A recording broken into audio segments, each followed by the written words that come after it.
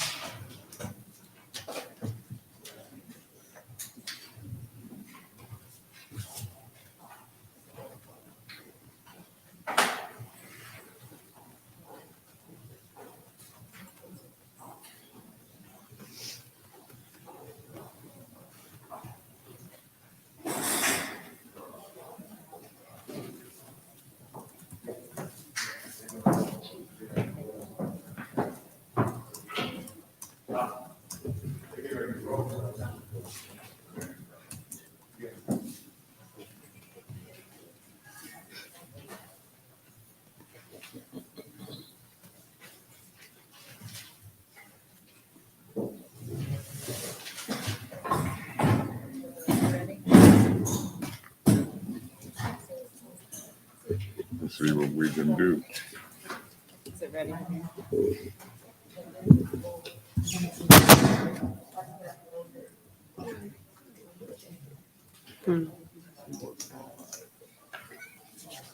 Okay, all right, take two. It is 5:37 on Monday, June the 6th.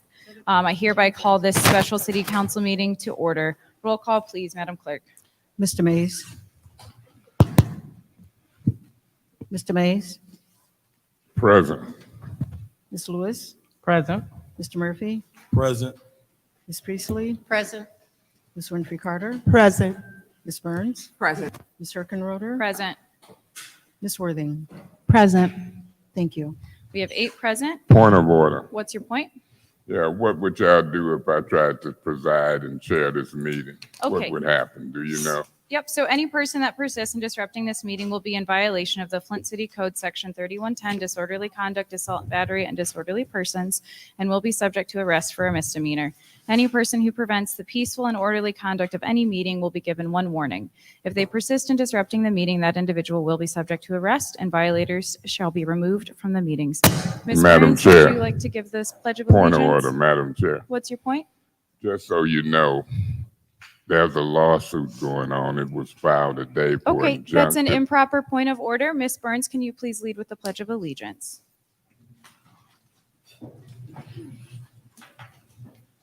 Madam Chair, may I be excused?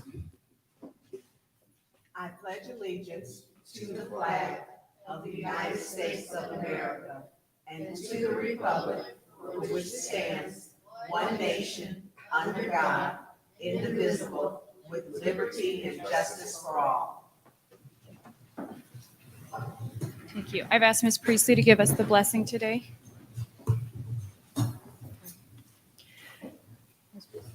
Heavenly Father, we ask you to bless this meeting tonight and so that we can do what's right for this city. We are all here because we love the city, and it is a great one. Lord, we ask for your loving hands to be around those who have recently lost their lives in house fires. 2 young children, 5 more today. I know the city will gather around these families, help them, and support them. So, Lord, just bless the city, and may God give its loving grace to the residents of the city of Flint. Thank you. Amen. Amen. Thank you. Are there any members of the council who wish to honor the life of anyone who's lost their lives this past week? Madam Chair. I believe it's Ms. Burns and then Mr. Mays. I will yield the floor because I believe Ms. Councilman Mays had some family members that were here. Mr. Mays? Yeah, Madam Chair, I would ask that we have a moment of silence for Mr. Sykes. Mr. Sykes, last weekend or so downtown, it was a fatality. Some activity happened. I'll talk more about it, but I want to have a moment of silence for Mr. Sykes. And then it was a request that had come to me for a Mr. Williams. I think it was Larry Williams. And that's all I have at this time. I'm always sensitive to all of the mass shootings and lives being lost around the country. I think that's what's happening here, but it hasn't been publicized. We'll talk about it as we move forward. Thank you. Thank you. Ms. Burns? Councilman Mays already mentioned, I believe it's his sister that's here, or family that are here in the audience, but I was going to refer to the shooting, a moment of silence because he fought very hard for his life, and it was unfortunate that this is a seriously unfortunate situation. So for the family and for those for the victim who had lost his life due to gun violence downtown this past week, 7 days ago. Thank you. Ms. Winfrey Carter? Yes, thank you, Madam Chair. Madam Chair, my heart is heavy right now, and thank you for the prayer, Councilwoman Priestley. The family over on Euclid Street this morning, there were 3 children and a husband and wife, and then there's one young person that's still fighting for his life in the hospital. This is the Bradley and Brown family, so if we could give a moment of silence for that family, and as well as the other house fire that happened last week with the 2 children. Thank you. Thank you. Dr. Lewis? Thank you, Madam Chair. So I just want to put a little clarity on that. I would like to send up some condolences for, I think Mr. Mays meant Mr. Lonnie Williams. And then I also would like to ask for a moment of silence for the young men, Master Lamar Mitchell and his brother Zaire Mitchell. Thank you. Thank you. Are there any other members of council? Okay.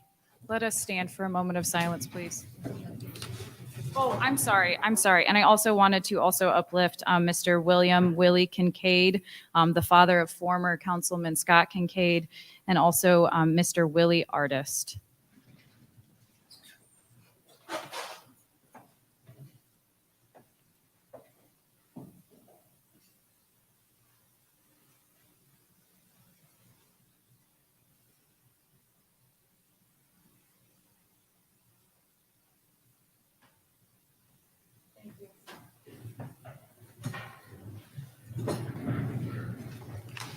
Thank you. That brings us along down to if there are any changes or additions to the agenda. Are there any additions or changes to the agenda?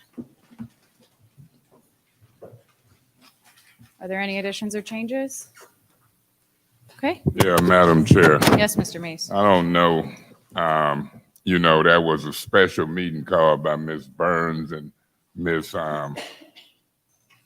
Winfrey Carter. I showed up, wasn't but 3 of us here. I'm looking at the agenda. I just got it a few minutes ago. If there are some changes or resolutions left, I'm going to still try to make them at the end of resolution. So I won't have some maybe possible changes with add-on resolution communication.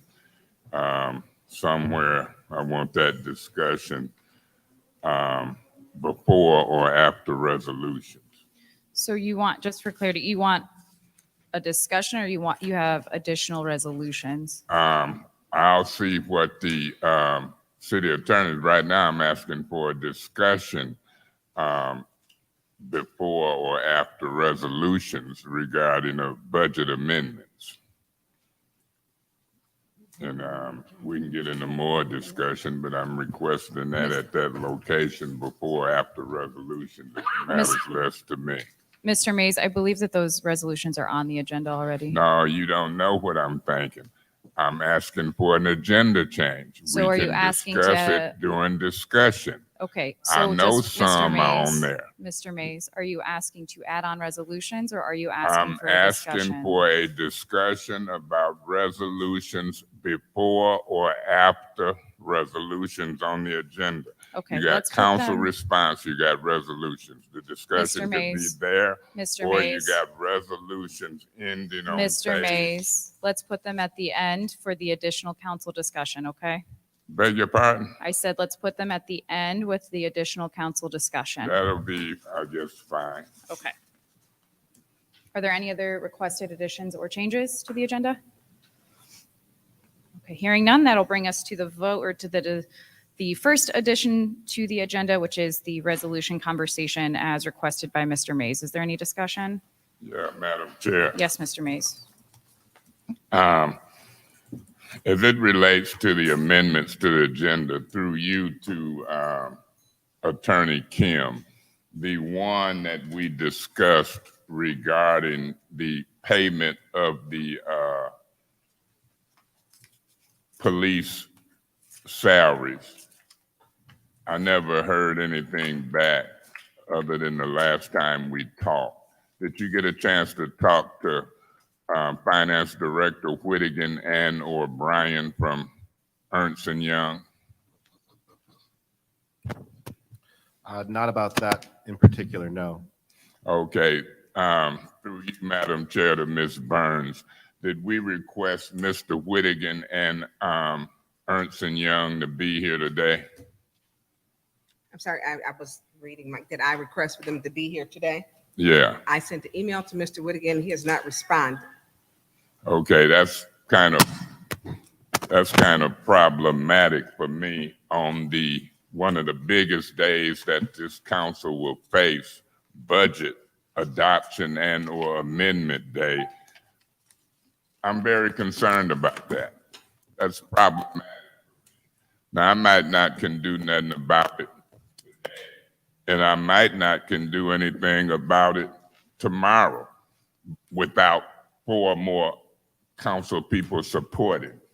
I did voice my concern of my disappointment that y'all couldn't get a quorum on the day you called a special meeting trying to get ready. This is a big day for our city council. Big day. I want the public to know we control the purse strings. Yeah, I'm gonna want this discussion there. I hope it ends up being there. But I'm gonna vote yes to have the discussion after the resolutions and see what we got. But and then I'll also discuss what happens when you don't have certain stuff. But I'm very disappointed in certain members of this administration. I'm very disappointed in folk who don't take the budget process serious. We'll see how people vote to talk about amendments and resolutions at that time. Thank you. Thank you. Is there anyone else who wishes to speak on this? Mr. Murphy? Yes. Can you hear me? Push the button again. Is the mic on? Okay. All right. So I'll be voting no against this add-on. For one, when we go and discuss these resolutions, we'll have an opportunity to discuss these resolutions once we get to them. Also, in addition to the my colleague in the first ward that talked about us not showing up to a meeting. First of all, I was never personally contacted by anyone who called a special meeting to see what my availability was in order to see was you going to have a quorum on Friday. If you know anybody who know me, know this is grass cutting season for me. I maintain Dewey Park. I maintain Jefferson. I maintain vacant lots in the community. I do a lot of cutting. I have to maintain my own house. I have a job. I have other things outside of, and for the majority of these meetings and these special meetings that's done been called. I have been here over 90% of the time. If you call a meeting and you don't get in contact with me, I don't know about my colleagues, whether they contacted the other colleagues, but I know for this councilman in the 3rd Ward, no one ever called me and told me that you was calling a special meeting on Friday. Had you called me, I'd have told you I wasn't gonna be available. So that's why you didn't see me here. And in the future, if you go and try to have special city council meetings and you don't contact me and see what I have going on outside of this city council meeting, I have other things to do outside of coming here. But for the most part, during the budget hearings, I have been here. Thank you. Is there any other member of council who wishes to speak in the first round? Madam Chair, Ms. Burns. I want to provide clarity. The meeting was called because during the meeting, there were 5 additional items which had not been covered. And out of all fairness, each person, council person, should be able to have whatever it is that they want to cover with amendments to be talked about. The meeting was abruptly adjourned. Councilman May's 5 items were not heard. I did call the meeting. I did call Councilwoman Priestley, and then I had spoken with Councilwoman Jerry Winfrey Carter so that we could have the business of the city taken care of before we got the final adoption of the budget. The counseling office does call, Jennifer does call everyone to let them know that there is a meeting. Because of the lateness in the week and we had a Monday deadline, Jennifer did call. I received that call from Jennifer as a reminder. So because of the short notice, that's basically just what it was. So in regards to that, I was told that, I did what was fair for Councilman Mays to allow him to be heard. The counseling office called people to let them know, and that is as far as the responsibility that I feel that I had. I did speak, like I said, Councilwoman Priestley. She stated she had something that she had to do because she is the vice finance chair, and we went forward on that. I wanted to give the opportunity to create fairness to Councilman Mays so that his 5 items would be heard, and I wanted us to vote them up, vote them down. I personally felt we should have had them done during that meeting as not to have another day to where we had to discuss those 5 items. We could have voted them up, voted them down that night, and we wouldn't have had to call a special meeting. And that would have been, for me, the purpose to allow fairness to him. Thank you, Madam Chair. Thank you. Is there any other discussion in the first round? In the first round? Final call. Okay, in the second round, is there any discussion? Yes, Mr. Chair. Mays. Yes, Mr. Mays. Madam Chair, I'm very observant and I'm very selfish as it relates to the way that I'm treated in these meetings on the record. You never said a mumbling word when the discussion went from this agenda change to the meeting. Normally you're not germane, you're out of order. That didn't say a mumbling word. I heard crickets. Now that's all been done with and recorded. My position on this agenda change is now I'm looking at this municipal solid waste costs. This is my 8th or 9th budget. This is your first one. This is my 8th or 9th municipal budget dealing with millions. That's the type of stuff that I would look at, but I see it on here. But it wasn't on the master amendment that I seen. Through you to Ms. Brown. Ms. Brown, that master amendment sheet that was passed out with all them little changes and amendments on it, is that what we voting on tonight? Through you to Mr. Kim, I've seen that master sheet.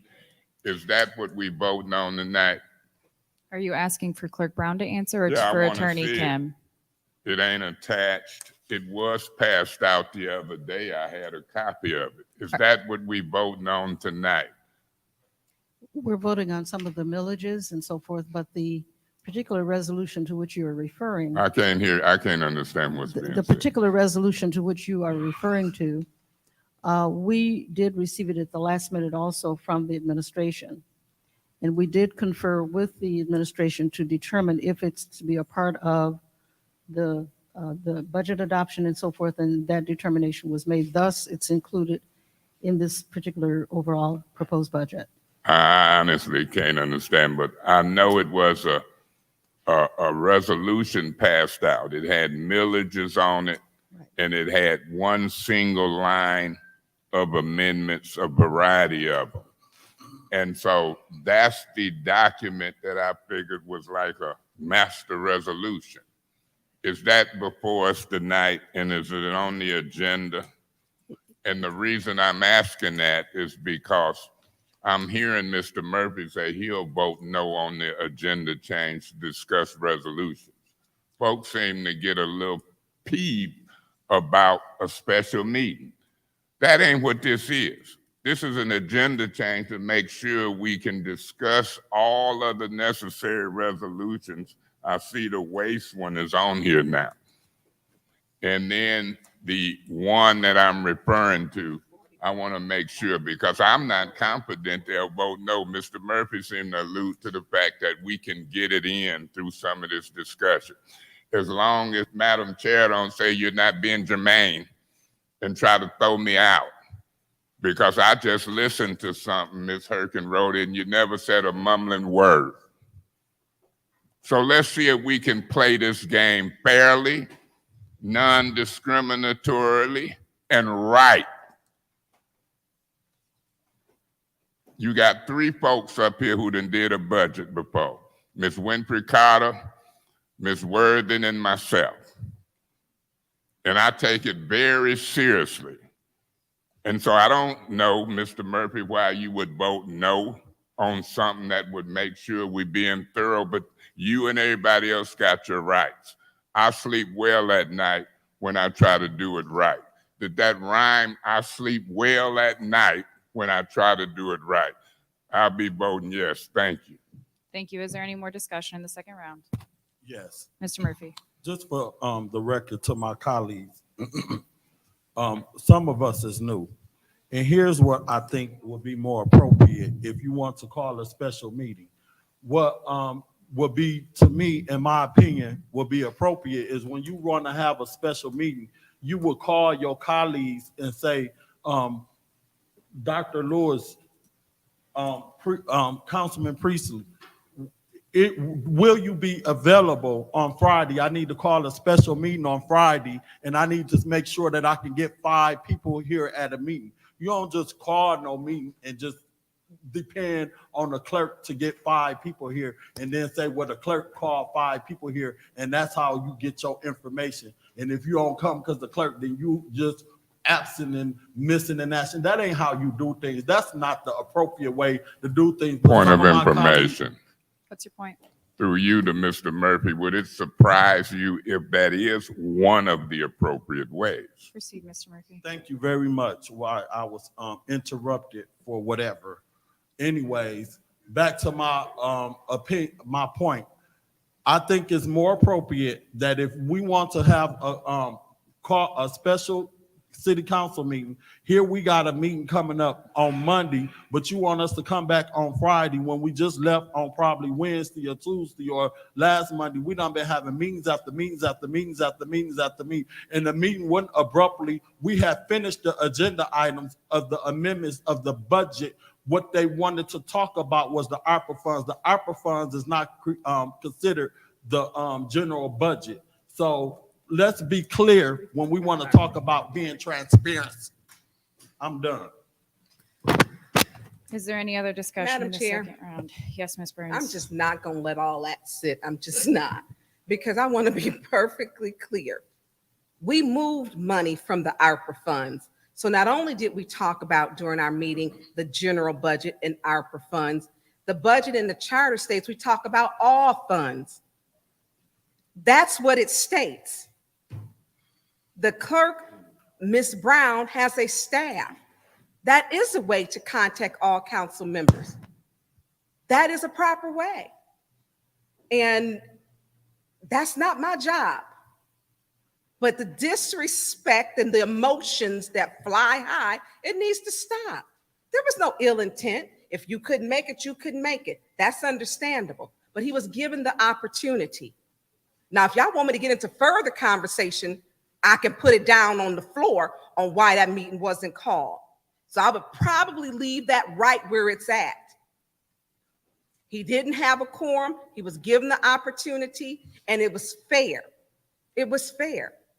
I wish we could have gotten to it that night, and it wasn't. We are starting to pick sides and do all this, and it is a clique now. It's a clique. People are putting their feet in the ground and Point of saying, information, What's your point? I'm not in no clique. Proceed. That's an improper point of information, madam. It wasn't even formed in the question. That was incorrect. So when we talk about how we are moving around, it was fair. I don't care if any of my colleagues had said, hey, we didn't get to this, can we get a meeting? I would have done that. It didn't matter what person had the items that weren't heard. It didn't matter. For me, it was not a personal thing. The 5 items weren't heard. It didn't matter if it was assigned to the first, second, third, fourth, 7th, 8th, or 9th. To me, that wasn't the issue, but it was fair. And we did move ARPA funds. We did not talk about ARPA funds during the budget hearings because we did. We did. So I just want to move on tonight. We have a whole budget that we have to get into. And I don't want us to be stuck on something where we didn't have a quorum. Let's move on. Let's vote on this stuff, vote it up, vote it down, and move on with our life. Thank you, Madam Chair. Thank you. Is there any more discussion in the final round? Going once, going twice. All right. Brings us to the vote on the agenda change to include a discussion. Roll call, please, Madam Clerk. This is in reference to the agenda change. Okay, Mr. Mays? No. You said no. No. Ms. Lewis? And yeah, I'm sorry, yes. Yes. Okay. Ms. Lewis? No. Mr. Murphy? No. Ms. Priestley? No. Ms. Winfrey Carter? Yes. Ms. Burns? Yes. Ms. Herkenroder? No. Ms. Worthing? No. Vote is 3 yes, 5 no. Vote is 3 yes, 5 no. That agenda change fails. Okay, that brings us to public speaking. Who's Point of order, Madam Chair. What's your point? I'd like to, if you allow me, I'd like to make a motion to adopt the agenda as it is now in front of us without the changes. Okay, there's a motion on the floor to adopt the agenda. Is there support? Support. It's been moved and properly supported. Is there any objection to that? Because we can just order it without objection. Point of order. This is a regular council meeting. This is not a committee meeting. We must vote. Okay. Is there any discussion on this? You can't order without objection in a regular council meeting. Can you order without objection?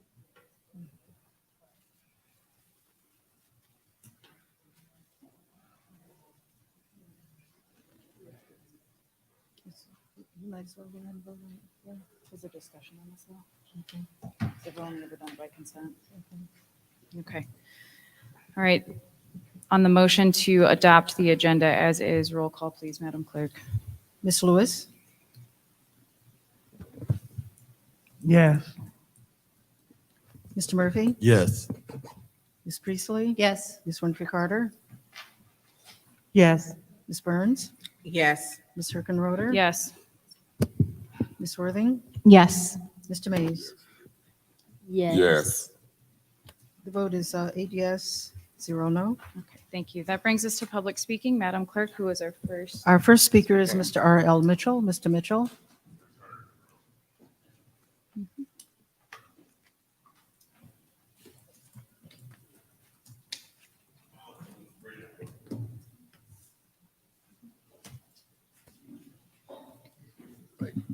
Hello. Hello. My name is R.L. Mitchell. And I want to commend you about the new schedule. You got the opera dollars that was in this spot. It said it shouldn't be go along with the council until these opera dollars are spent right. Because the peoples is getting caught up in the catch 22, whatever that means, like Suzanne Wilcox. I got about 8 siblings and 6 of them was girls. And one of them, the last one, went to the army and came back, and my daddy died, and all 6 of them was over there. And the inheritance of the house was given to her. And when they went over to read the will last week, the judge got upset like you, Miss Harkin, and they had to call upon 3 times. They did that when they mentioned my name. But she asked me, my little sister asked, do I know any lawyers? I gave her a name of a lawyer, and she ended up calling me. And now the whole Flint is waiting to see what happened to Mr. Murphy's situation of the house with Agnes over there on Pearson Road. My house, my mom and daddy house is coming like the house of Agnes, because Earl Robertson gave my mother that house from Tulsa, Oklahoma University, and now they all the way right. And you know what happened to he's an Indian, and the judge up there talking about getting the keys up because she got upset with the will when they mentioned my name. They want to know where our Earl Mitchell come from because he got to pay. She clicked the TV off, and just like you get upset, and now the whole Flint is because that city attorney, a lawyer over there, acting like he don't know how to represent peoples. And anyway, the whole city's gonna get ready to see. Oh, hello, Miss Worthy. Thank you for the ride the other day when you saw me walking out in Burton, and I didn't know I was right in your mama, build a church right in your mama backyard, but I thought it was another Buffalo, New York situation when there's bulldozers around my church. And Miss Worthy will tell you about it. I stopped talking right now because that Kimson got the whole city in a situation that he can't get it out. Thank you. Next speaker. Our next speaker is Mr. Arthur Woodson. Mr. Woodson.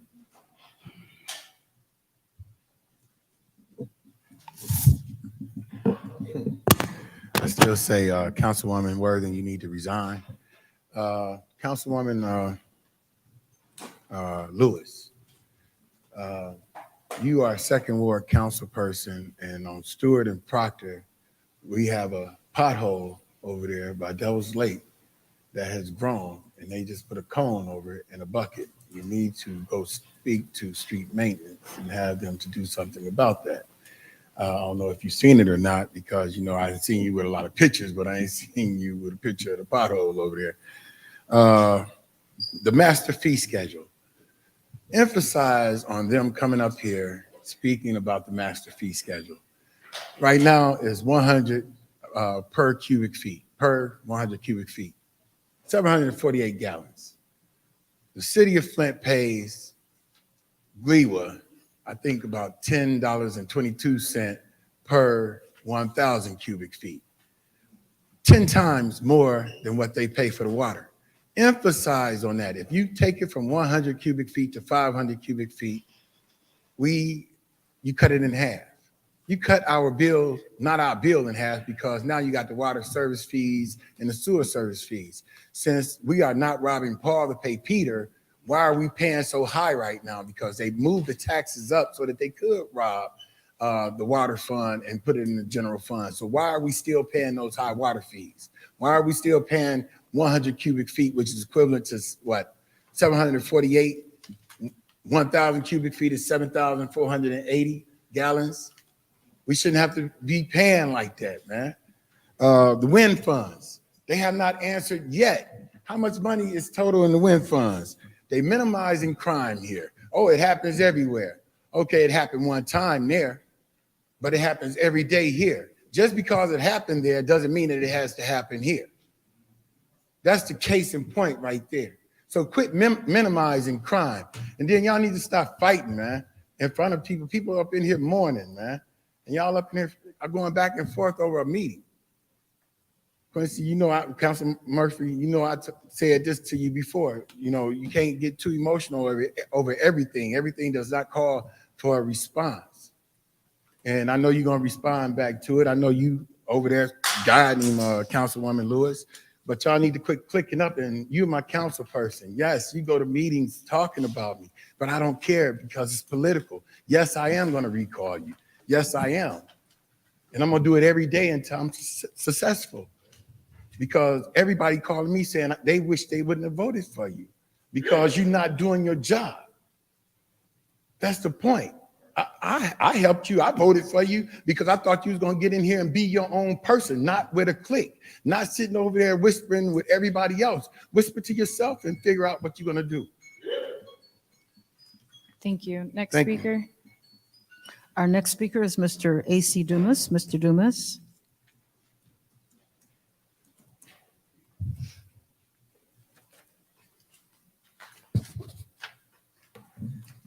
Good afternoon. My name is A.C. Dumas, and I'm a resident of the city of Flint, and I'm of the 3rd Ward.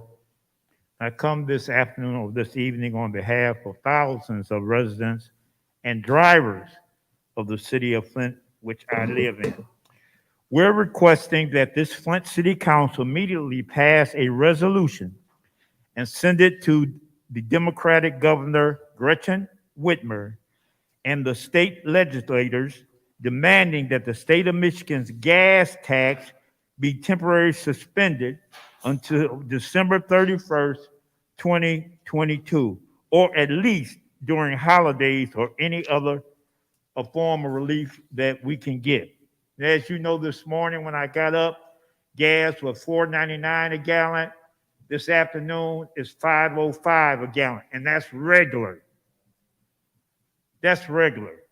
Let me continue. I wrote it down. I hope all of you all got a copy of it. I asked the clerk to pass it out to the council persons.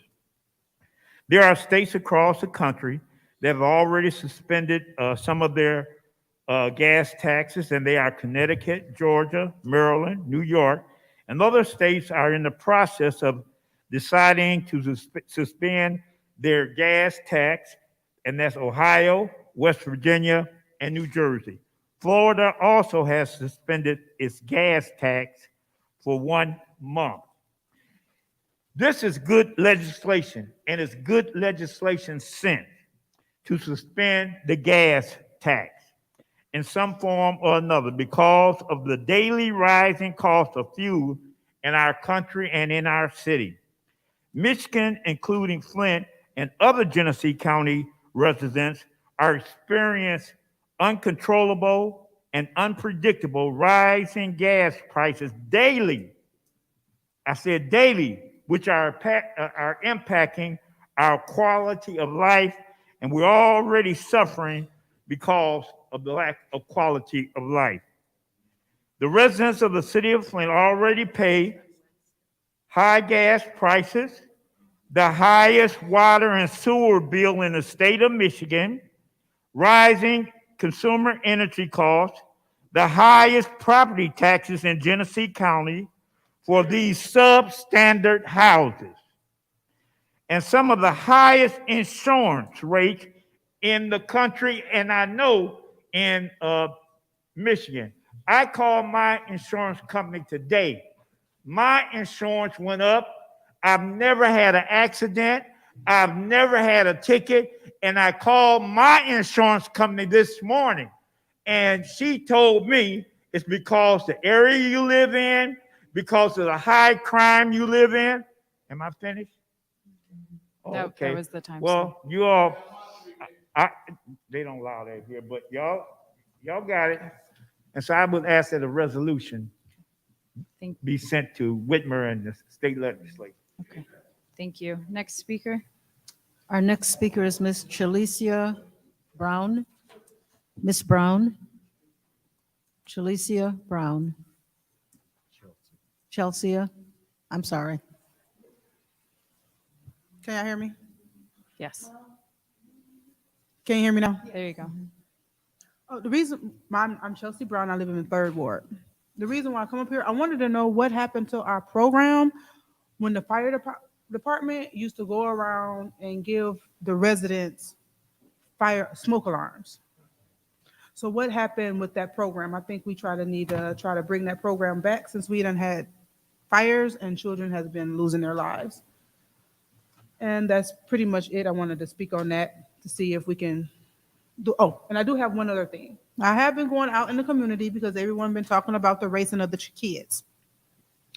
have spoken to a lot of the racers and the watch goers. They said if we do find somewhere here in the city of Flint, they are willing to pay and race.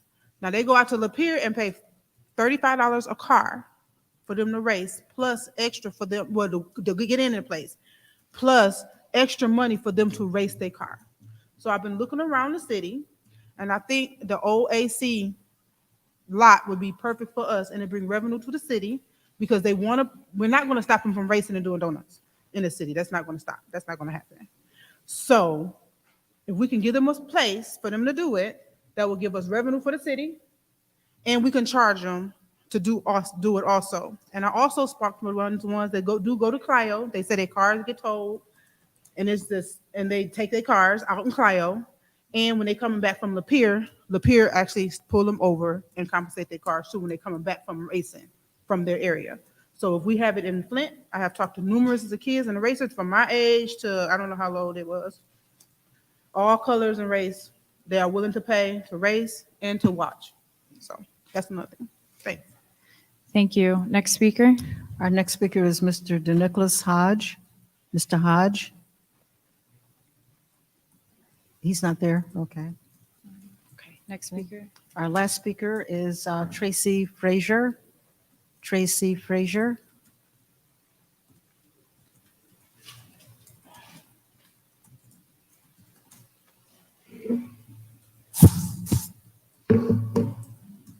Evening, Council. Can y'all hear me well?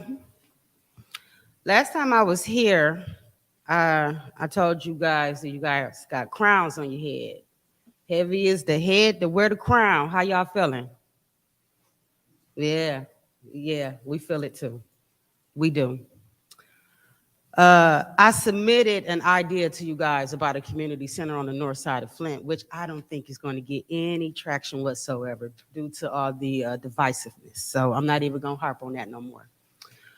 When I was also here, I told you guys that I would do my part in trying to make this community better. I have been cutting grass on the east side with the land bank. I work on 9 Mile as a mentor for high school kids. I have 3 teenagers that attend Flint Public Schools. It is in shambles, but I support Flint so much, I leave my kids there knowing that there are better options for them. There is violence running rampant in this city. I know you guys are tired. I am too. I take care of 3 kids. I work. I drive in traffic, crazy traffic, every day. And on my free days, I come and I cut grass in my community. I even cut grass that I don't get paid or compensated for because I want my neighborhood to look good. So I'm holding up my end of the bargain. When I came here and I gave you guys a proposal, I really hope y'all get it together. I hope y'all do, because we are dependent upon y'all. Y'all don't even understand how we are really at y'all mercy. I need y'all to understand that. We are at each and every one of y'all's mercy. Every one of us are. I know y'all don't agree with each other, but please pull it together. And whatever y'all do with this money that y'all got in the Flint, please, because I don't think y'all gonna do nothing with no community center at Roy Wilkins like I asked y'all to. I don't think I'm gonna get no support. And I ain't mad at y'all about it. But please, if anything, allocate some funds for youth violence prevention in this city. It hurts my heart that I have to drive to Oakland County and I sit there with those kids every day to make sure they finish their high school education and get a diploma, and I can't do a damn thing for mine. Do something. Thank you. That's it. That was it? Okay. All right. That was the last public speaker. Okay. Is there any member of council who wishes to respond? Yeah, Madam Chair. Mr. Mays. Mr. Mays. Yeah, Madam Chair. I'll review some of the public speakers, but the last public speaker who said do something hopefully that's what we're here today to do.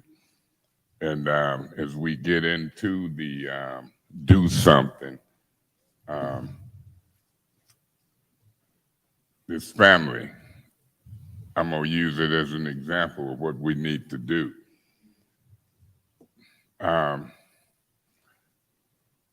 This is a serious matter that's going on in the city of Flint, young and old alike, public safety. And people are crying out, literally. And so I'm hearing them. I'm hearing them loud and clear. And I heard what you said, Mr. Woods, and I heard part of what you said, Mr. Doom. Mr. Woods said, let me say this. I think people are too sensitive on certain things. And I think they got this thing all messed up when it comes to the general fund budget and ARPA fund money. I don't think folk realize what our job is to do with all revenues and expenditures. But we're going to find out today, and we're going to make some things clear. I'm not satisfied with the way this budget process has went with the administration and council alike. And I'm part of council. So today is the day. Let's see what happened. I appreciate all of the public speakers. God bless the residents of the city of Flint. Thank you. Mr. Madam Murphy? Chair. I'll do Mr. Murphy and then Ms. Worthing. Yeah. Okay, Ms. Worthing and then Mr. Murphy. Thank you. For Chelsea, there are free fire alarms and smoke alarms. I just had a ward meeting last month and I got like 2 free carbon monoxide alarms and a smoke alarm. Now, they didn't come in my house and put it up there, so I haven't put it up yet, but they were giving them out. And I know that they went through some neighborhoods and did put them in. So I don't know if we can coordinate maybe with the fire chief to systematically go in our wards and then maybe announce that they're coming at that time. It might be something that we can do just to help, because I sure would love it if they came in my house. I'm not handy, and putting that stuff up might seem easy, but for me, not so much. So I think it is good that we try to coordinate and get that out there for people. The state gas tax, there is a law already going through, it went through this House of Representatives, I believe, to suspend it from June 15th until September. And then Chelsea, that idea for the racing, I like it, and I'd like to hear more about it. And then I did not catch the lady in that pretty pink. Frazier. Ms. Frazier. What is it? Ms. Frazier. Frazier. I don't blame you for being angry. I understand. And we don't talk back and forth. Sorry, I just wanted to tell you my thoughts. Thank you for coming, and I know you're upset and you're angry. And unfortunately, we are separate from the schools, so the school board would be a great place to go as well. But I will say that none of my constituents, and I believe pretty much most of the city, does not want to see us bickering, yelling, screaming, and having hostility towards each other. We should be working together to do everything we can to help people like Ms. Frazier. Thank you. Thank you. Mr. Murphy? Yes, thank you. To AC Dumas, I read your letter, both sides. I think it's a good idea. I would like to do a referral to have this letter put on legislative committee so that we can discuss this and see if we can look at drafting some kind of resolution or letter to be submitted to the governor and the state rep and Congressman Dan Kildee to see if we could do all things necessary to support this initiative right here. So I think this is a good discussion. AC, I'll work on trying to do something about that. To Chelsea, we did talk about the racing. I talked about it probably about 3 or 4 months ago, looking at trying to see if we can come up with some options for the racing for Tracy Frazier. Um, what I've done over the years, and I've been cutting grass as well. I took a project. I took Dewey Park that was crime infested, and I've probably been working with it for about 20 years. And Friday, when they was having a special city council meeting, I was up there cutting grass, and I was really proud of the numbers that it was doing. And I started from a push lawnmower to writing small grants for $1,000 to $500 to 5,000 to 10,000 to 25,000 to now we just recently got a grant for close to 100,000 to do some work. I took a project and I focused in on that particular project. And what I would suggest to you to do is, because you want to start with a big old school, you may want to just start on a small project and just start building yourself up instead of taking on such a big project. But some of us is out here doing things in the community, and some of us do want to come to the city council meeting. Is that my time up? Yes. I'm wrapping up. Some of us do want to come to city council meeting and get the work done, but some of us don't like the cheap shots that be getting thrown, and I'm one of them. Okay, thank you. Is there any other member of council who wishes to respond? Is there any other? Dr. Lewis? Thank you. So start off with Mr. Dumas. So the gas tax was something that I approached Senator Annen's office about months ago.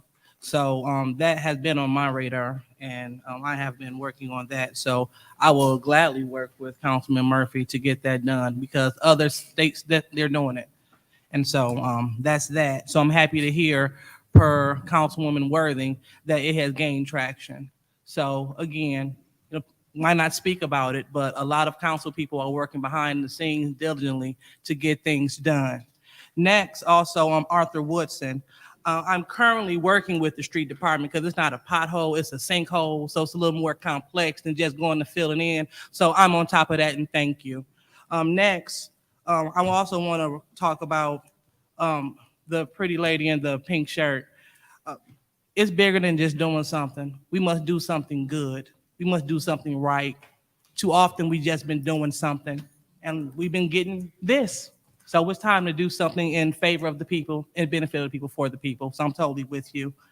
And also to Ms. Brown, I also work hand in hand with the fire department, helping out with grant support and writing letters of support for the fire department so they can sustain grants like that.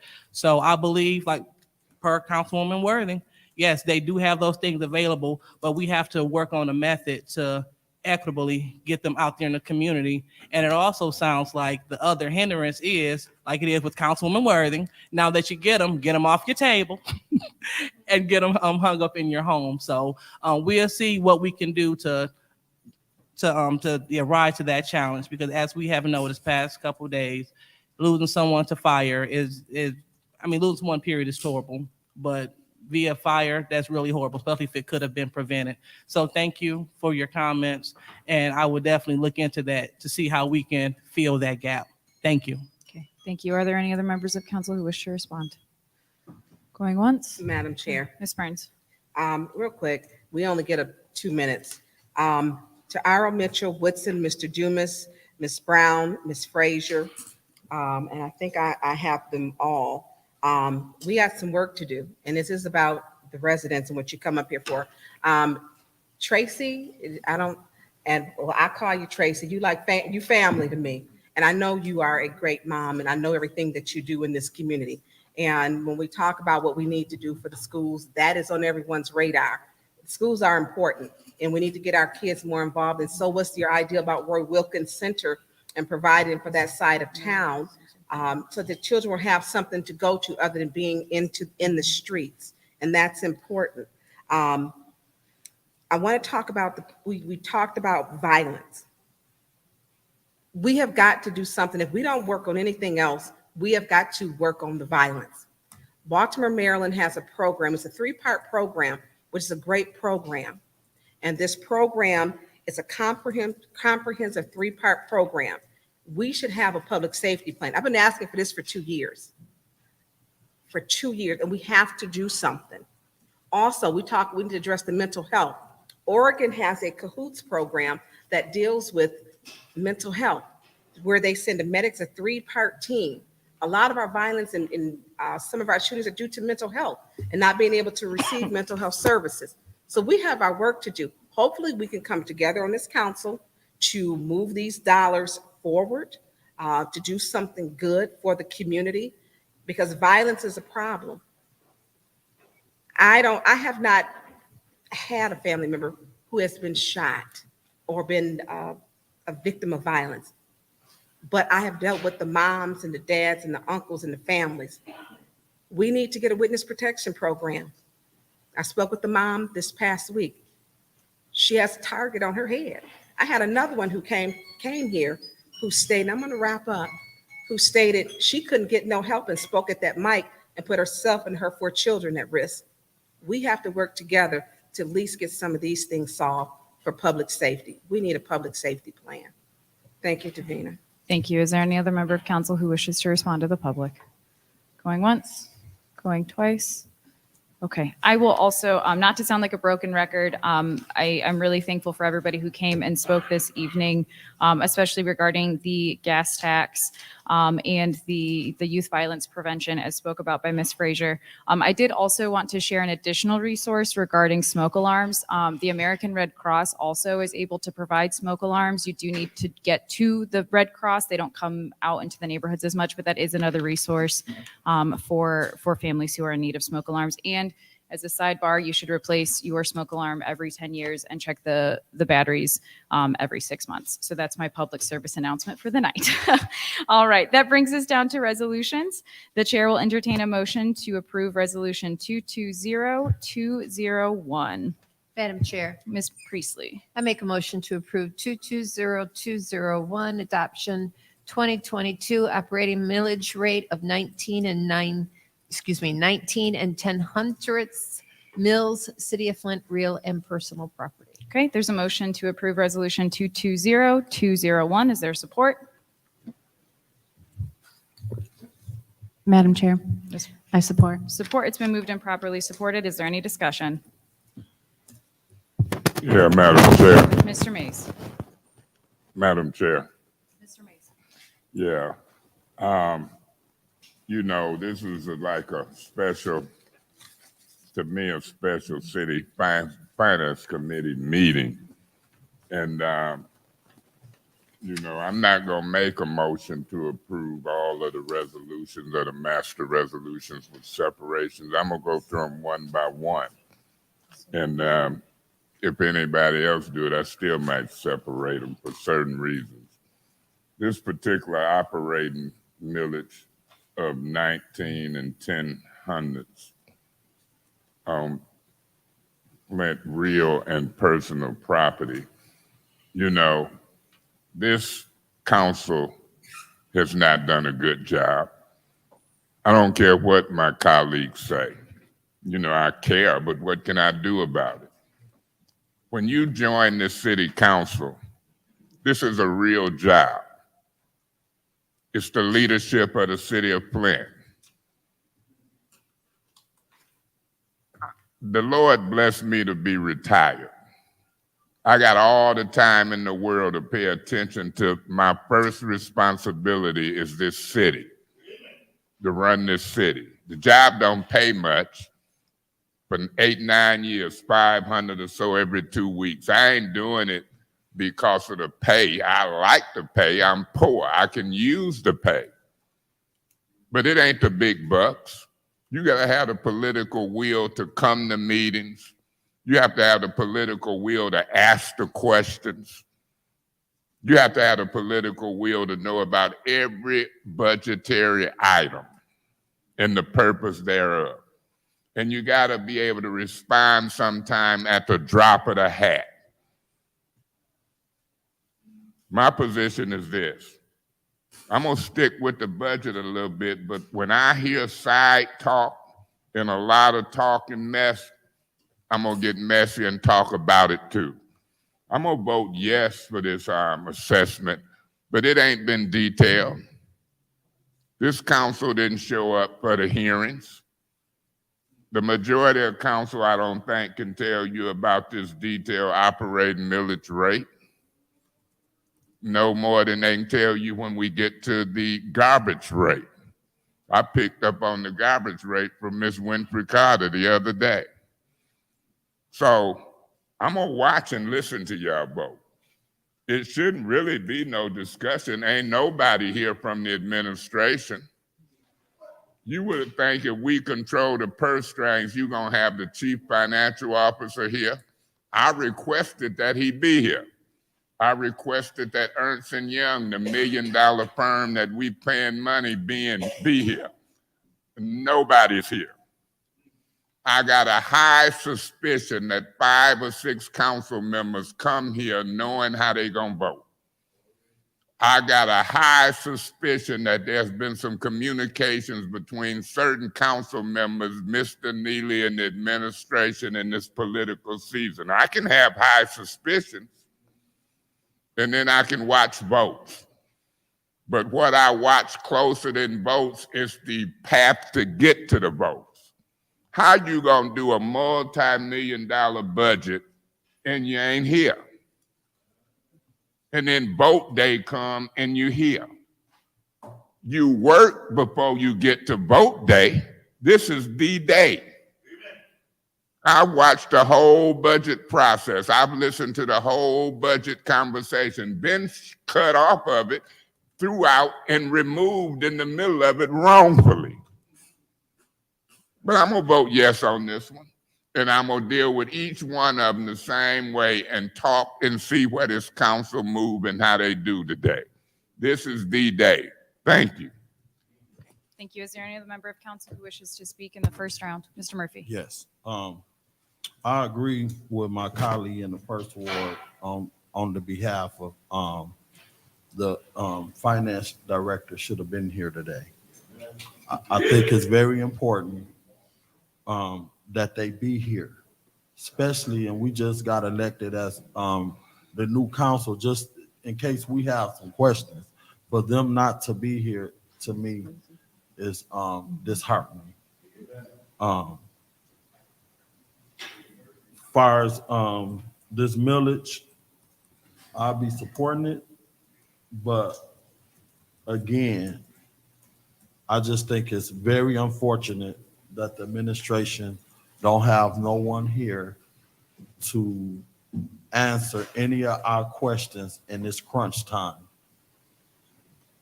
And they want us to pass a budget today. You could be at any other meeting, but you can't be here. So I have a problem with that. I don't know who made that administrative decision not to have not one administrative staff here, but that whole back should have been packed with all department heads, just in case we had some questions. And I'm not sure who made the decision for them not to be here, even though it's a city council meeting called by city council. They know at the first Monday in June that we need to be passing a budget. And I'm not sure historically, before we got here, was it always like this where when y'all got ready to pass y'all budget on the first Monday of June, the administration chose not to show up. So I have a problem with that, but I will be supporting this. I'm not sure I may support some of the rest of the stuff, because if I got some questions, I want to be able to ask them from the head, not no secondhand information. That's it. All right. Is there any other discussion in the first round? Going once, going, Ms. Worthing. You can read my mind. I just have to look at you. I do believe that these are standard, but I am not administration and I cannot explain it in the way that they do. And I do kind of wish someone was here because every time on the budget, these come up after we've done all that other work. So it's not unusual. I just wish that there was someone here to address any concerns. But I'll be voting yes. Thank you. Thank you. Is there any other discussion in the first round? Going once, going twice. Okay. In the second round, is there any discussion? Is there any discussion? Final call, is there any discussion? All right. That brings us to the vote on Resolution 220201. Roll call, please, Madam Clerk. Mr. Murphy, Yes. Ms. Priestley, Yes. Ms. Winfrey Carter, Yes. Ms. Burns, Yes. Ms. Erkenroder. Yes. Ms. Worthing, Yes. Mr. Mays, Mr. May? Mr. Mays. Yes. Ms. Lewis. Yes. The vote is 8 yes, 0 no. Vote is 8 yes, 0 no. That motion passes. Okay, the chair will entertain a motion to approve Resolution 220202. Madam Chair, Ms. Priestley. I'd like to make a motion to approve 220202, adoption 2022 operating millage rate of 1.8806 mils, City of Flint Downtown Development Authority. Okay, it's been moved to approve 220202. Is there support? Madam Chair, Dr. Lewis? I support. It's been moved and properly supported. Is there any discussion? Is there any discussion? Yeah, Madam Chair. Mr. Mays? Through you to somebody, whoever can answer. I'm looking at a resolution, and on the front cover of it, it says general operating 7.5 mils public improvement. Is that going to be resolution 220206.1? Mr. Mays, we're on Resolution 220202. Oh, I know what we own, but I'm looking at what we just voted was a operating millage. And I'm looking at an omnibus resolution adopting the budget. And I don't know if we voting on millages that's going to show up again. The operating millage shows up a second time at 7.5 mils, general operating. Now I know that we own the Downtown Development Authority, and I don't see it in this one. I think some of us got this from the meeting that we attended when it wasn't a quorum. I think that's when I picked up these documents. And so I have the right to discuss any duplications. Through you to Davina. Davina, do you understand what I'm saying about the last resolution, which showed 19 and 10 hundredths, and then the general operating millage 7.5 on the document? You see that? I see it. So that's going to be a total of more for operating. Mr. Mays, Clerk Brown will respond. She knows. Beg your pardon? Clerk Brown will answer your question. Okay, because if we got duplicates or something, I would just amend the motion to knock them all out to get to the ones that we ain't got. Look like everybody want to vote a certain way. I'm going to speed it up. Mr. Mays, if I could respond to you, please. If- As it relates to the resolution that you all approved first, which was a 19.10 mills, it would have been 6 millages, which are itemized on page 2 of that particular resolution. I can really not really hear. What I indicated is that if you look at page 2 of the 202 resolution number, Okay, what you're adopting there would be all of the millages that you all have, that the city has voted upon over time for a total of 6 millages altogether. And for a we're- total we- of, point of information, for a total of how many? Roughly 6 millages. The DDA millage is a millage all unto itself. It has nothing to do with the original resolution that you all just voted upon. You talking about 220202? Yeah, I know that has nothing to do with it, but as we proceed, I was really looking back on the operating millage that we just voted on to make sure that as we move forward, all of these on this one sheet, if they ain't got no number on it, what is the resolution number on this? Do anybody know? Mr. Mays, Resolution 220201 was all 6 of those millages. So the only other millage that's on here is the DDA millage. So none of this stuff is going to have this resolution got a number on it. Let me ask it that way. I can't see what you have in your hand, sir. Davina, can you tell whether, let me approach Davina. Yeah. Mr. 22020.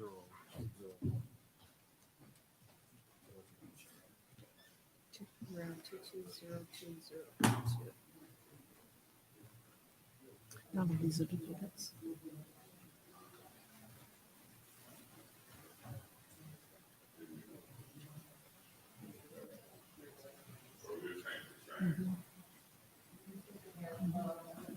I want to see the amendments. Okay, look, for the purposes of this Flint downtown millage, Davina's letting me know that this is 220206, but it's now a 0.1 with some amendments. I want to see what the 0.1 is. I'll vote yes for the Downtown Development Authority operating millage, but I'm disappointed in what's going on. This council got to take that Downtown Development Authority and grab it. People on this last council and this council been talking about them meters outside the city hall. I know on a Saturday, because Michael Finney had a celebration at Blackstone's. I got a ticket in the mail on a Saturday. They ticketed on Saturday now. Is the meters live on Saturday? You say they are. And then I put money in the meter at the courthouse and was out in 5 minutes and got another ticket in the mail. Ain't gonna sit well with me. And I'm telling you, this vote ain't so much the Downtown Development Authority. This vote is gonna be the council. The council got the authority to make moves and make stuff happen. All this talking is getting old. They've been talking about the meters since the last council. And then you try to tell council how to act and how to make stuff happen, and they killing the messenger. So this vote that I'm finna make won't be as it relates to the Downtown Development Authority. It's gonna be speaking to this council to let's quit talking and pass resolution and ordinances to make stuff happen. Talk is cheap. Thank you. Thank you. Is there any other discussion in the first round? In the first round? Final call in the first round? Okay, in the second round, is there any discussion? Mr. Murphy? Yes. Excuse me. Members of the audience, please remember that we can hear almost everything you're saying because of the way the acoustics are. Mr. Mitchell, remember we can hear you, so we want to make sure that we're respectful to all of our council, okay? Mr. Murphy, you have the floor. So this operating millage rate for downtown development, is this just the renewal? Ms. Brown says yes. To be honest, I'm really not sure I want to vote on anything that got to do with the Downtown Development Authority, being that those meters is a mess. And no one from the DDA board has came to the city council to me and gave us a real reason. I mean, when I say I'm with my colleague in the first ward and some of my other colleagues on here who have received tickets, we just receiving too many tickets in the mail for those meters. It has never happened like that before. We'll have change and be putting it in the meter, and then we finna approve a millage, and then we also got tickets. Ain't no telling how many tickets I got in the mail. I don't even open it up. So I know I ain't the only one. It seems like every time I go park in front of somewhere downtown and put some money in the meter. If it don't work, if it halfway work, y'all want me to go find the meter. Ain't nobody got time for all of that. And I think we should try using some ARPA dollars to pay these people tickets off or something, because it don't make no sense. That stuff, them meters is robbing people. They is robbing people, and if we got any kind of power of authority, we'll put an end to it until they fix them or move. They should have just kept the old ones. I ain't voting for this. Y'all can, if it pass, it won't pass by me. I'm not voting for nothing, got nothing to do with downtown development until we fix them meters. If it passes, it's gonna pass by y'all, not me. Okay, is there any other discussion in the second round? In the second round, final call in the second round. Madam Chair, Mr. Mays? in the second round, I'll say this. I don't know if I've ever been at a budget process meeting where nobody from the administration, Whittigan, and nobody is here. I mean, that just ain't even normal. You ain't got no staff, the mayor and them on a budget, and nobody is here. Nobody. The closest thing we could get to a question answered would be Ms. Brown, if it relates to the Downtown Development Authority. I requested that they be here. Through you, Madam Chair, the Finance Chair Burns, didn't I request that they be here? Through you, Madam Chair, to Councilman Mays, you requested numerous times that they be here. And you also made sure that, I believe Attorney Belser was here the last time, but I believe every meeting, I have to go back to look through my notes. But you did request that they be here along with our Ryan Drzezinski to be here also. Madam Chair, folks can say what they want to about me. They say it anyway. But my position is going to be this. If this is a dire need, maybe they could bring it back for reconsideration. Because I'm like Mr. Murphy on this one. It ain't going to get my vote today. It's not going to get my vote today. It might get an abstention or a no, but it ain't going to get my vote because this administration, I'm telling you, this is my 8th or 9th budget. I ain't never seen nothing like it. And it ain't all the blame on the administration. Council carries some weight. We got subpoena power. We got the right to ask questions under oath, and some folks might be blinded, being bamboozled, being talked to behind closed doors. I don't know. I just know I've never seen a process on the budget like this. So on this particular one, y'all can get 5 votes. But if it get to me being the 5th vote, the only way I'll vote is when folks show up to communicate properly during the process and then respond on one of the most important issues, the budget, when I request them to be here.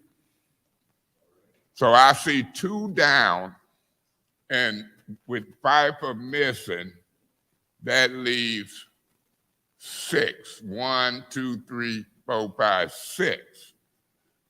They can always come back for reconsideration, Pastor Threlkel, if it means something to them. But I ain't got to always play ball with folk who just disrespecting an entire elected body. Thank you, Madam Chair. Thank you. Is there any more discussion in the second round? Madam Chair, Ms. Worthing? I don't know if there's any staff here that can answer these questions, but I believe we are under contract with the DDA, and we have to pass this in order to fund that. So I'm going to be voting yes, and hoping that in the future we can figure this out, because I know many people are not happy with how the DDA has been working. But for now, I believe it's just in the best interest of the city that we go ahead and meet our obligations, and then we can, as a council and with administration, work for a better solution. Thank you. Ms. Winfrey Carter? Thank you, Madam Chair. And to my colleagues, Councilman Mays and Councilman Murphy, I echo your sentiments. I really do. And in fact, I think that the young lady that's over the DDA should be here at least to answer questions. However, I don't want to mess up their operating funds. And I hear what you're saying about the meters and all. And in fact, those meters should be pulled out. They should get a set of whole new meters.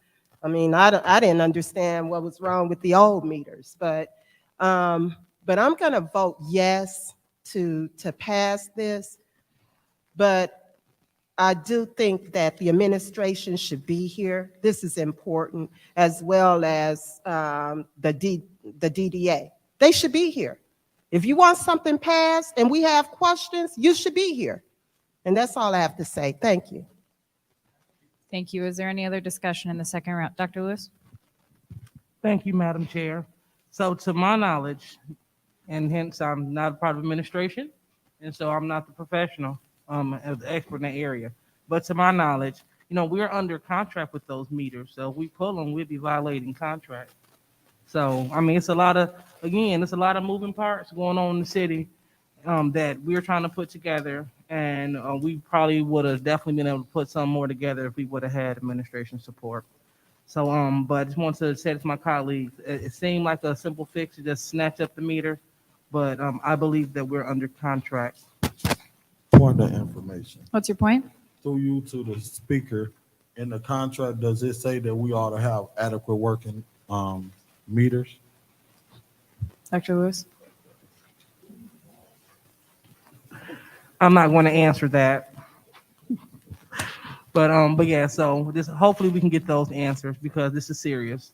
Thank you. Thank you. Is there any other discussion in the second round? Point of information. What's your point? I didn't hear that question. The question was, does the contract require working meters, correct? Yes. Yes, I would Okay. think so. Okay. Is there any other discussion in the second round? Okay, I will also, or second call, and then I'll speak. Was point of information. Yes, Was sir. that the first or second round? The second round. That was the second. We are in the second round. When I speak, it will end the second round and we will move to the Have vote. anybody spoken the second round? Yes, sir. Mr. Murphy, you, Ms. Worthing, Ms. Jerry Winfrey Carter, and Dr. Lewis. Okay, thank you. Okay, and then I will also speak. I actually just got a ticket today from the meters. So I totally understand that completely. I think it's one of those things that I think what we need to do is make sure that we are working with the director of the DDA to renegotiate that contract because it has done nothing but cause all of us hardship. Because I don't know about you, but I've certainly gotten a lot of phone calls from residents about those parking meters as well as just the general frustration with them. Again, though, exactly as my colleague in the Fifth Ward said, I want to be able to finish out this millage and be able to support their operating budget. But I think that what we should do is at least write a letter of request to Ms. May, the director, to make sure that we are able to put pressure on the company who technically owns these meters so that we are able to have a significantly stronger downtown that makes a lot more sense than the meters that we currently have, because you never know when you're going to get a ticket. Okay, so that brings us to the vote on the motion to approve Resolution 220202. Roll call, please, Madam Clerk. Ms. Priestley? Yes. Ms. Winfrey Carter? Yes. Ms. Burns? Yes. Ms. Birkenroder? Yes. Ms. Worthing? Yes. Mr. Mays? I abstain for the reasons I've stated on the record. I need administration and staff here to answer questions as I've requested on various issues. I abstain. Ms. Lewis? Yes. Mr. Murphy? I abstain because of those jacked up meters.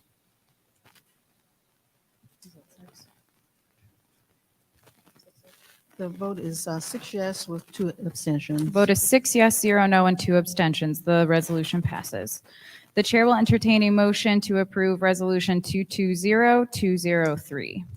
Madam Chair, Ms. Priestley. I make a motion to approve 220203, assessment, street lighting costs for fiscal year 2023.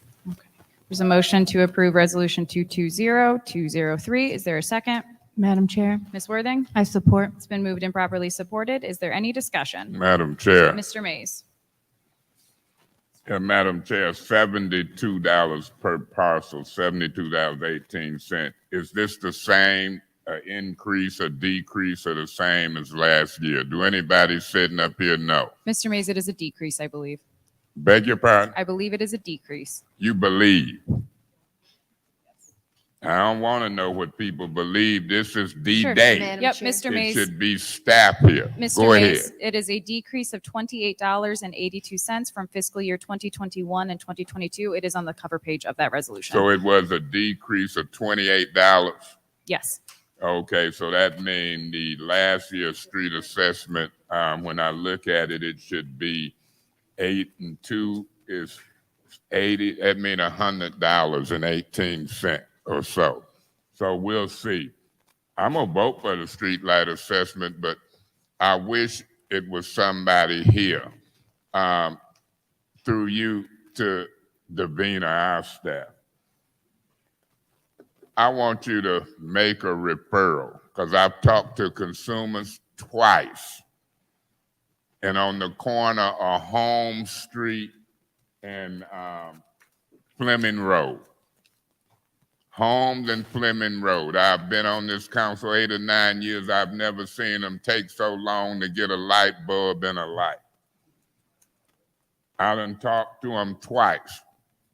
I think we call her Miss Ruth, stay on that corner. She didn't ask me, and she can tell you how many months we've been trying. So I want to make a referral from Councilman Mays to Mr. Edwards and or the mayor in this administration. Let's see who can get consumers to take care of that light. It's on the northeast corner of Fleming and Home, right on the corner, the northeast corner. So I'm gonna go ahead and vote for it, but I'm gonna use this to see if this system works. Because right now it ain't been working. A street light, it taken months. We've got what you call them, they give you a confirmation number. They ain't confirmed nothing yet. It's a little messy for me. So streetlight assessments, then when you look at Verdun and some of them streets over there where they dumping at, it'll trip you out how dark and black it is. Now that might not be the first ward no more. Might be the third ward, but I'm gonna steady look out for it. I'm not turning my back on York, Pulaski, Marengo, Ruth, Bishop, Baltimore. I'm gonna steady be looking as I sit here and gonna try to take care of some stuff. Hope I don't want to sit here too long. Pastor, I done got a little old. I'm ready to keep it moving. So here we go again. Through you, Madam Chair, to Davina. Did you get that referral? Okay, I want that to go to Clyde and Mr. Neely and them and see if they can get that light on. And then I circle back on some of them dark streets. Going east and west, you got lights. When you go them side streets, north and south, like a scary movie. Pitch black. It tripped me out. Russell, Root, Holbrook, all them going east and west got lights. You go down them north and south, Verdun and all them, it's like a scary movie. And that's where they dumping. I want to make a referral, Davina, before I vote for this, to Clyde and Mr. Neely and them, that them streets going north and south in between Martin Luther King and Saginaw need to be lit up. If they ain't missing bulbs, that's one thing. But if they missing actual lights, the city administration have to request that. I can't request consumers to put lights on them streets going north and south in between Pearson Road and Carpenter Road. I ain't never seen nothing like it. So I'm gonna vote for this, but I sure hold up some more stuff if they don't respond back to Councilman Mays on them referrals. So you get a yes on this one, but I done spoke my piece. Thank you. Ms. Priestley, did you want the floor? Yes. Okay. From you to Mr. Mays, this was discussed during our budget hearings that there would be an increase in the waste collection fees as well as a decrease in the street lighting fees. And it's also indicated on our master fee schedule. Thank you. Thank you. Point of information. What's your point? Through you to the speaker, I'm familiar with the increase in garbage, but do you know my brain don't remember everything? Okay, thank you. That's what the special meeting was for. Thank you. Okay. Did you realize that? Thank you. Ms. Winfrey Carter? Yes, thank you, Madam Chair. And Councilman Mays, to your point about the street lights, there are several blocks. I'm talking about whole blocks. That's correct. Where there are no street lights. And I believe it's because if there are no properties, homes, then you're not going to have the street lights. But with the crime in this city should be lit up. There should be street lights on every block throughout this city. And that's what's happening. If the street lights are not on or on blocks, then this is where they go and dump because it's dark and you can't see. But I think with that referral that Councilman Mays put in, I think we need to have consumers' energy in along with the administration. We need to talk about Point this. of information. What's your point? Who is the governmental operations tail? You could put that on your agenda, Yes, correct? we can put it on governmental operations because this needs to be discussed. This city needs to be lit up, and I believe if we light this city up, we're gonna see a decrease in some criminal activity. So yes, I would be willing to put that on governmental operations. Thank you. Okay, thank you. And I just checked with Davina. She's got that too. So is there any other discussion in the first round? Mr. Murphy? Yes. Through you to the clerk, I would like to do a referral to the planning department. Probably about 2 or 3 years ago, I think the City of Flint Planning Department collaborated with the Community Foundation of Greater Flint where they did an audit of the street lights where they had different groups go out and look at all the street lights in a particular target area. So they should have some data on the lights that are out. And if we just doing data to collect data and not doing anything with it, what's the purpose of doing it if we're not going to do anything with it? So we may have that data of those street lights out in our particular areas already that we just need to give to consumers energy so they can look at it to see which ones are incomplete bars that's out that match that data. We also did it with sidewalks and nothing happened with it when we did the walking audit. So we have data, we're just not doing nothing with it. So that's it. Thank you. Is there any other discussion? Yeah, Madam Chair. In the first round, is there any other discussion? Okay. All right, hearing none. Mr. Mays, would you like it for the second Yeah, round? Madam Chair. I'm not confused as to how to correct the problem. We got 3, 4, 5 different ways we can correct the problem, and we are part of it if we don't move, this council.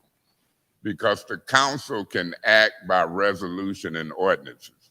We can make resolutions directing folks to do stuff if you get 5 votes. We can act by ordinances, and we can make ordinances that say if it's dark within 2 blocks, put a street light there. But I know how street lights get there. They have to be ordered through the administration if it ain't a light there already. A bulb, any resident can call and get a bulb put in. Mr. Murphy, that ain't the only area where they doing all these assessments and studies and it ain't doing nothing.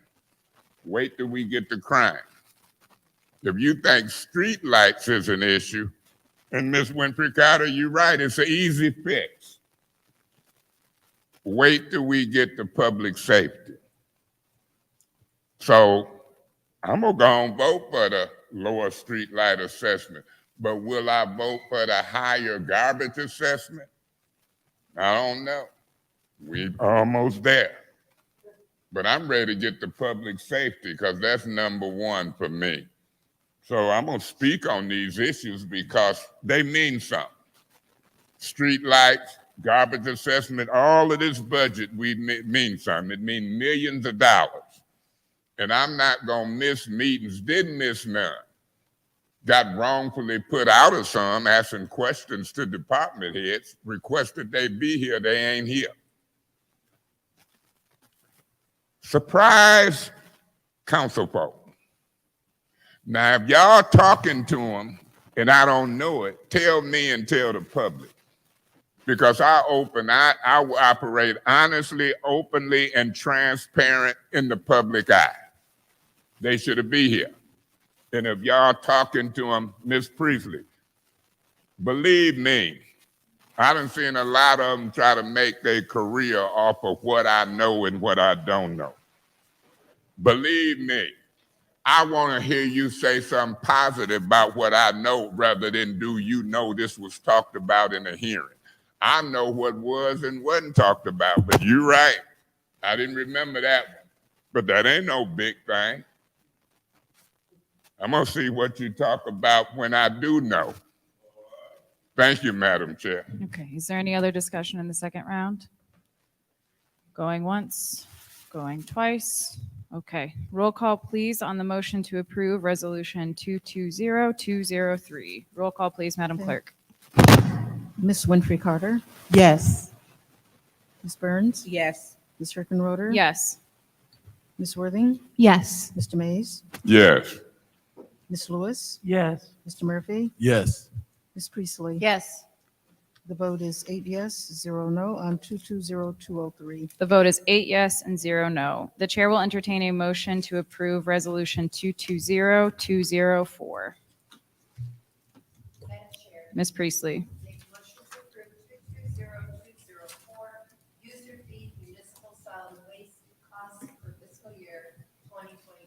Okay, is there support? Madam Chair, I support. It's been moved and properly supported. Is there any discussion? Yeah, Madam Chair. Mr. Mays. This is the solid waste collection fee. This is an assessment on the residents of the city of Flint for garbage pickup in my view. And it's at $202, where it was probably $30-some less last year. I do know that, Ms. Priestley, if I'm not mistaken. And it might have got past me if Ms. Winfrey Carter didn't say nothing the other day. Last year, we amended it back down. Probably before this second round is up, I'm gonna make a motion to amend it back down $30. You know why that's important for me to do that, win, lose, or draw? Because in my best opinion, Mr. Neely, the administration spent $3 to $9 million more on garbage pickup going with priority versus Green for Life.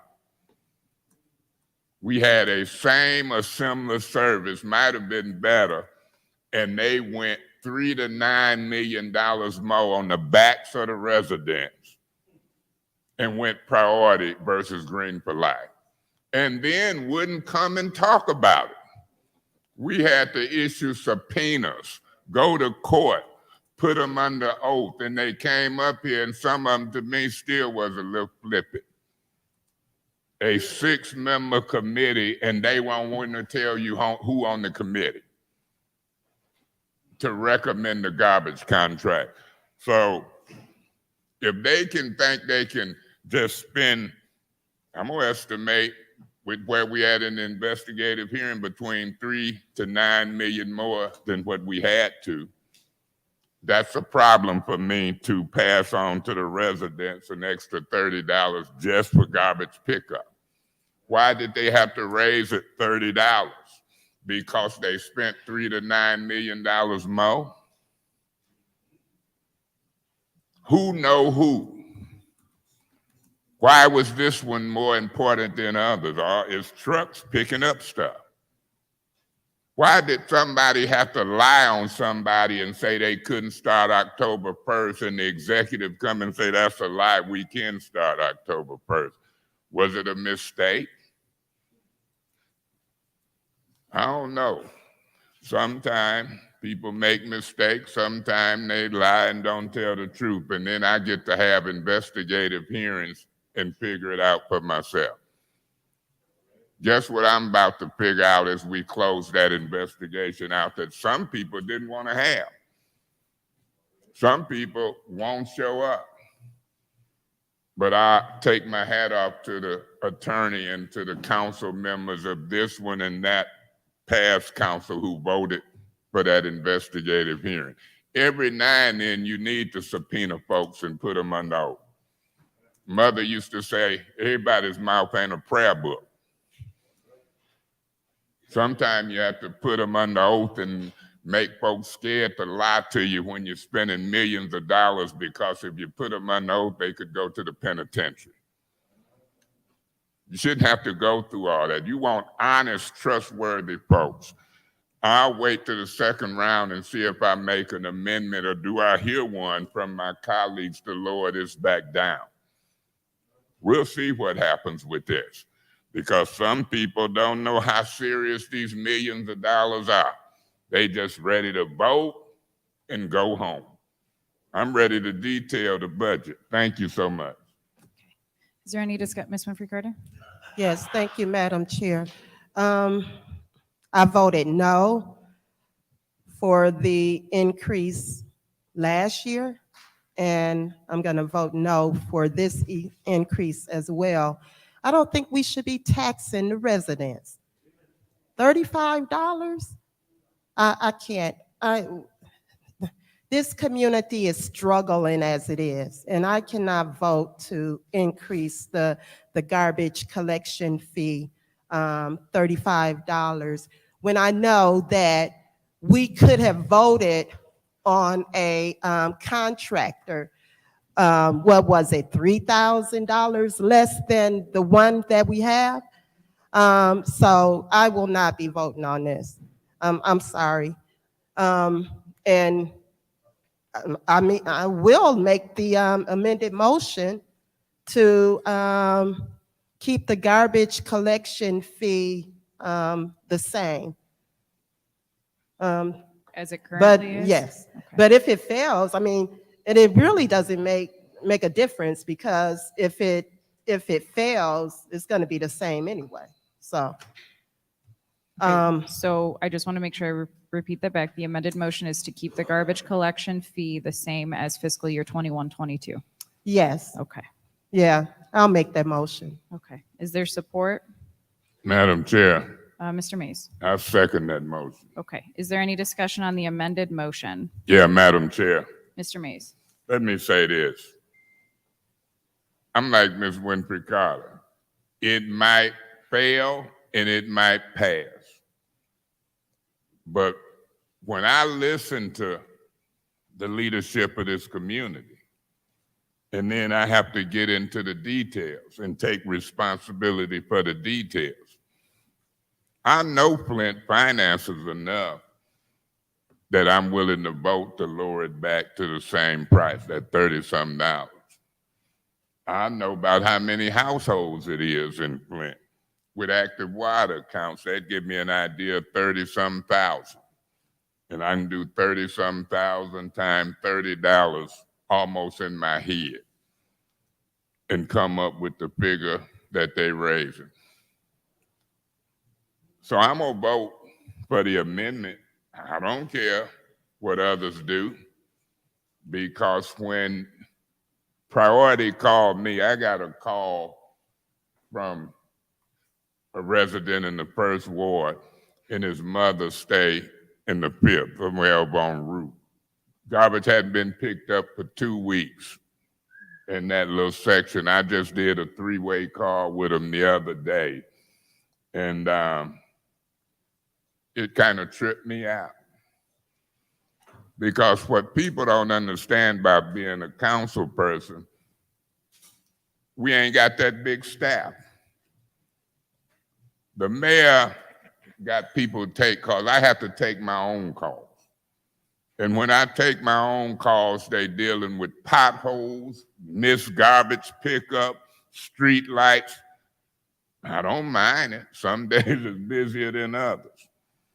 So I'm gonna vote yes. I'm gonna keep it quick, but I'm gonna always talk about it. People telling me when to talk, when to be quiet, and I tell them, I didn't get elected to be quiet.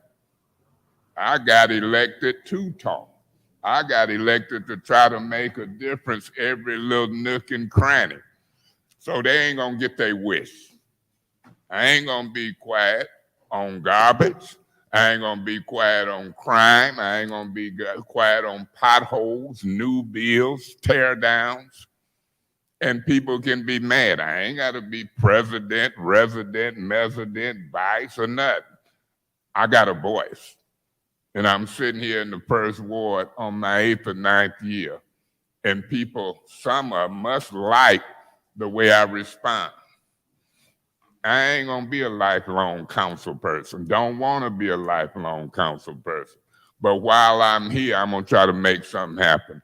I'll be voting for the amendment, Ms. Carter. Let's see what happens. Thank you so much. Thank you. Is there any other discussion? Madam Chair. Ms. Worthing. So I believe last year, because there were other increases, that we did not increase garbage, even though we should have based on the budget. And garbage collection has gone up, not just for Flint, but around the country due to garbage costs in general. So given the fact that we've decreased street lighting and we've increased waste, it's like about a $10 difference between the two. I'm going to vote yes. We have to have garbage service. I've gotten not one complaint on garbage after they had their learning period and learning curve as a new company. I got a few calls at that time, but I have not gotten one call after that on missed pickup. So I do think they are doing a wonderful job. Garbage has increased for every municipality. And given the fact that we had a decrease, I think this is something that will benefit the residents at not a very high cost. So thank you. Thank you. Is there any other discussion? Madam Chair. Ms. Priestley. So I'm looking at our budget. The budget was prepared with 202.56 as the garbage collection. The proposed revenue is always equal to the expenditures. Last year's expenditures were $555,000 more than what we brought in. In the fiscal year 2023, the projected ending fund balance is a negative $41,000. Who's going to come up with that money from the general fund? So I will be voting yes on the increase reluctantly, but in order for this to remain fiscally solvent, there we go.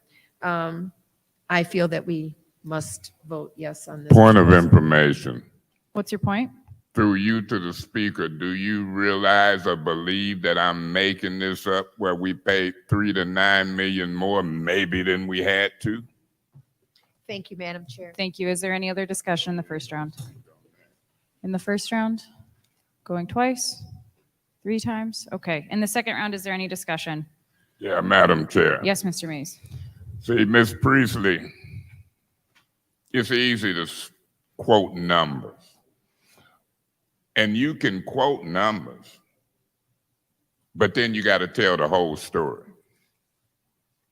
The whole story is that it's some folks picked a company that might have been $3 to $9 million more over the contract. That's why you might have what you see at the end of the day.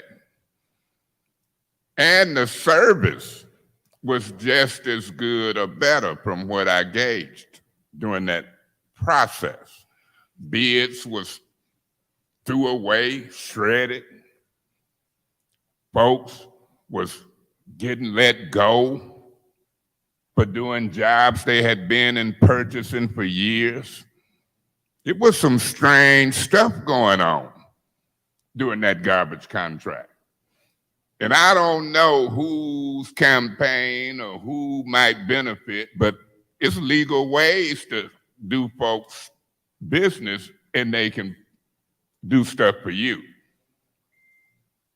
So I hear the numbers that you're saying, and it sounds good to those who don't know, but my job is to let folks know, because I know.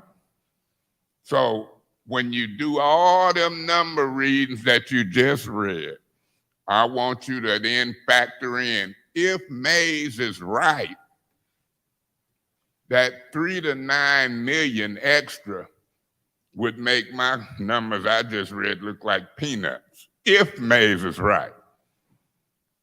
If Mays is right. I'm gonna tell you something. When I deal with my credibility and my reputation, I don't talk too loud when I'm wrong. So just remember that, Ms. Priestley. I'm gonna hear what you say, the people gonna hear what you say, and then the people gonna hear what I say, and so forth and so on. I'm telling you the truth. And then I know budgets. I know budgets a little bit. Anything that we do up here that needs fixing, let them bring it. Let them bring it. I'm gonna help the residents on this one. And then the administration, they can come to me later, because they sure ain't here today. God bless you. Thank you, Madam Chair. Thank you. Is there any other discussion in the second round? Going up, Dr. Lewis? Thank you, Madam Chair. So it seems like Councilwoman Priestley answered my question, because I was going to ask. So if we do not vote for the increase, what will happen? So it would sound like we'd be at a deficit. We're already at a deficit. Right, Excuse me. at a bigger deficit. And then, just doing some research on the price increases throughout the entire country. Everyone across the entire country, just like Councilwoman Worthing said, they are experiencing a hike in waste management. So. Point of information. What's your point? Through you to the speaker, do you know we have control over whether we accept the deficit or fix it today? Okay, Dr. Do you Lewis? realize that? Dr. Lewis. Thank you.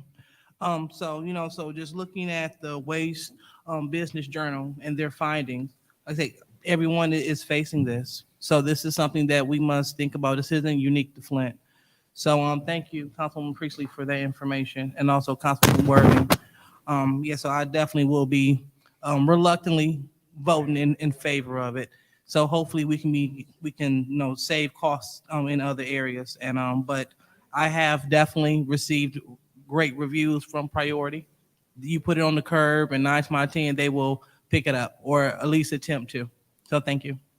Thank you. Is there any other member of council who wishes to speak in the second round?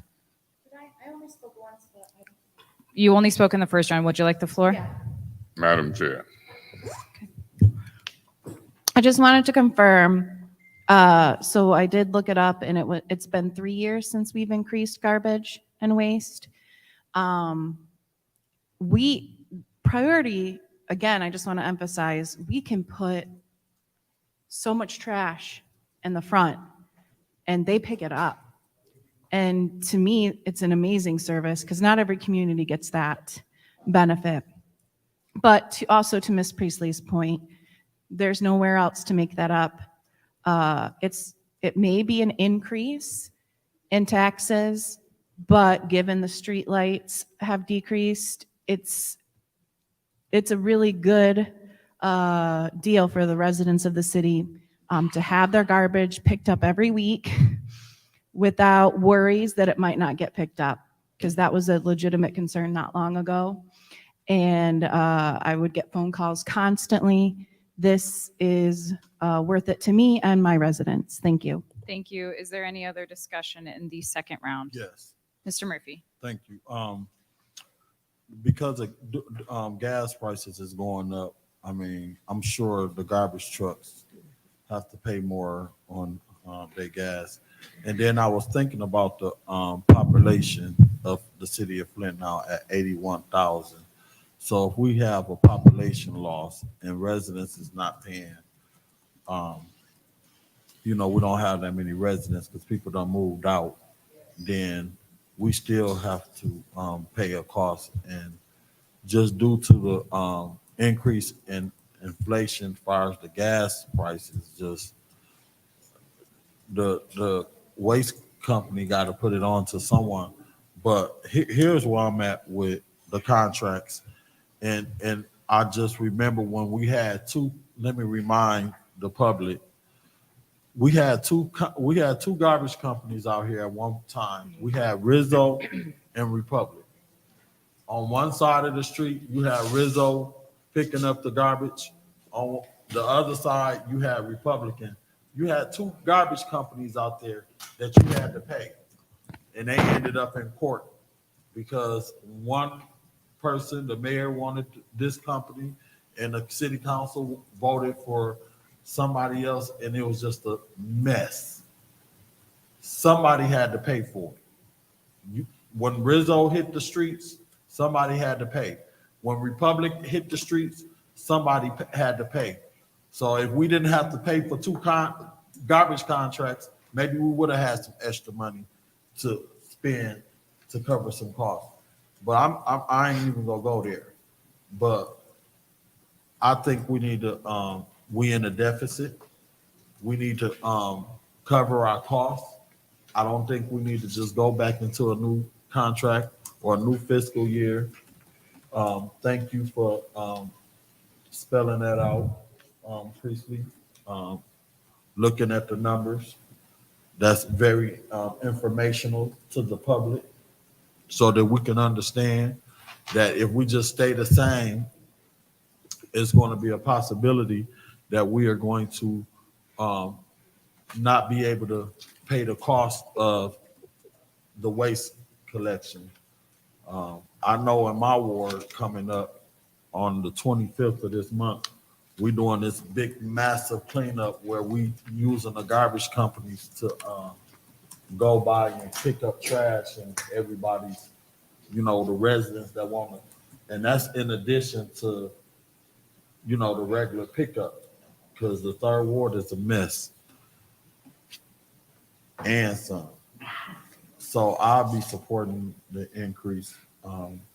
But if it was left up to me, we'll be bringing a garbage company back in-house.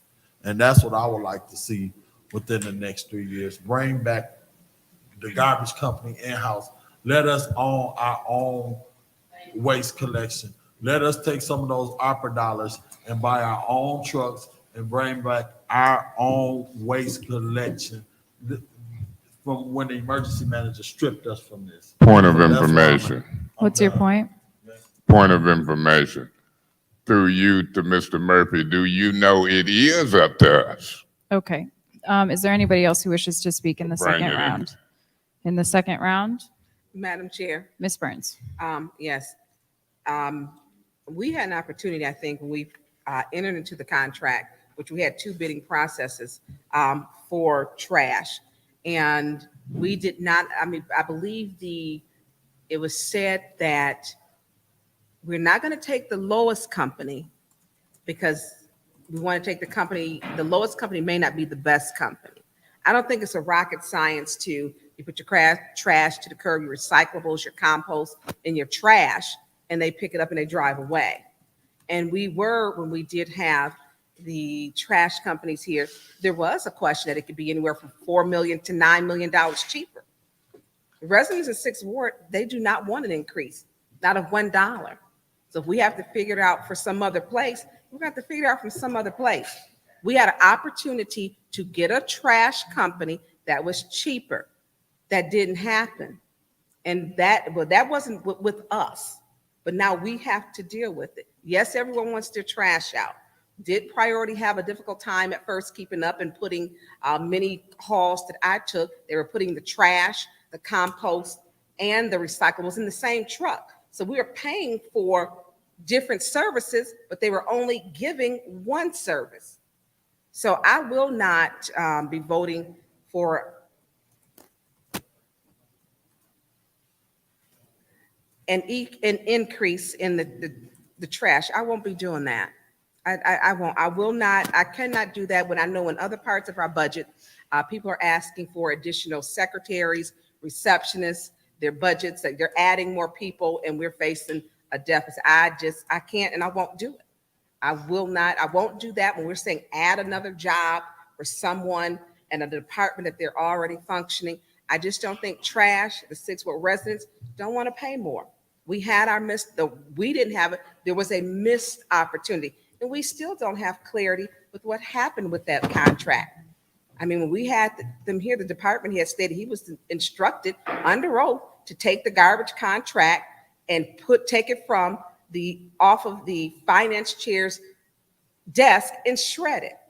So we really don't know what was even in that contract. That was under oath.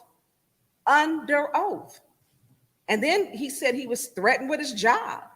So no, I'm not passing that along. So I will not be voting to increase the garbage tax. I will not be doing it. Thank you, Madam Chair.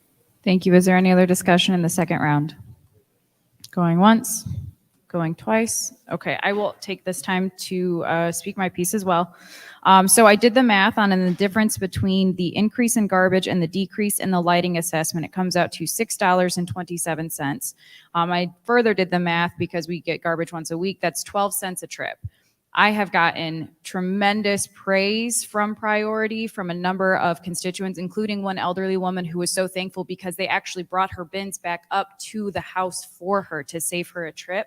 And anytime I got any kind of complaint, worked with Priority to make sure it was rectified. I had somebody even come out and fix somebody's garbage bin that was broken. I think that the service compared to Republic has been tremendous, and I think that that's something that I personally would be willing to pay $6.27 for a year. And I believe that the 7th Ward is also significantly more excited to have a garbage-free 7th Ward instead of how it was prior to that service. As such, I will not be voting for this amended motion. Okay. So that brings us to the vote. So the amended motion is to keep the garbage fee the same as it was in last year of fiscal year 2021 and 2022. Roll call, please, on the amended Point of motion. order. What's your point? Was that the second round? Yes, sir. Okay. Roll call, please, Madam Clerk. This is on the amended motion, correct? Okay. Ms. Burns? Yes. Ms. Rickenroder? No. Ms. Worthing? No.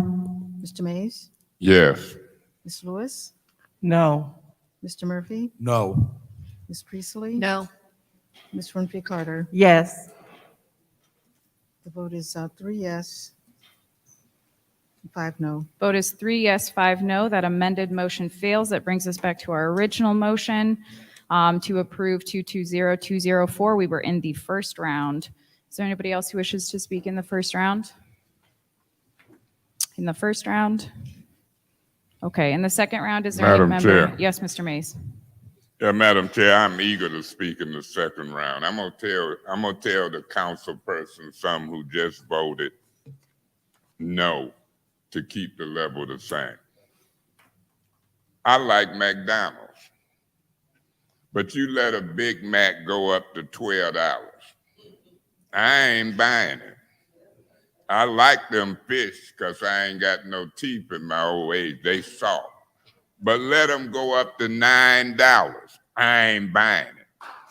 See, it's easy to put a tax on folk and sat back, talk about what the ward want. I've been a councilman for 8, 9 years, and the only time I know what the ward want is when they count them votes. And it's them be all the people in the ward then. 1,400. When Barack Obama ran, I had over 6,000 in one ward. You don't know what all them people in that ward want. You ain't talking to them. It ain't no survey. It be tripping me out when they tell me what they ward want. I'm a veteran and can't tell you what all them people want. We represent over 8,000. You can't take no poll on what your ward want like that. Your ward primarily don't want that Big Mac to go up to $12. So when you up here talking, be very careful because it can come back and haunt you. Now, I hadn't had too many calls against priority, but I sure got that call on Root Street. Did you hear through you, Madam Chair, to Ms. Winfrey Carter? Did you hear about that Root Street? Madam Chair, through you to Councilman Mays. No, I didn't hear about Ruth Street. Yeah, about 2 weeks it had sat there, and we did the three-way with priority a day or two ago because Larry from the first ward is his mom, and he the caregiver, that whole section. So I know city government, and I know politicians, and I'm one, and I can talk good, and so can other politicians. But guess what? That don't mean you better believe every politician you listen to, because some of this stuff ain't real. We done put time in looking at these budgets and numbers. Some folks ain't showed up until today. Now that's a fact. So let's just kind of be cool. Your job is to serve the residents, not the administration. The administration done brought budgets with increasing staff and they folks and increasing the burden of tax on folks, and people up here making it sound good. But I'm gonna sure sleep good tonight when we get through with this exercise. Right now, I'm kind of feeling sad for the residents because how this majority flowing and try to act like some of us don't know what we talking about. Oh, we will survive. We Flintstones, we resilient. I'll just eat 2 less fish sandwiches. I'll go to a small order of fries. And I'm gonna leave that Big Mac alone for 2 months and I'll pay that $30. I might not put my Keno in.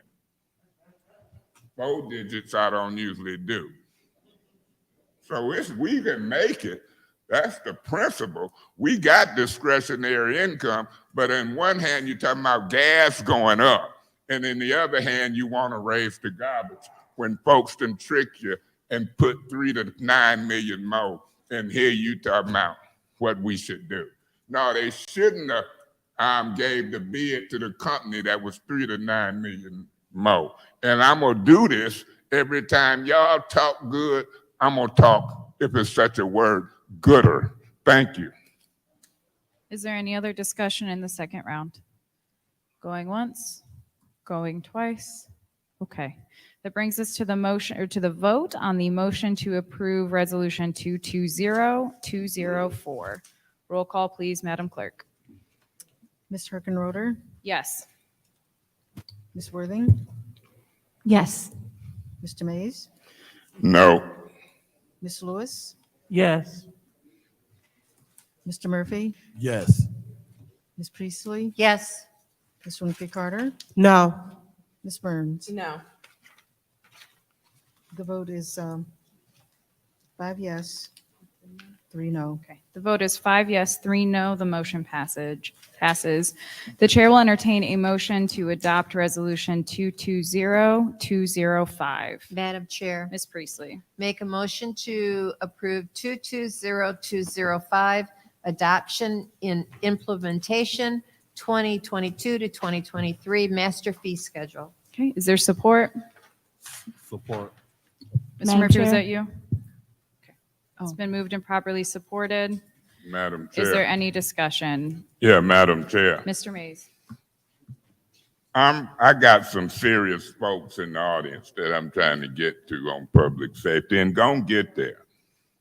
But this motion was made just as the previous motions and then seconded. And it's the adoption and implementation of the 2022, 2023 master fee schedule. Now, they don't like for me to talk to y'all, but maybe they won't catch me. How many people in the audience, by a show of hands, don't know what the master fee schedule is? Oh, y'all know what it is or y'all don't? I'm gonna tell you what it is.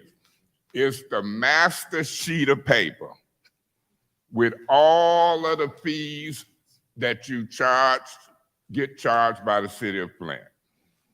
Fees such as if you want to pull a permit to build something. Fees such as $57 for water before you use a drop. Fees for everything, even a copy of paper in the city of Flint, if you need a copy, if you need a police report. The master fee schedule is all of the fees. Now watch this. Ain't now politician, I do that on purpose. I said gooder, even though I know it's good, better, and best. I said gooder.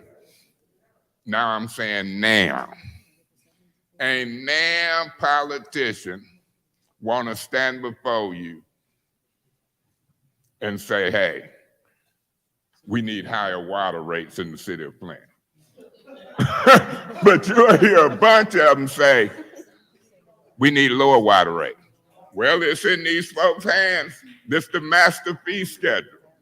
One example, you could lower that $10 or $20 by making an amendment to lower that line item in the master fee schedule. You could make a copy cost $1. See, my job ain't just to be a council person, but to make awareness.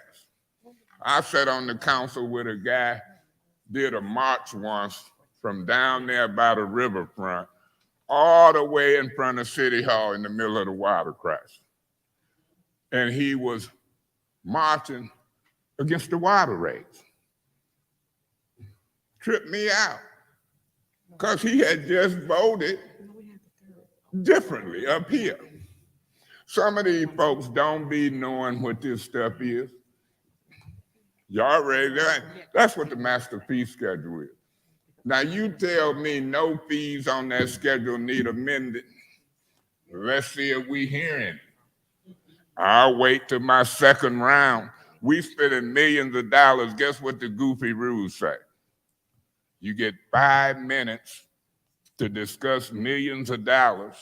And if that buzzer go off and you don't shut up, you're going to jail.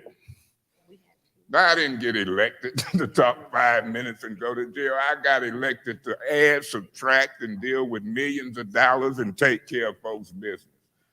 And I figure out a way to do it. This is the third council, third mayor administration. Don't let these politicians fool you. The mayor, the council, will I do it? Maybe I'll make an amendment on the second round before my 5 minutes is up. Should I amend the master fee schedule, $5, $10, $20 for water? We'll see. My job, when I ain't got 5 votes rolling with me, let's see what they say. Thank you, Madam Chair. Thank you. Is there any other discussion in the first round? Ms. Perkins. In the first round, Mr. Yes, Murphy? Mr. Murphy, do you want the floor first? I saw you first. Okay, Ms. Winfrey Carter and then Mr. Murphy. Thank you, Madam Chair. You know, it seemed like to me, I did ask Mr. Whittakin about this master fee schedule last week at our meeting. And I asked him certain questions like, will there be any increases and different things like that? Now, I mean, okay, first of all, The administration should be here.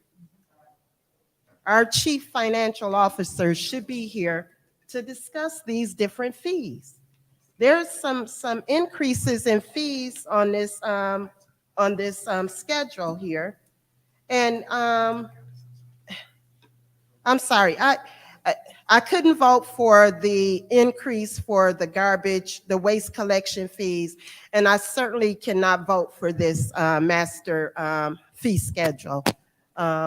My vote will be no. And I really do think that the administration should be here. This is important. And this is what I asked. We shouldn't get any surprises. And we got this when? When did we get this master fee? Through you, Madam Chair, to Clerk Brown? I believe Davina would be able to give you the precise date that we received it. Through you, Madam Chair, to Davina.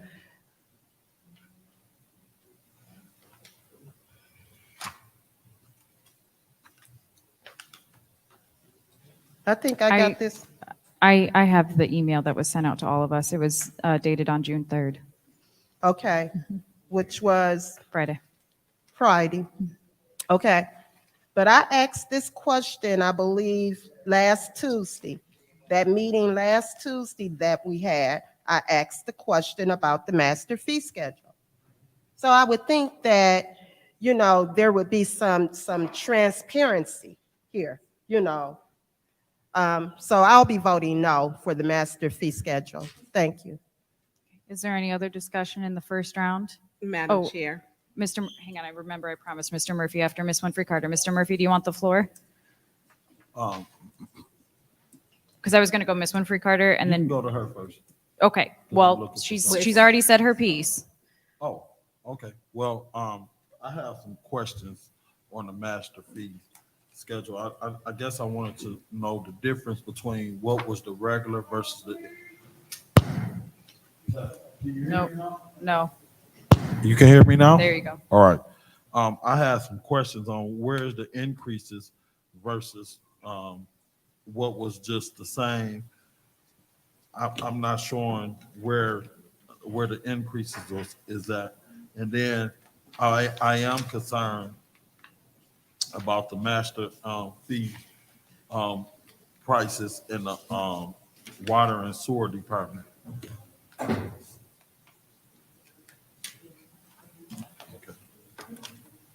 Okay. All right, I see you. So being that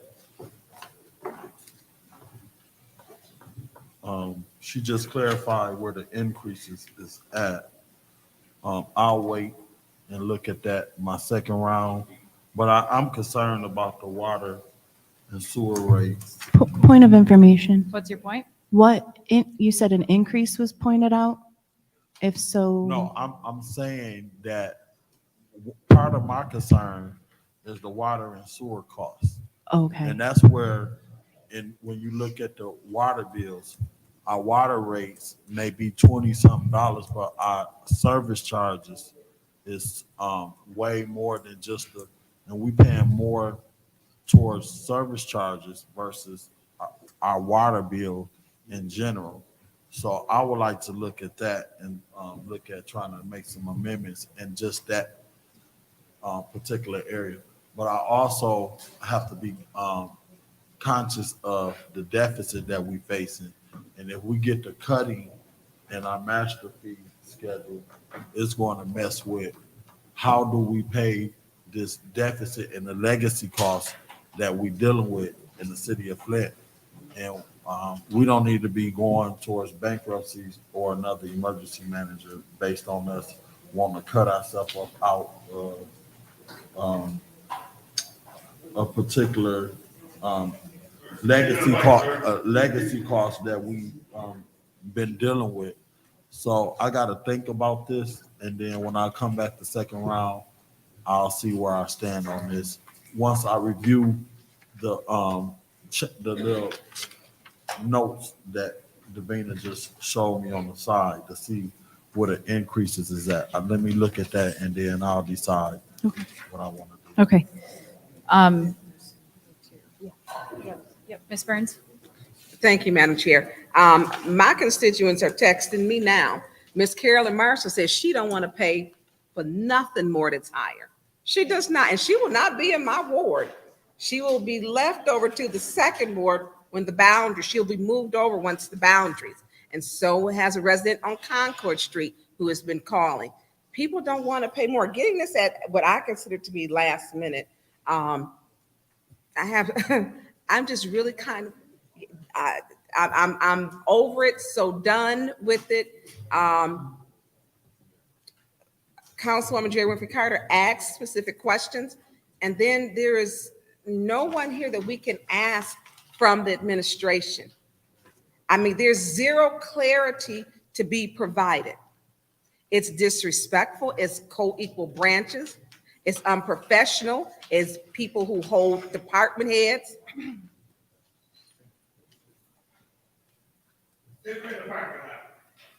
It is- Members of the public are, is- excuse me, Ms. Burns, members of the public are reminded to be respectful.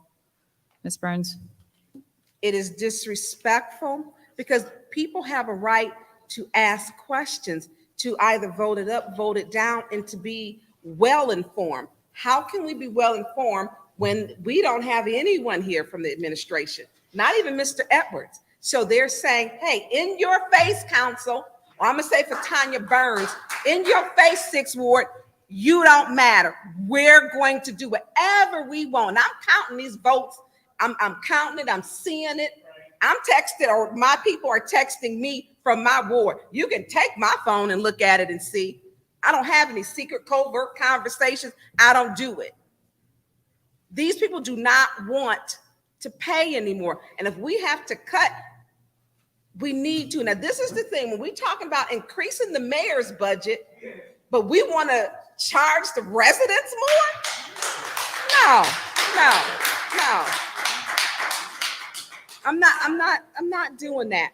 You know, so to Ms. Marshall and everyone else who has been texting me, I want to make sure that your council person is paying attention to what's going on, because that's what I'm supposed to do. You give me information, I read it. And I've asked Mr. Whittigan to send me stuff through you, Madam Chair, to Ms. Priestley. When did you first see the master fee schedule? I saw it on Friday. Okay. And I did, thank you. And I did ask Mr. Whittigan for document. I still haven't gotten them. I am just, we are operating in zero transparency. And some of these things are beneficial, but I know residents here don't want to pay more. Now they calling me. I can't take a call because I'm paying attention. This is just not the way to do business. It's just not. People are digging in for some of the wrong reasons, and that's not what we should be doing. Some of us don't even speak to each other in here, and we shouldn't be doing that. That's just common respect. We pass by each other and don't say hello. We shouldn't be doing that. We should not. I will not be voting to increase the master schedule when I know that we are putting our residents in further debt with the mayor's budget. I will not be doing that. Thank you, Madam Chair. Thank you. Is there any other discussion in the first Madam round? Chair. Ms. Priestley? I offered a resolution to eliminate $280,000 from the mayor's budget, and it failed. It failed. We added $500,000 to this budget. $500,000. And we're not willing to raise in prices to cover those costs? We have to be fiscally responsible. That is our job. Now, do we think that raising costs to the residents is a good thing? Hell no. Hell no. But in order to keep this city self, we're already heading for problems. In 2 years, fiscal year 24, we're in trouble. But everybody's sitting there and everybody's moving us faster down the line. I don't want to pay more fees. I don't. But it's my job as a council person to be fiscally responsible. And that includes holding you guys all to task for adding $500,000 to the budget, which I find to be very distressing. I voted for some of it too. I'm not denying it. But you voted to decrease 1% of the general supplies budget, $100 and some thousand. I tried to add another 280,000. Nope. But let's add all this extra money. Let's add 150,000 to the ombudsman's office. Oh, did you know they have a grant to pay for that other $150,000? I found that out on Thursday. So we have to be fiscally responsible. That's our job. Okay, is there any other discussion? Madam Chair, Ms. Worthing? there are no increases in water rates in the master fee schedule. I just want to make that clear. The ones that say new,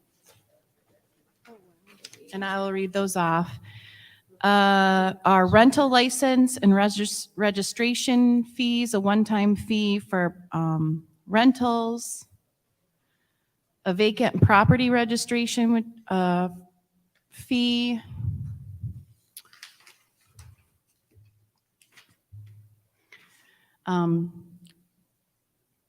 let's see, what's directional boring permit, which is new, street maintenance fees. None of these are directly to our residents as far as like a monthly, yearly fee. It's for these one-time permits and other things that we probably need to start charging or upping our fees for. I don't see anything like a towing fee has been upped, and it was increased from 80, increased from 150. A copy chart, or no, FOIA labor rates went up a little bit. So I don't see anything on here very concerning at all. Everything else has stayed the same. So I am going to be voting yes. Thank you. Thank you. Is there any other discussion in the first round? In the first round, going once, going twice. Okay, I will speak in the first round. I also don't necessarily find any major problems within the master fee schedule because they're also, this is not going to apply to every single resident. It's if you're pulling a permit for something, that's what this master fee schedule is. There are no increases in water and sewer rates. I'm not even sure where that came from.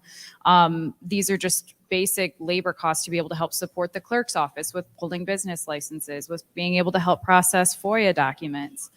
So if you put in that request, that's what that fee is. Additionally, what I did find to be I would consider it to be a concern for the master fee schedule is actually an existing charge for permits that are over $1 million. The permit cost for anybody who wants to come in and do major rehabs on different buildings, which we all know we have are a tremendous asset in the city of Flint, it's $12,000 for just a permit for any renovation or improvement over $1 million. So we have businesses that are coming into the community who are trying to restore businesses like the Patterson Building downtown. That's going to be a several $1 million project. It's $12,000 per million. What we're doing is discouraging developers and businesses and small businesses from coming in and doing this the right way because the permitting fees are quite honestly a bit ridiculous for all of these different buildings. I don't think that that's something that's going to show, members of the community and the surrounding community that we do care about being able to help support economic development. And I think that that's something that we really need to fix. So as such, I will be making a motion to amend the master fee schedule. Let me get the right wording here. A motion to amend the master fee schedule under the permit fees, building, new construction, alterations, renovations, and remodeling From the $1 million and over category, which currently reads as $12,850 per million, I make a motion to reduce Point of that order. cost. What's your Madam point? Chair, I cannot hear. Members of the audience, please remember that the way the acoustics are in this room, we can hear almost everything that's being said. Point of information. Yes, what's your point? What page are you on? Yep, that's what Ms. Brown just asked me. So it's page 15 in our packet. So on page 15 of our packet, which is page 1 of the master fee schedule, under the category which reads permit fees dash building, new construction, alterations, renovations, and remodeling, my motion is to amend the master fee schedule from permits that are covering $1 million and 1 cent and over from $12,850 to $5,000. Is there a second? Madam Chair, I'll second that motion. It has been moved and properly supported. Is there any discussion on the amendment? Madam Chair, Ms. Worthing? can you please explain your reasoning when you get the floor on this reduction? So this is for over $1 million. And also, did you talk to staff to ask how much it costs in labor and services in order to get this? I just want to know your reasoning, and if you communicated with staff to see, maybe it takes like 2 or 3 staff people for something like that. I don't know. But thank you. Okay. Is there any other discussion? Yes. Mr. Murphy?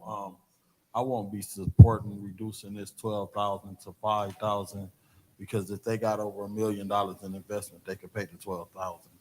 But I did want to make a substitute amendment or something. So I don't know if we just want to work on that amendment because I see something else in here that I want to see changed. Is it under the same line item? No. Okay, then we'll do a second amendment. Okay. Is there any other discussion? Yeah, Madam Chair. Mr. Mace? Look like you got some movement. You made a motion to amend the master fee schedule, and then that motion was second. And I hear Mr. Murphy saying he got an amendment. Under these goofy rules, it's only 2 amendments allowed. The correct reading of that rule is that an amended motion can only be amended once. There can be separate amendments per resolution and per item. You can amend the motion twice. Now, you're not going to keep getting me told with wrong information. I already know what the deal is. So we've been amending them twice ever since we've been here, and here you come talking about 1 amendment, and it ain't even making sense to me. That ain't true. You can amend the motion at least twice. Now, you sitting up in that chair, but I just ain't going to let it go overboard. I used to provide leadership and still going to provide leadership, whether it's master fee schedules, budgets, ordinances. I keep telling y'all, that chair feel good, but that chair don't fool me. Now, I know that amendments can be made. And so when you're doing a budget and you got all of that stuff in a master fee schedule, you might want to suspend the rules. More so if you think it's only once versus twice. Because you done amended it, and if Mr. Murphy amended, according to you, he couldn't amend it.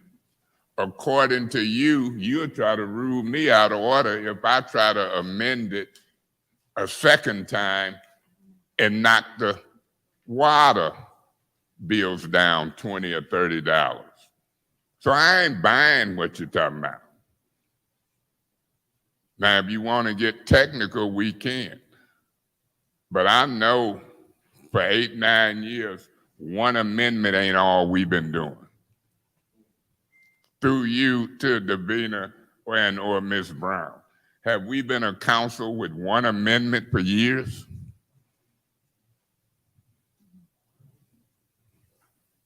I never heard of that. So, Ms. Herkenroder, I want you to explain to me why you picked that item out of all of the items. But maybe the rules don't allow you to talk to me like that.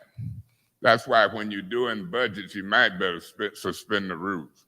Because under these rules and parameters, you'll never be successful and get it done. And particularly when you try to introduce something new, you never get it done. I'm not going to even honor for you to tell me where you think is one amendment. I'm going to wait to see if Mr. Murphy or anybody else make one. Because we got the original motion and we got this amendment. And then I'm smart enough to know before my 5 minutes is up on this round, the next round, or whatever, I can make an amendment that people really want. I don't worry, Mr. Murphy, about the legacy costs and the deficit. When I listen to you talk, Mr. Murphy, I wasn't in the room, but I'm listening on my phone. Let me explain something. The water and sewer fund is a separate fund from the general fund. If the mayor and others can order no shutoff for 2 years, you ain't got to worry about that $20 or $30. Just think about it. Here they recklessly ordered no shutoffs and bragged about it for 2 years. Then all of a sudden want to start shutting people off and then give them 6 months notice. Bills up to $3,000, $4,000. We done asked them to come in and talk water and sewer. They ain't showed up today, ain't showed up yet, and you got politicians sitting up here sounding good. Well, let's amend it in this area. That ain't gonna touch the residents. The residents want a $10, $20, $30 amendment on their bill. That's what the residents want.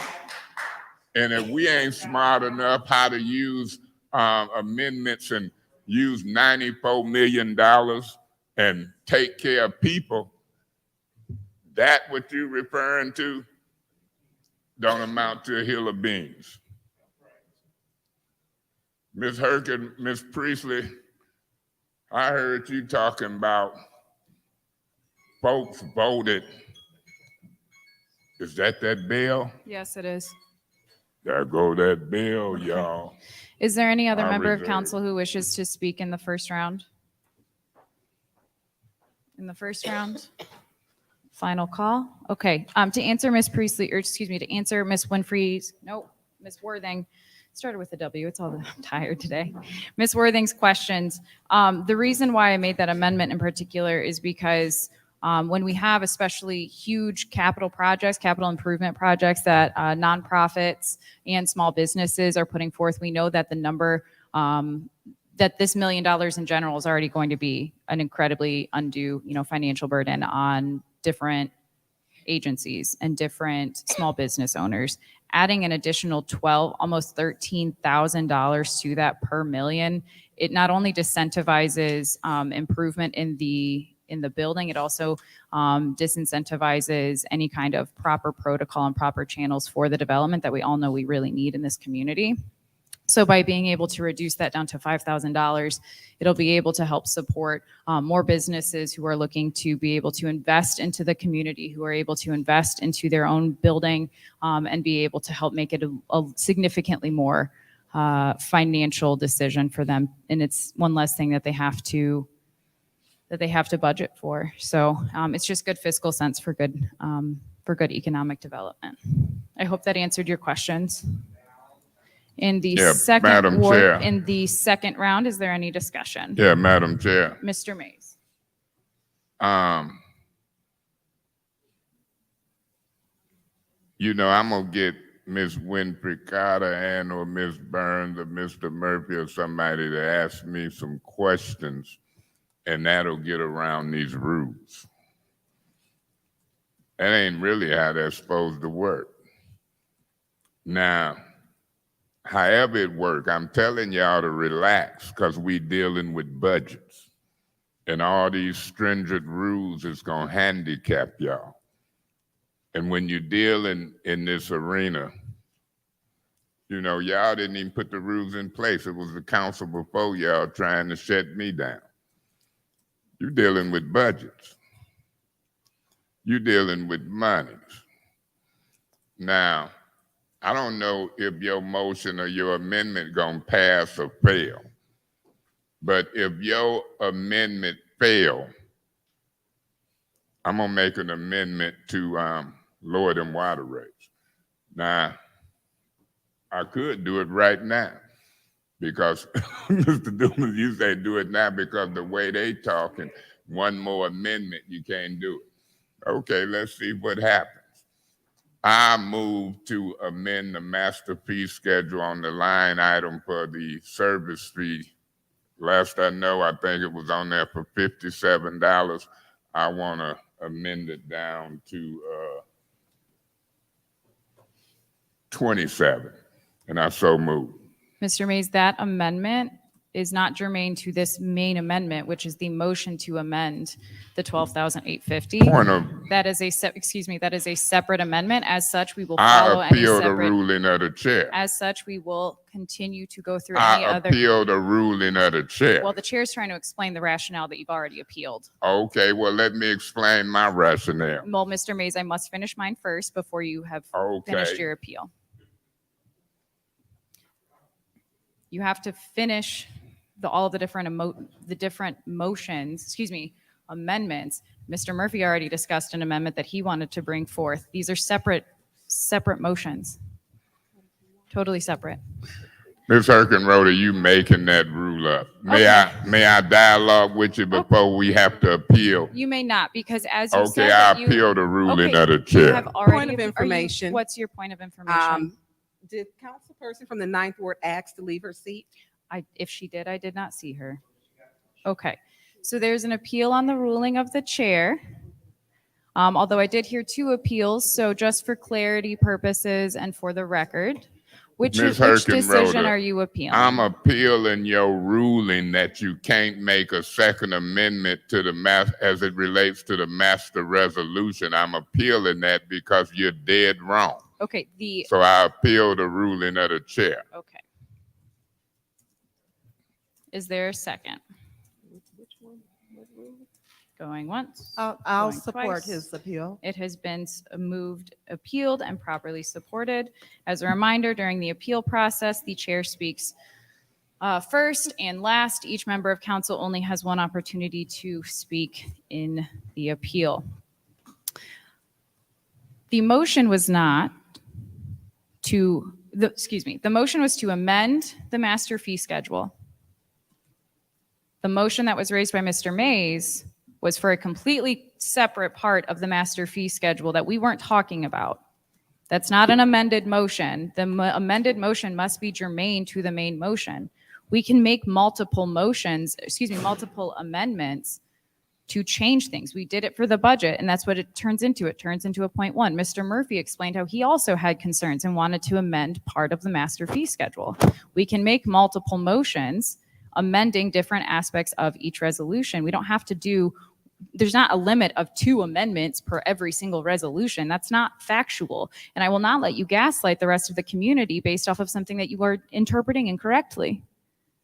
If you would like to make another motion to amend the master fee schedule, and I think it's important to state the language on this is a motion to amend, not an amended motion. The motion to amend the master fee schedule, you are more in your power to do that. It's not germane to do that when we are discussing one specific permit and fee schedule. For example, if you didn't want it to be $5,000, you could change it. You could amend the motion to $6,000. It's on the same topic. If we're trying to change completely different aspects of the master fee schedule, that is a separate motion, which the chair will wholeheartedly entertain when we get there. Is there any other discussion? Yeah, Madam Chair. Mr. Mays. You used that word germane 2-3 times just now. and I use this from the old council to you, Jermaine, Jackie, Marlon, Janet, and Tito. Now, let me say this to you. The original motion was to approve the master fee schedule. You made a motion to amend the master fee schedule. That was Jermaine. It's on the master fee schedule, because once we vote on the master fee schedule, we gone on that part of the agenda and we move to the next. Any amendment that is to be made on the master fee schedule is to be made now. Now, here you arguing with me about a second amendment when you first said it couldn't be but one. That's not true. Any amendment dealing with the master fee schedule can be made. The amendment not only includes the original motion like yours did, but I guess you scared that yours might be left out of the amendment. That's what you scared of. But you wrong on your ruling. I'll be voting no on the chair because you're sitting up there making up rules. A motion can pass or fail. You can do more than one amendment, but you can't sit there and tell somebody they ain't Jermaine or Tito because they want to exercise their elected power to make an amendment. Forget about yours. That was the first amendment.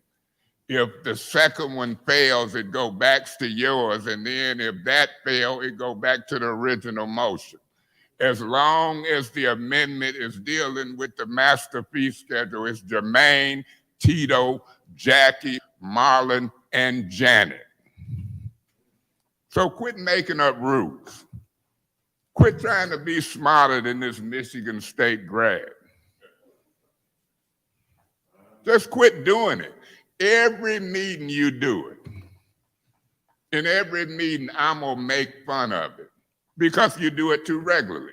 You done had police remove me wrongfully.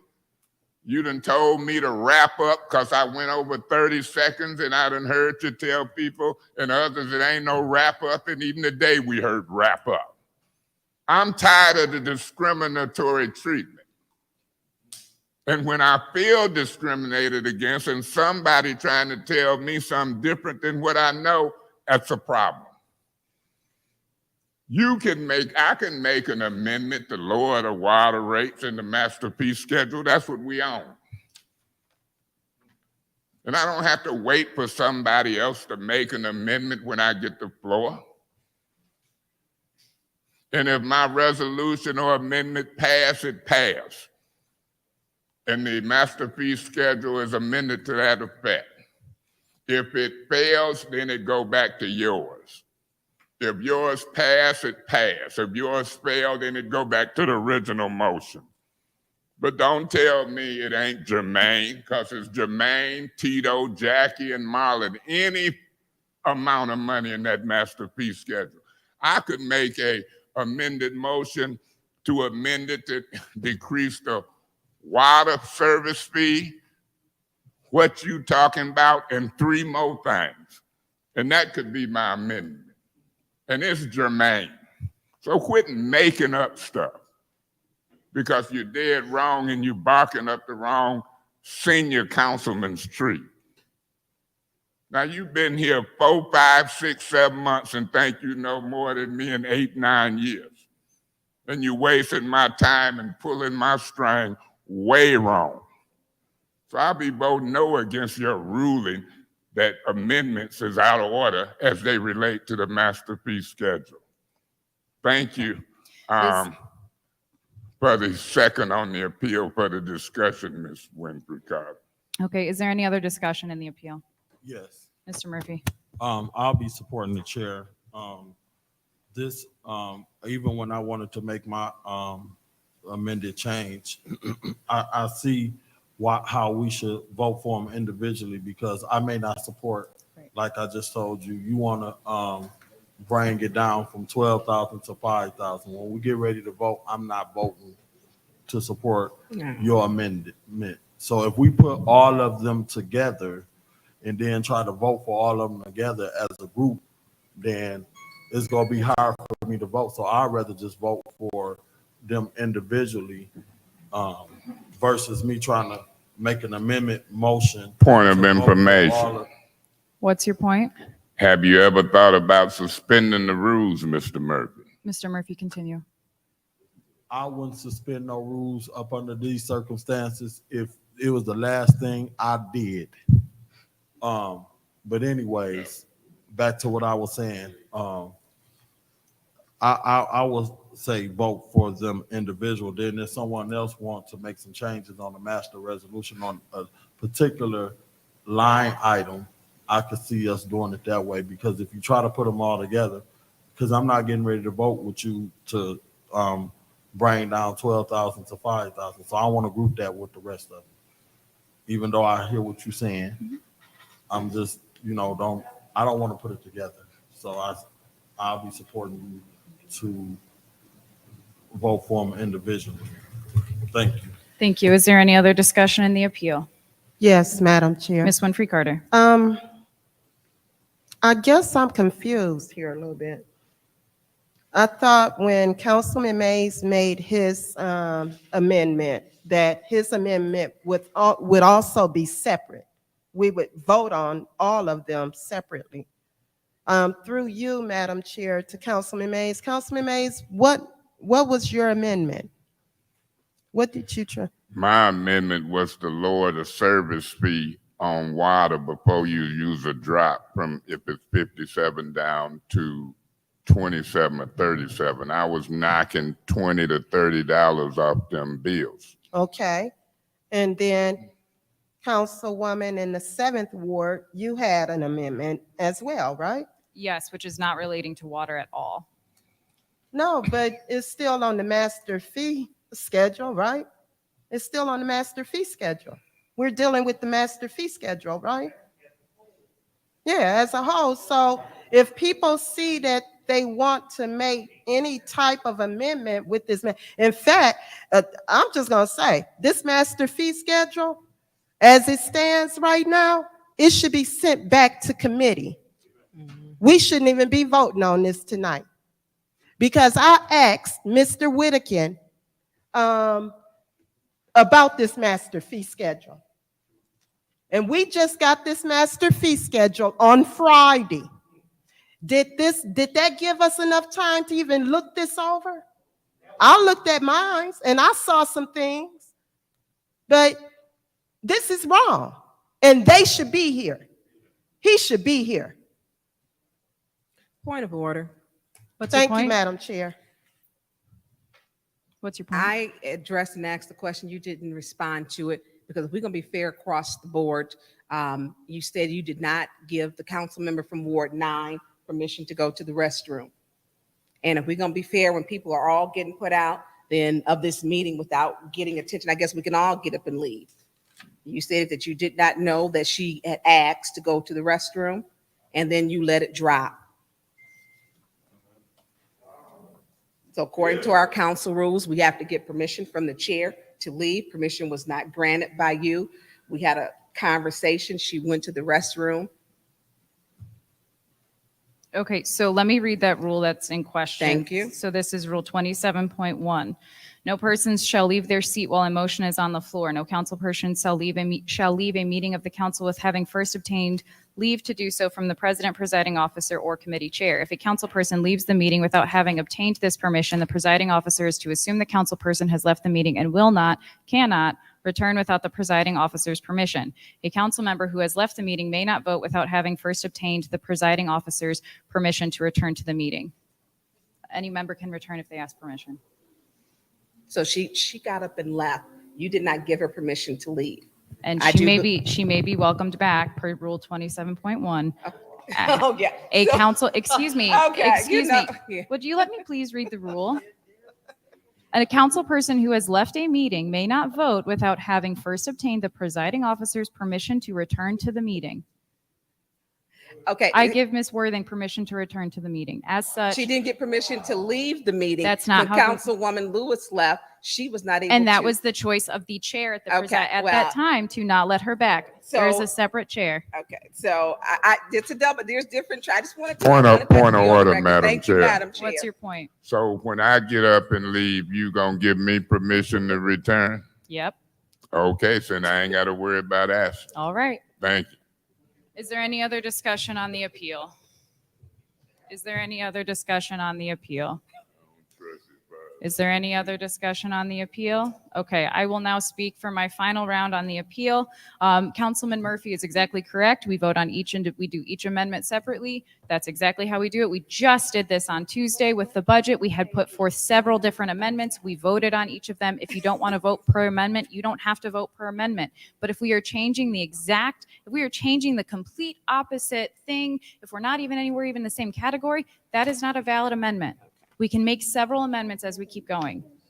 The way in which it is being described by the councilman in the first ward is completely incorrect, and he is trying to gaslight the community into what he thinks is parliamentary authority, which is incorrect.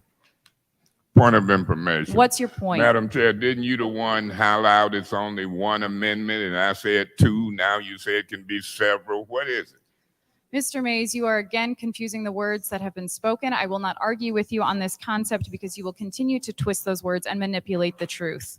I will not allow you to gaslight this body based off of something that you have perceived to be correct, which is Point of incorrect. order. What is your point? Are you telling me or chastising me for using a privileged motion? Is you fussing me out for using a privileged motion? Is that what you call yourself doing? What did you just say? What did you say? You're not going to allow me to do what? I mean, you laughing. I'm trying to hear what you're saying.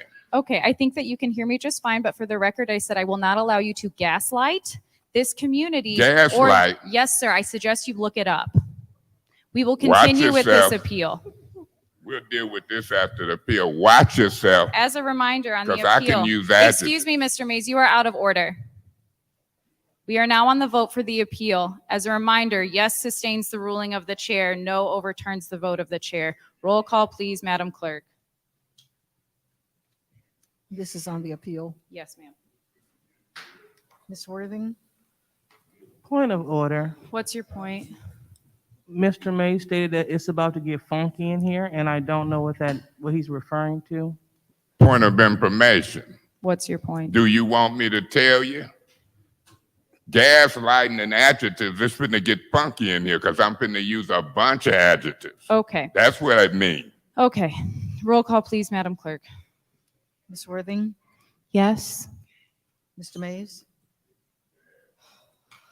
Mr. Mays? I vote no. Ms. Lewis? Yes.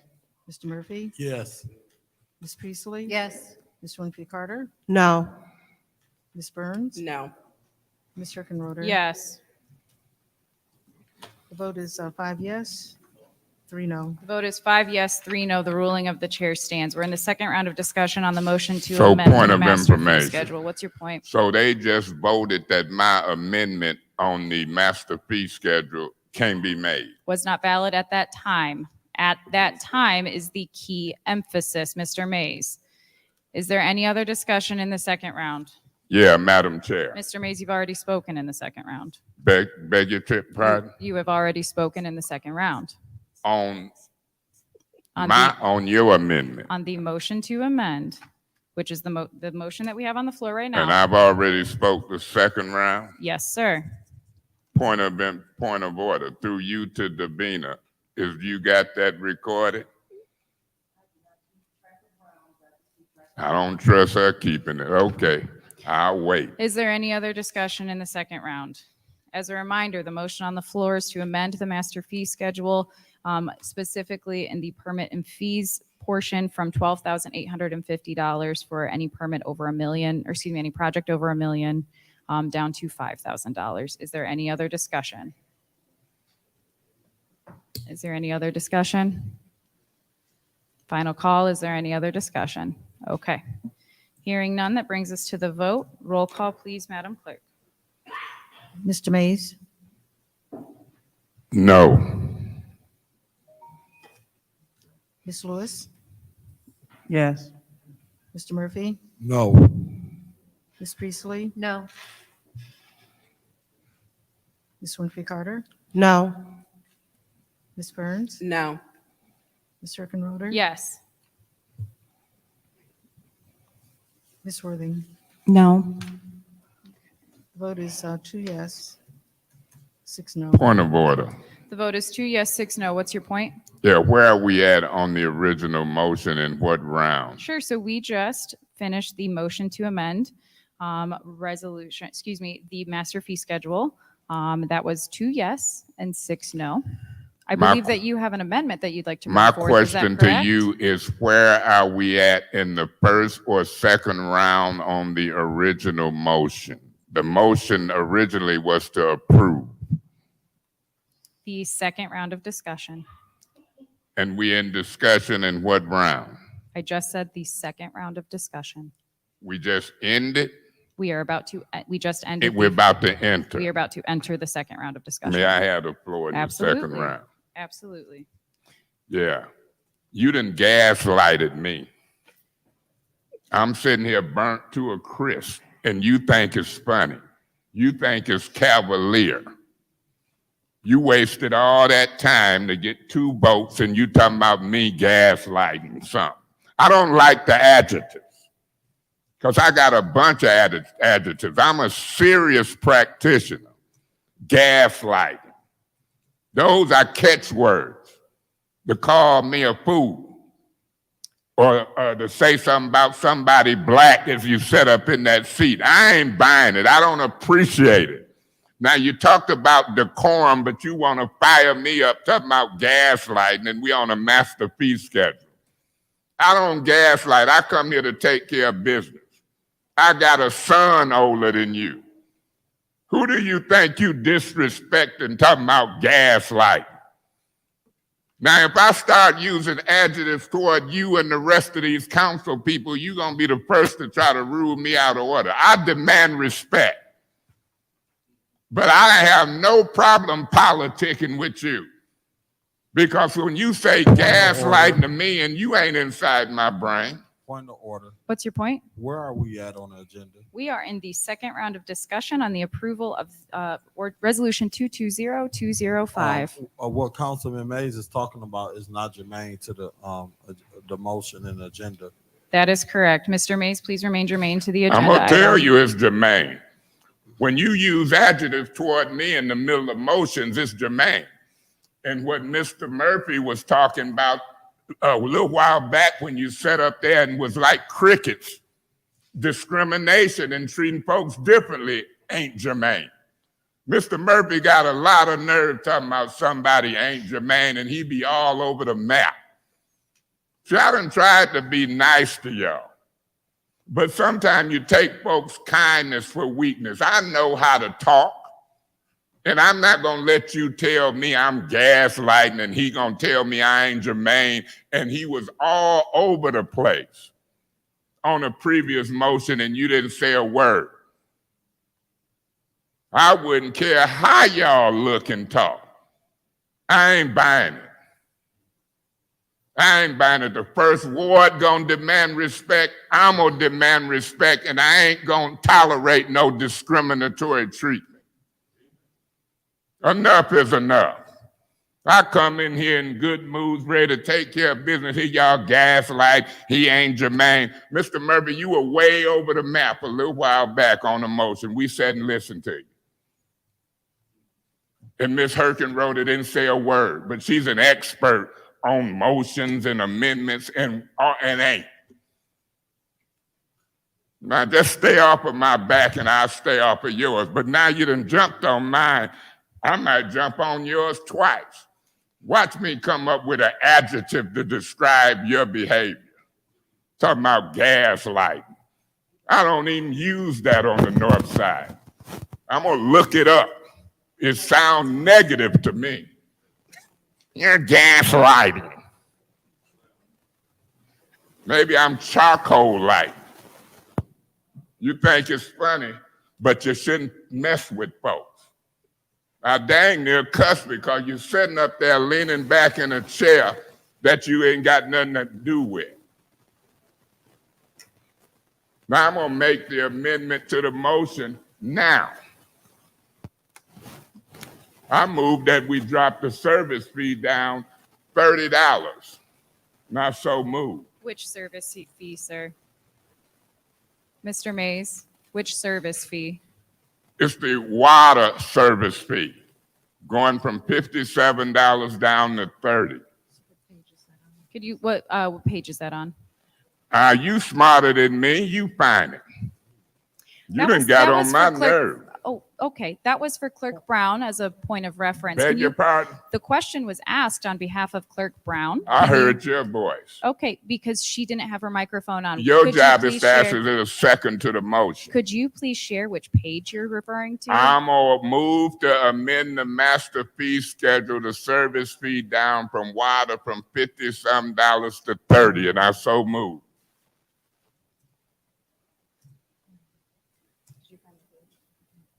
We're trying to find the page. Give us just a moment. Don't gaslight me. I'm so smart. Can't even come in here and act right. They're using adjectives to try to describe a black man. Gaslight. Charcoal. Say charcoal light. Mr. Mays, I do suggest that you look up the definition of gaslighting. Yeah, don't use no adjective toward me. I'm offended. It's not decorum. The hell out of you. Right here. What page? Second page? Yeah. Point of information. No, that ain't it. It's the service fee. And so now that's why the service center. When they start bringing administrators up here to help and do their job, so and they it's- getting paid. the Okay, big so it's bucks. on the page. It's on page 10 at the bottom. Is there a second on the motion? I'll support that motion, Madam Chair. Okay, it's been moved and properly supported. Is there any discussion? Yeah, Madam Chair. Yes, Mr. Mays. Yes, Mr. Mays. Yeah, Madam Chair. Folks might have better step back, and then we can get on with this meeting and get out of here. But I'm not going to have you describe me or that man sitting out in the audience talking about gaslight. We don't even know some of what that means. That's just negative to me. And so you need to cut that out. You know, tell Miss Priestley and Point Miss of Worthing. information. Yeah. What's your As point? everyone knows, I do Google. Psychologists use the term gaslighting to refer to a specific type of manipulation where the manipulator is trying to get someone Madam else Chair, or Point group of order. people to question their own reality, memory, or perception. What's your point? And then What is that? that is the definition of gaslighting. That Ms. ain't McCarter. it ain't a point of order. It ain't a point of information. She's Ms. out of order. McCarter. Warn her. I was going What to is say she, point of order. gaslighting? That is not a point of information. Okay. A point of information comes with a question. Okay. Thank you, Ms. Priestley. Mr. Mays, I believe you had the floor. You know, you don't even warn these folks like you do me. You'll tell me in a heartbeat, that's not proper, you're out of order. I'm just getting tired of it. Treat my black butt way over on the north side like you treat her in the fourth ward. I'm scared to get up like Miss Worthing because you could have double-crossed me. I'm going to continue to ask permission. I don't trust you far as I can try to get votes on this budget from you. Gaslight. You done gaslit me, all right. And I bet you before this meeting over, I'm going to come up with an adjective and a term for you. But when you sit in that seat, you're supposed to display leadership and proper decorum. Now, here we is in a motion on the budget. I don't know what you had proposed, but I know everybody know what water rates is. And I done asked Neely's administration and a bunch more to bring me the details up from the water and sewer rates. They ain't showed up yet, no more than they showed up from this meeting. How many years and months do we have to ask for information in the water department? That's who gaslighting me, these administrators and Neely and them who ain't here. One of the most important days for the council to do a budget to serve the residents of the city of Flint, not only in the area of water bills, but public safety, blight. And here we sat among 8 folks, and folks don't know the answers. Don't even know what page numbers. And the people that's getting paid the big bucks, 80,000, 90,000, 100,000. And here you sitting up here acting big shot, and we don't get but 500 or so every 2 weeks. That ain't big shot. We public servants. You know better than me, and I'm probably no better than you. Now, remember, you used the adjective toward me. And Miss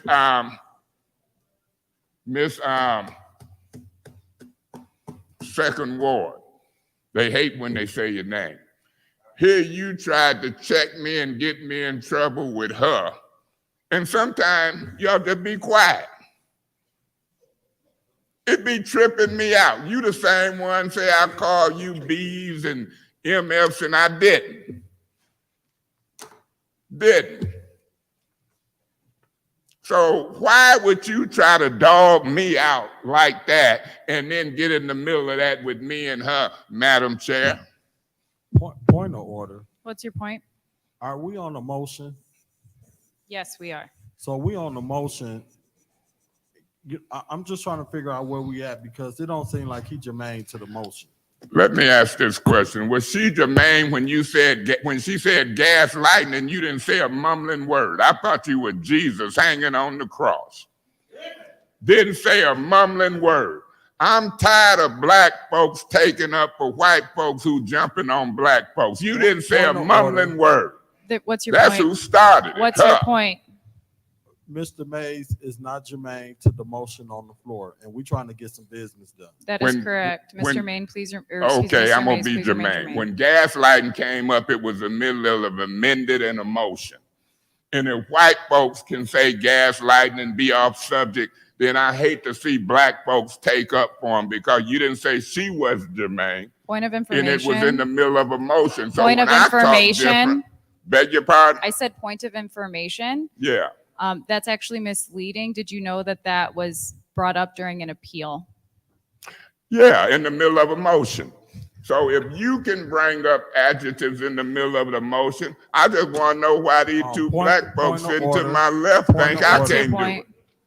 There is a motion on the floor to amend the master resolution to bring down this service fee from $50 to $20-some or whatever Councilman Mays is talking about.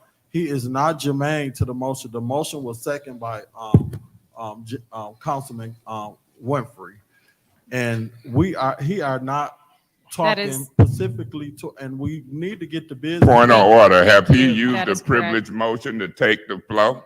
Yes, he did, sir. You gonna rule him out of order? No, sir. Okay, then don't rule me out of order. And when I get up, don't not let me back in. I want you to treat me like your buddies.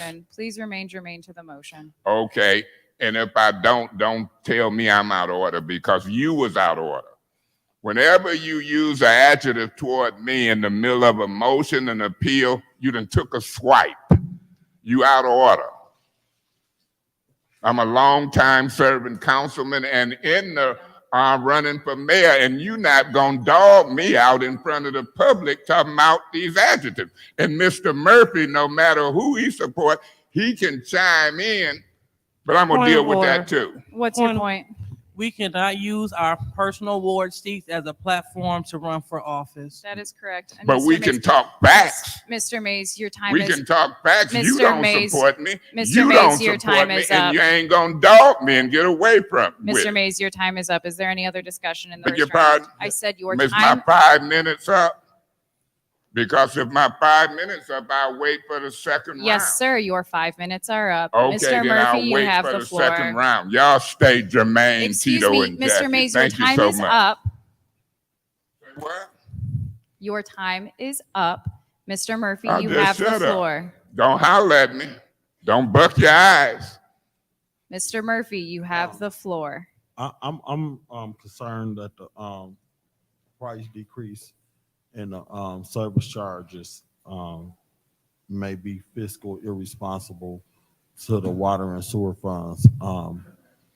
As you know, we got all of these outstanding costs, even with a problem with collection rates in the water and sewer department.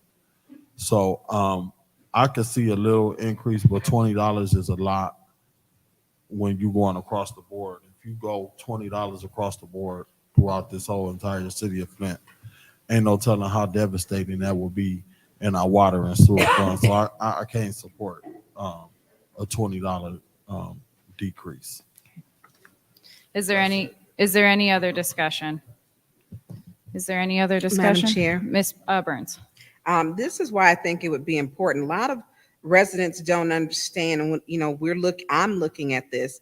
I mean, you have 1, 2, 3, 4, 5, 6, 7, 8, 9 different categories for a fee for water and 9 for sewer.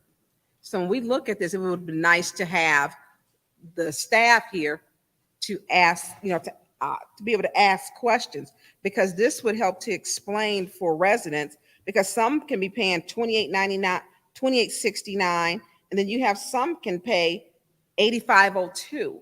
So, and I thought we were moving towards a more I want to say more like a flat rate, but it would have been nice to have the administration here or Amanda, because a lot of people, this would explain, and Councilman, through you, Madam Chair, Councilman Mays, he wants to cut 30, but are we taking 15 from the water, 15 from the sewer? How are we doing it? Because some of these, they vary in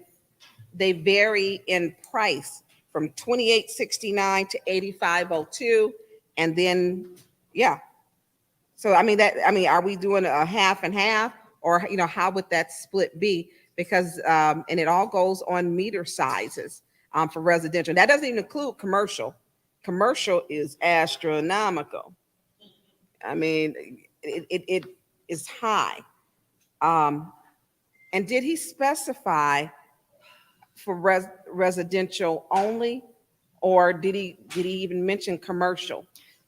The motion, and I can have Davina read this back to you just for cross-reference. The motion was to amend from $50-something to $30. Davina, did you have something different? So that's okay. So and I'm looking at that. So he said, but we still have, because your water bill is sewer and water. So I don't know how he would do that.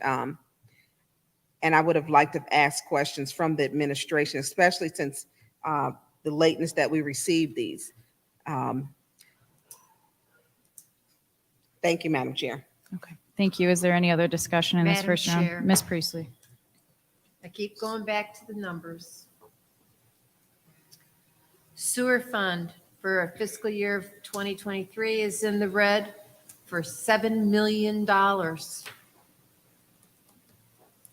The water fund in the red for $8.9 million. That's all I have to say.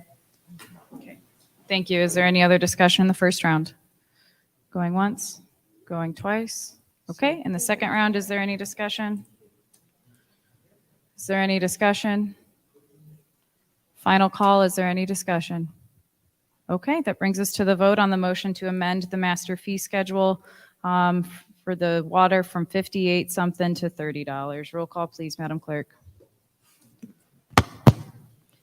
Ms. Lewis, No.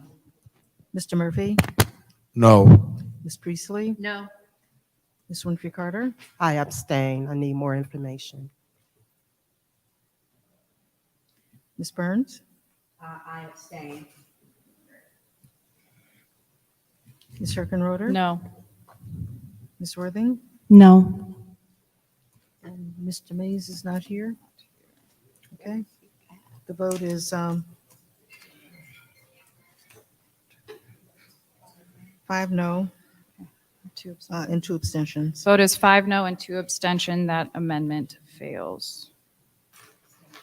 Okay, is there any other discussion on the motion to approve the master fee schedule? Is there any other discussion? Is there any other discussion? Okay, hearing none, that brings us on the vote to approve Resolution 220205. Roll call, please, Madam Clerk. Yes, I've got it. Mr. Murphy, Yes. Ms. Priestley, Yes. Ms. Winfrey Carter, No. Ms. Burns, No. Ms. Herkenroder, Yes. Ms. Worthing, Yes. Mr. Mays is absent. Ms. Lewis, Yes. the vote is 5 yes, 2 no on 220205. The vote is 5 yes, 2 no on 220205.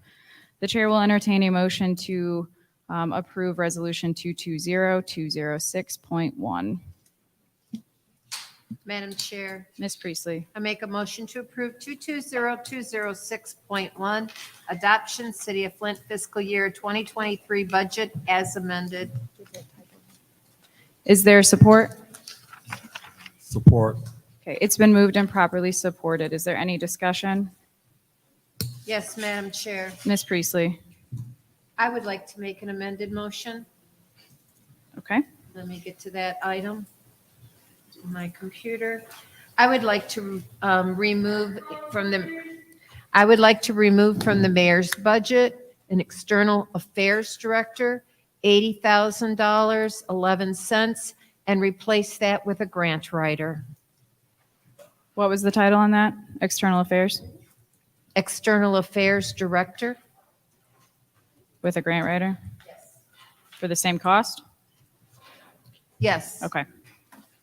So the motion on the floor is to amend the budget to remove an $80,011 external affairs director and replace that with a grant writer. Is there support? Support. It's been moved and properly supported. Is there any discussion? Yeah, Madam Chair. Yes, Mr. Mays.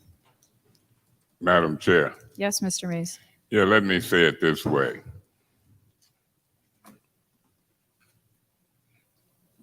If I was going to remove something from the budget, I would just remove that amount of money in that position. But that motion has nothing to do with the money. That has to do with changing a position, more governmental operations. For example, if I wanted to change the fire chief and the police chief to a super chief, this wouldn't be the way to do it. In my opinion, and I might be wrong, but this motion is to change one title to another title. I just don't see that in this budget amendment process. That would be like saying change the title of something versus the money amounts. If you want to wipe it out, the motion seemed like to just be to wipe it out. So I don't agree with that motion, even though it was made and properly seconded. I'm in discussion, and then I have to make a decision on how I vote. Now, we on 220206.1, correct? Yes. And from the looks of it, that resolution that I got before me through you to Davina, what is the changes from the meeting that people didn't show up to Friday to the .1 that we have before us today? Can somebody enlighten me on what this amendment is? Because I must still be holding the without the .1.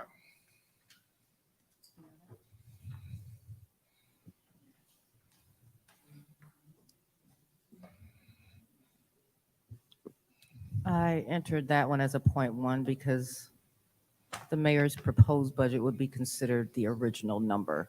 So because council has already, made amendments and approved amendments, they're enumerated there. That is a .1. So that's the .1. So the .1 really is all of those amendments, amendment 1, 2, 3, 4, 5, 6, 7, 8, 9, and 10. That's correct? Yes. And so, Ms. Priestley, the motion you made,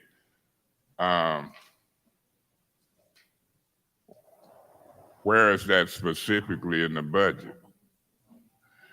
I don't know, and I can't tell. And the money amount staying the same, and you trying to change the title in the budget process, and I look at that more as governmental operations.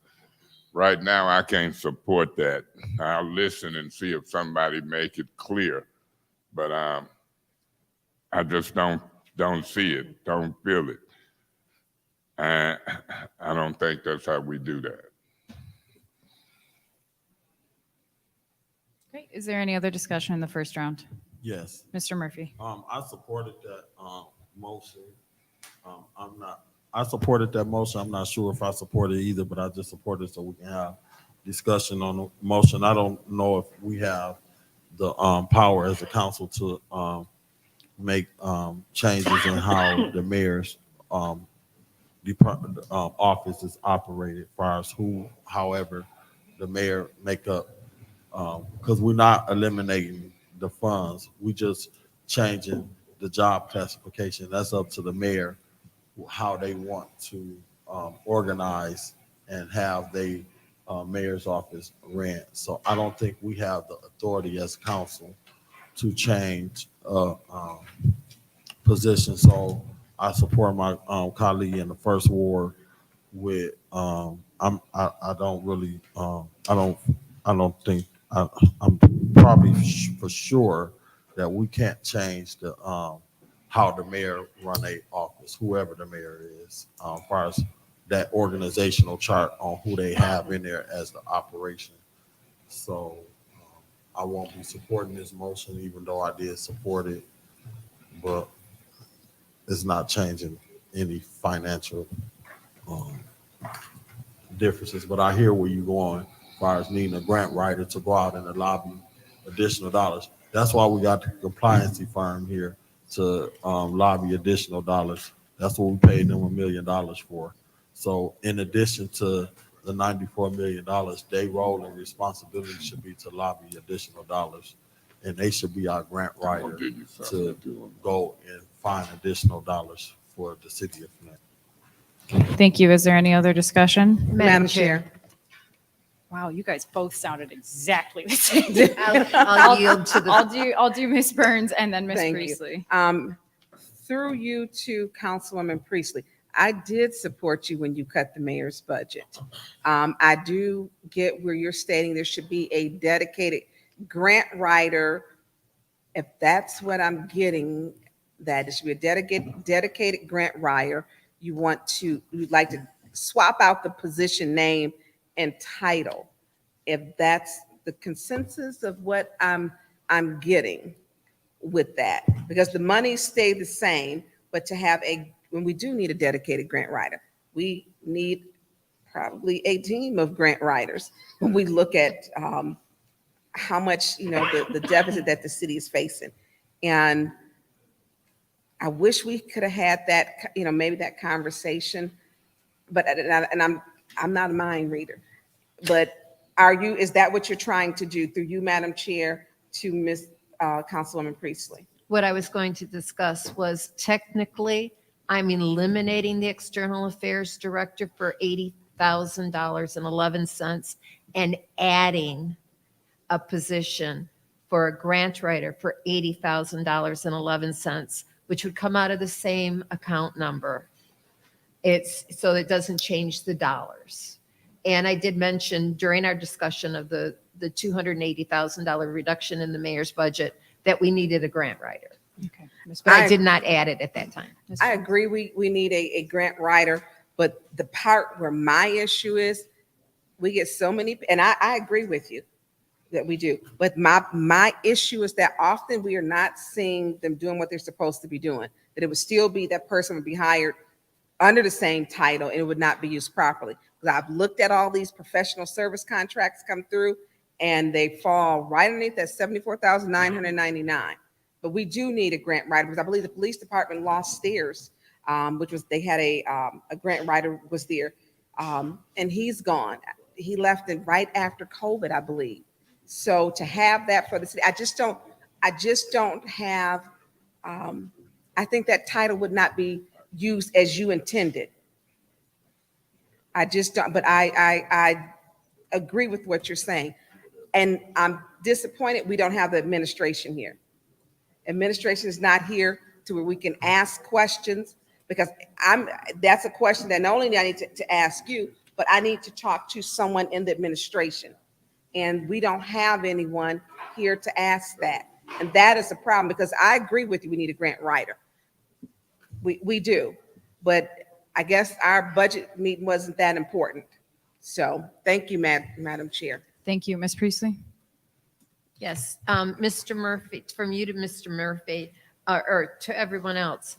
In the current budget, we have a communications director. We have a community relations specialist, which is 70% grant funded, where last year it was 100% grant funded. And then we have, not only that, but the dollars in the general fund remain the same, even though the community relations specialist is less funded by grants in 2023. And then we have an external affairs director. So we have a communications director, and a community relations specialist, and an external affairs director. The community relations center specialist is, and the communications director were in the 2022 budget, but this external affairs director, which to me appears to be the same as a community relations person or a communications director, is an additional person doing the same job. And that's why I made the motion. I have studied the mayor's budget for general fund. I have organized it. I do what I do. And that's why my position stands. I've spoken to Lottie about needing a grant writer. And I've also talked to Ernst & Young. Their responsibilities per our contract starts and ends with ARPA dollars and how we can get those ARPA dollars into more dollars. The grant writer wouldn't be dealing with things that would be covered under ARPA. It's outside of that. We have a grant that's ending this year for the public health navigators. They don't have a grant to replace it. We need someone to find those type of issues. And I don't see that being a priority based on the mayor's budget. So it's our job to set priority. And that's why I made the motion. Thank you. Madam Chair. Mr. Mays, you've already spoken in this first round of discussion. Is there any other discussion in the first round? In the first round?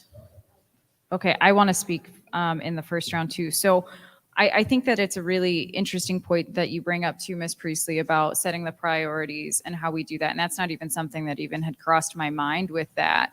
I think that it's wise to keep that level, at the same and not changing anything one way or the other, especially because, exactly what you said about how Ernst & Young starts and ends with ARPA. And I think it's really, really wise for us to invest in our community in this way because there are so many different grants out there. And to be quite frank, Ms. Ferguson does not have the time to research and manage and handle all of the different grants because some of the applications are so intensive. Point of information. What's your point? Did you know that we are hiring outside grant writers for some grants? I did not know that. So what I'm hearing you say is this is going to be a cost savings eventually, and it's going to assist with the legacy costs too. So I think this is a really, really good move for the city of Flint to be able to keep supporting the services that we have and be able to help bring more to the community. Is there any discussion in the second round? Mr. Mays. Yeah, Madam Chair. Listen to what I'm going to say to y'all. I'm holding up a memo from the legal department that we voted on to make public. And it was talking about amendments and what was necessary. Now, I didn't believe it then, and I don't believe it now. We've always made amendments on the floor. But this legal document is telling me and telling y'all through Attorney Kim what information and how it's to be done. Y'all believe that. I've heard council people brag. I rely on the legal. Now here you making an amendment without written paperwork. That's what's tripping me out. When it comes to Mays, the rules change. That's what the special meeting was for. Written amendments, not voting on words in air. Resolutions written. That's what y'all were told. Ms. Priestley, you're the vice chair of the Finance Committee. Tell me you didn't hear that. Tell me you didn't read this memo and legal document. I made it public in a meeting. I ain't buying it then and ain't buying it now. But that's what y'all were told. You must don't believe it because you making an amendment without prepared paperwork. Y'all keep believing what these folks telling y'all. They lead you astray. Keep throwing me out and want to sit in the big chair. I learned something over the years. This council got more power than y'all believe. But you keep listening to Whittigan, Attorney Kim, and others, you'll never make a move like this in the budget process because they didn't tell you you could. Now, through you, Madam Chair, to Attorney Kim, is her amendment proper? Attorney Kim.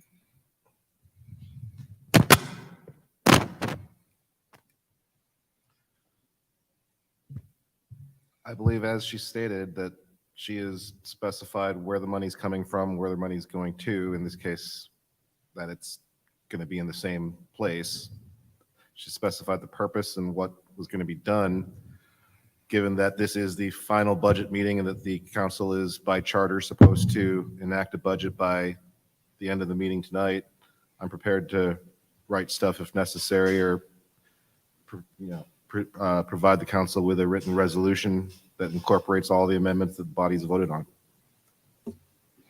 So you don't have to be in writing. Again, as I said, given that this is the final budget meeting and this is the date in which the charter requires that the council adopt a budget with or without amendments, I'm prepared to do what's writing is necessary here. Oh, okay. Okay, so I didn't have to do all that writing, get all that writing and jump through hoops and do all of that. Oh, the rules of the game has changed again. But guess what? They change in favor of somebody that ain't me. Very interesting. It used to be a show, come on, that guy, I think that was McHale's Navy or something. That guy said, very interesting, but not funny. That's some new knowledge that I'm hearing.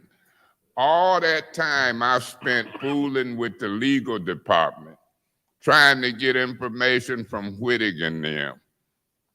And here you can do verbal amendments. I think I got a couple verbal amendments that I'm gonna make. Point of information, What's your point? hasn't the amendments to the master fee schedule been budget amendments?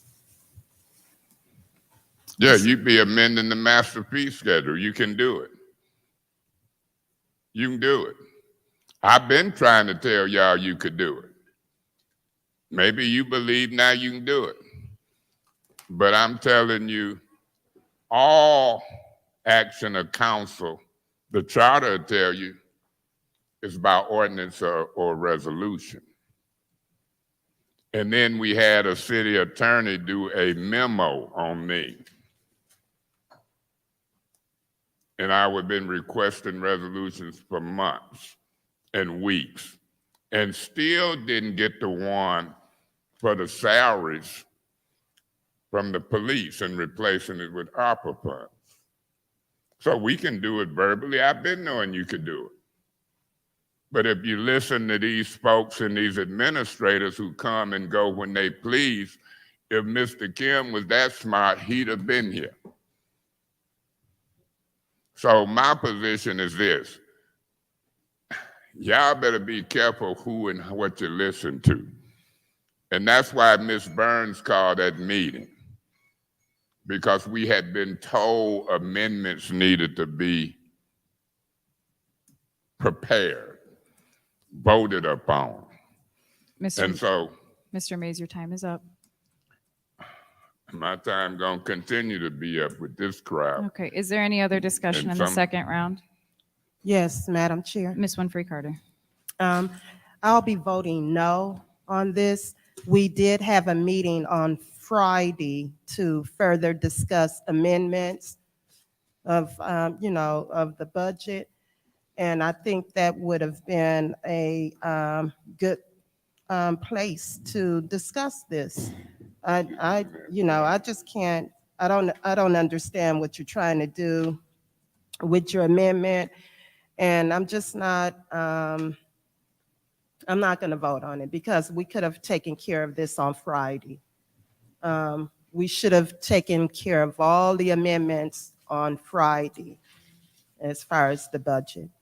Thank you. Thank you. Is there any other discussion in the second round? Madam Chair, Was that Ms. Worthing? I will support the amendment. I appreciate your careful studying of the budget. It's a simple amendment, and I agree with it. So I'll be voting yes. Thank you. Thank you. Is there any discussion in the second round? Is there any other discussion? Going once, going twice. Okay.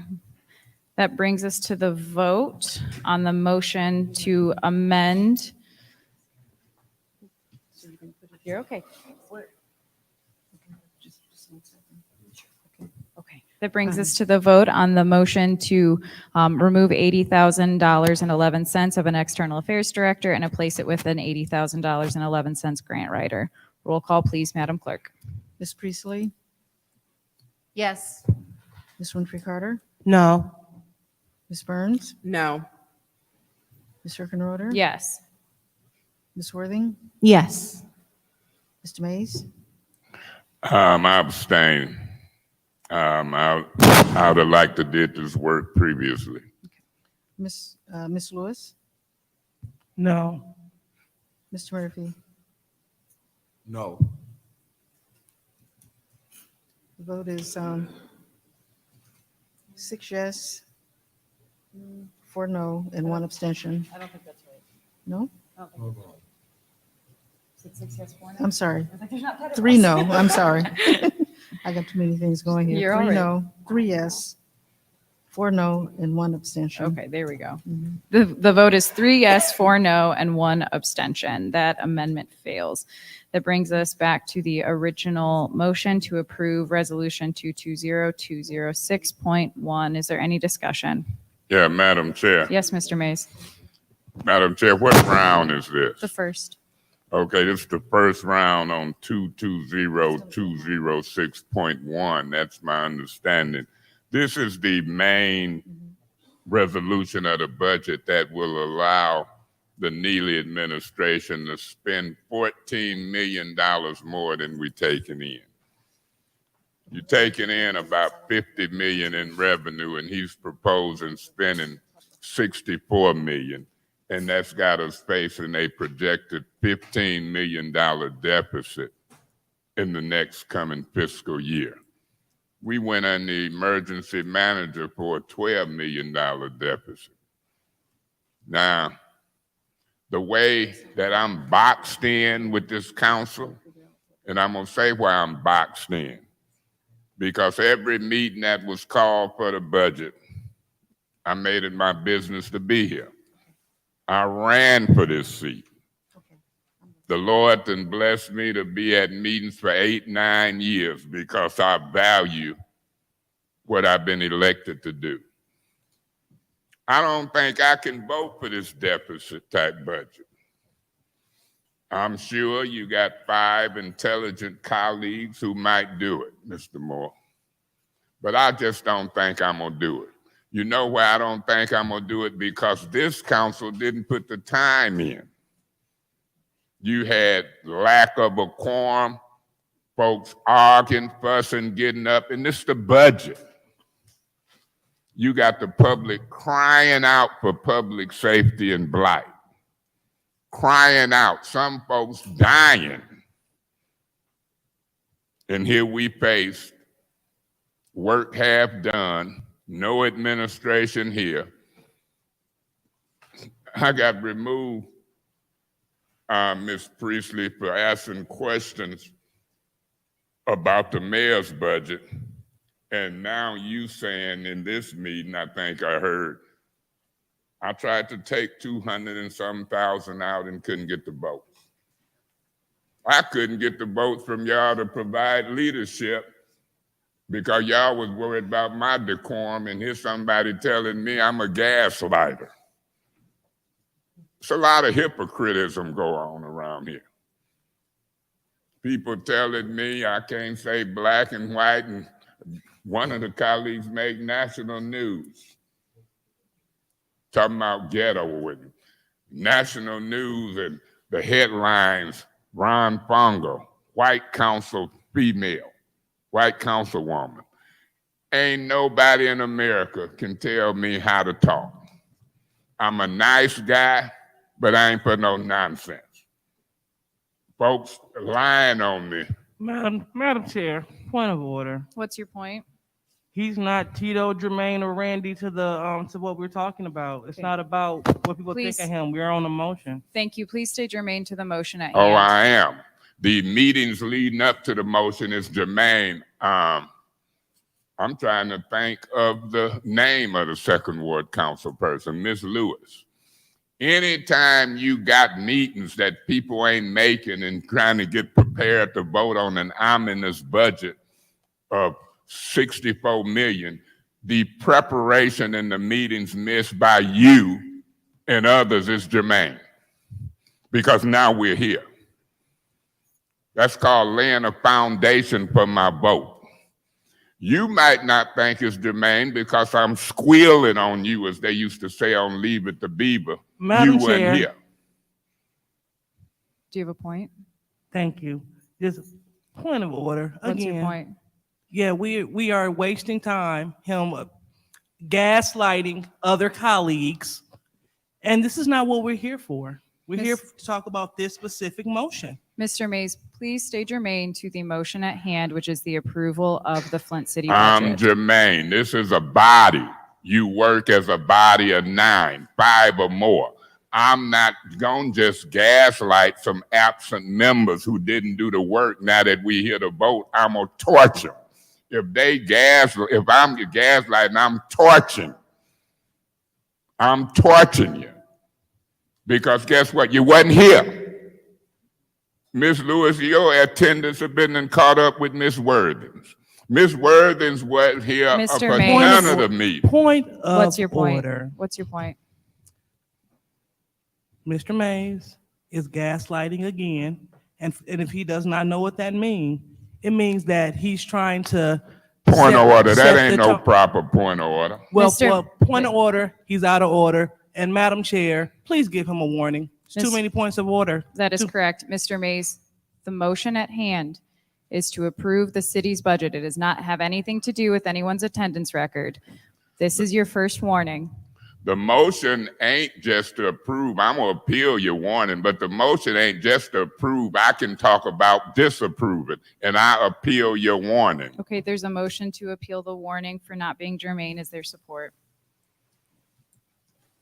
Going once, going twice. Madam Chair, Okay. I support that. Okay, it's been moved and appealed. Is there, or I guess, as a reminder, hang on, I want to make sure I have this. The appeal is for not being germane. That was appealed by you, Ms. Burns? Okay. Or seconded, I should say. 1, 6, 5, 6. Okay. As a reminder, during the appeal process, the chair speaks first and last. Each other member of council has one opportunity to speak. The reason why I ruled Mr. Mays out of order and gave him his first warning was because there were a number of points of order called on Mr. Mays for not being germane to the motion, be it as such, he was talking about other members' attendance records, which had nothing to do with the passing or dispassing or disapproval of the budget. Is there any other discussion in the appeal? Yeah, Madam Chair. Mr. Mays. You say this is a motion to approve. I can talk about why I vote yes and why I vote no. And I'm gonna vote no because y'all wasn't here to do the work. Now it's showtime. So I can talk about attendance. I can talk about the committee meetings lead up to it. They ain't germane to her because she wasn't here. She wasn't here. And because we work as a body and folks wasn't here to do the work, I don't have to vote for that. It is germane. And when I ask you to warn them, you don't. But when she asks you to get on my black butt, it's your first warning.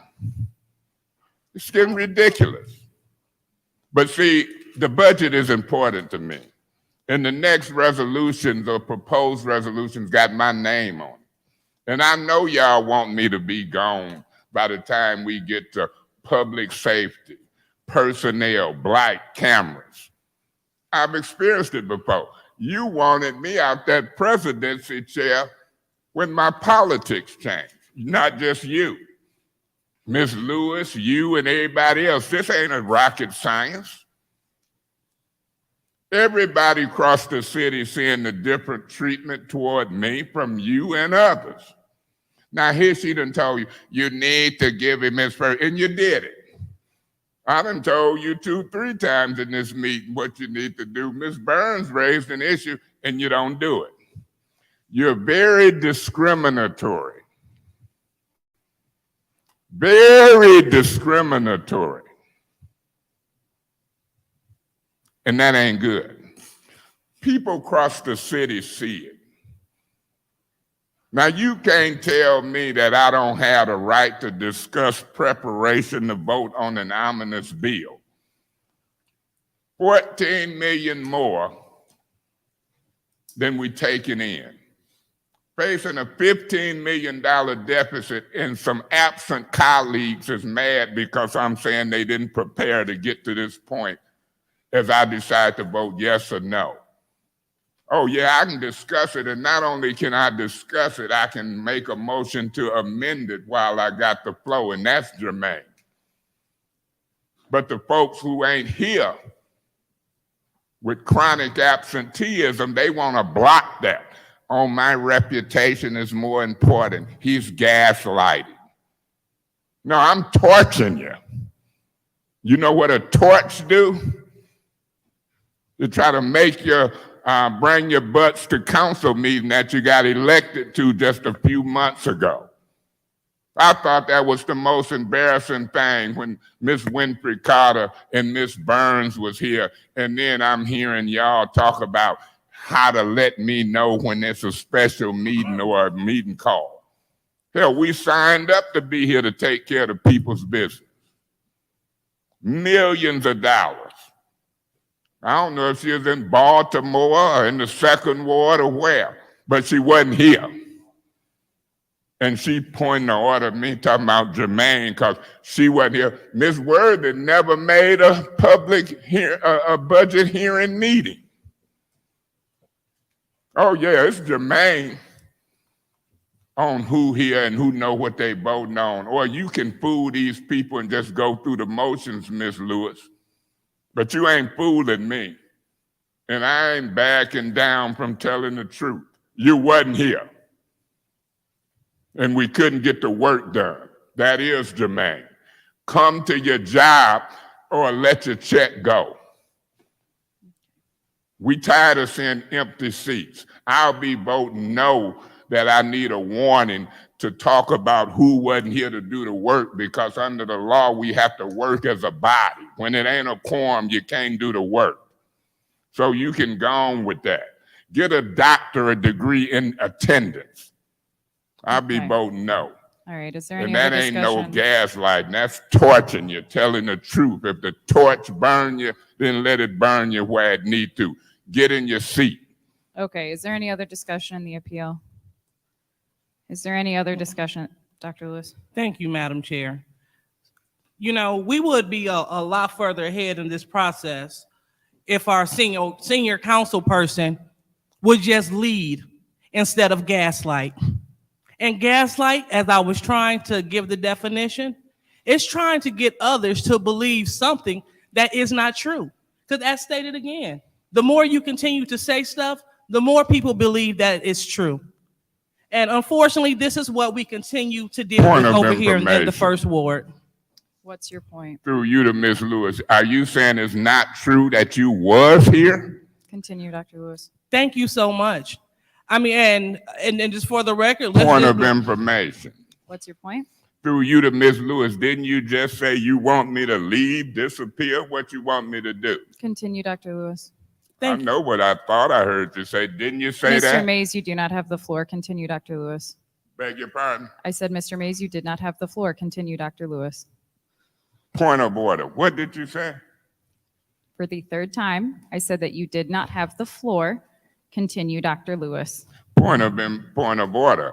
A privileged motion, a quick inquiry to clarify something in my mind is in order. That's a point of information. And a there are quick improper inquiry, uses. correct? There are improper uses Point of of points order. of order and points of information. Point of order. What is your point? A point of information is a quick inquiry, yes or no? And they can also be approved or denied by the chair. We go through this every meeting. Continue, Dr. Lewis.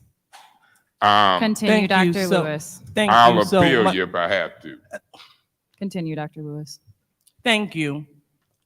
And so I was at enough meetings to see him get put out of several meetings.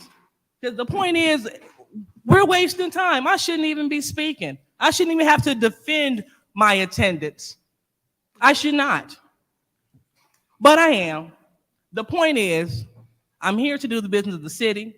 When I am able, don't have a conflicted meeting, and when I'm not ill, I definitely will be here to do the business of the city. But when I'm here in this seat, I'm here for the business. I don't need anyone to tell me or to gaslight the community to believe I don't know how I'm voting.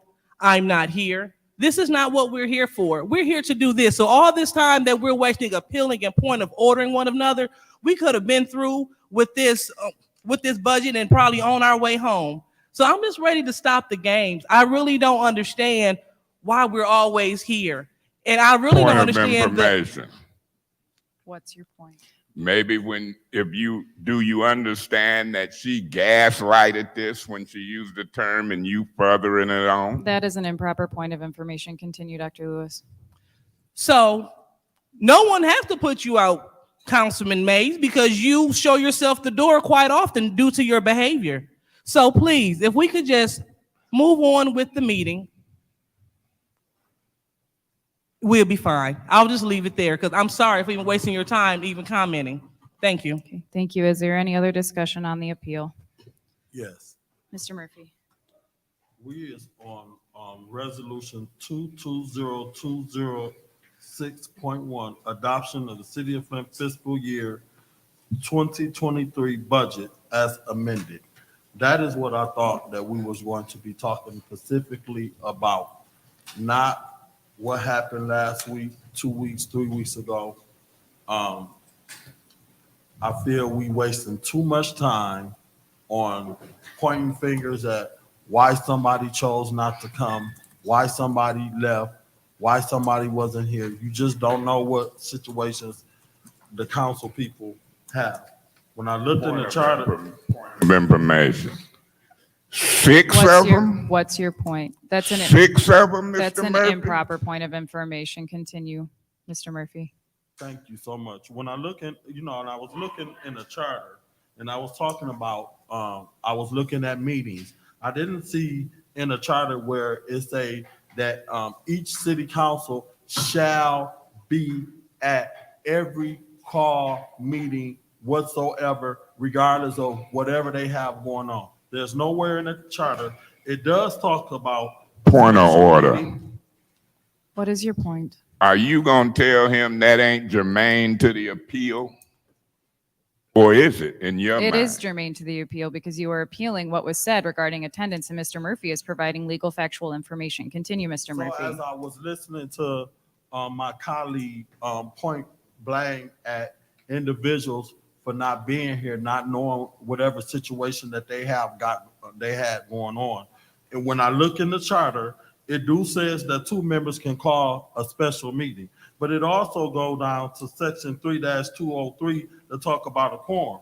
It said that you got to have a quorum. So if you call a special meeting and you don't have a quorum, you can't have a meeting because you don't have a quorum. So you could call a special meeting all you want to. It is in the charter that you could call a special meeting, but if you don't have a quorum, you can't conduct no business. So if you do not choose to reach out to your colleagues to see if they got the availability before you call a meeting to make sure you got 5 people here to create a quorum, and you call a special meeting, what you have Point of the right order. to do.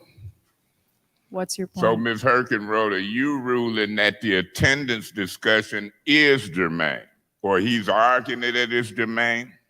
That's an improper point of order. And as a reminder, the appeal is on regards to your discussion of attendance during a completely separate motion. Mr. Murphy is in order. Continue, Mr. Murphy. Thank you. Point of order, Madam Okay. Chair. What's your point? The point is, you said this discussion was not germane. No, in Mr. in Mays. context that Mr. he's Mays. discussing it is No, the same Mr. vein I Mays. was. Mr. Mays. Now it's germane? Mr. Mays, you are interpreting that incorrectly. The appeal is on whether an attendance discussion is germane during a motion passing the budget. Discussing, Point of information. what's your point? Wouldn't you agree that he's making it germane? Because you allowing it. All right, is there any other discussion in the appeal? I'm through with this right here because I do want to move forward with the business of the city of Flint. We have this last agenda Likewise. item that we need to focus on. Thank you. Is there any other discussion in the appeal? Going once, going twice? Okay. This brings us to the vote on the appeal. As a reminder, a vote yes sustains the ruling of the chair. A no vote overturns it. Roll call, please, on the appeal, Madam Clerk. Ms. Winfrey Carter, No. Ms. Burns, No. Ms. Herkenroder, Yes. Ms. Worthing, Yes. Mr. Mays, No. Ms. Lewis, Yes. Mr. Murphy, Yes. Ms. Priestley. Yes. The vote is 5 yes, 3 no. Vote is 5 yes, 3 no. The ruling of the chair stands. Mr. Mays, you have been issued your first warning. That brings us back to the first round of discussion on the motion to approve Resolution 220206.1. Is there any other discussion in the first round? Mr. Murphy, I see you. Yes.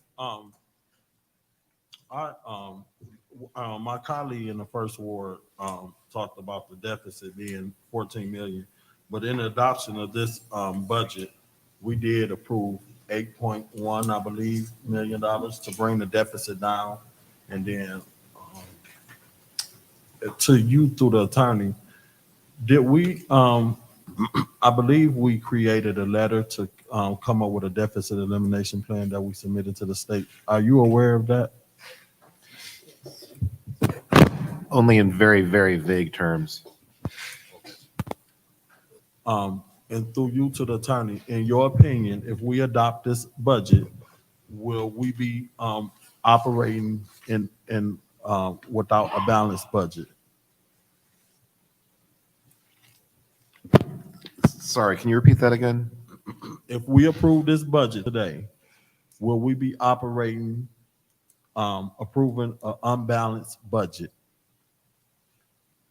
I think if you approve the resolution as it's drafted, it would still remain balanced, but the original budget from the mayor was balanced, and I believe it still remained balanced after the amendments that this body voted on last week. So I think it would still be balanced as far as that goes. Point of information. What's your point? The deficit reduction plan was not on the general fund. It was on one of the other sub-funds, which I can't think of right now. Well, we did. Point of order. What's Point of order. What's Did your you point? Are you know? gonna warn her that's not a proper you point of know? information? Ms. Liddell Lewis had you warn me. Will you warn her? That is an improper point of Did information. she get her Ms. first Worthing. warning? Continue, Mr. Murphy. No. Okay, I just want to make that clear. Point of information. What's your Through point? you to the speaker, Ms. Murphy, do you understand that I said the spending, the expenditures was more than the revenue? That's different from what you asked. Do you understand the difference? Continue, Mr. Murphy. Thank you. I'm done. I'm ready to move forward with the vote. Okay, is there any other discussion in the first round? Madam Chair, Ms. Worthing? I'd like to make a substitute motion that amendment number 1, $300,000 for the ombudsman is eliminated.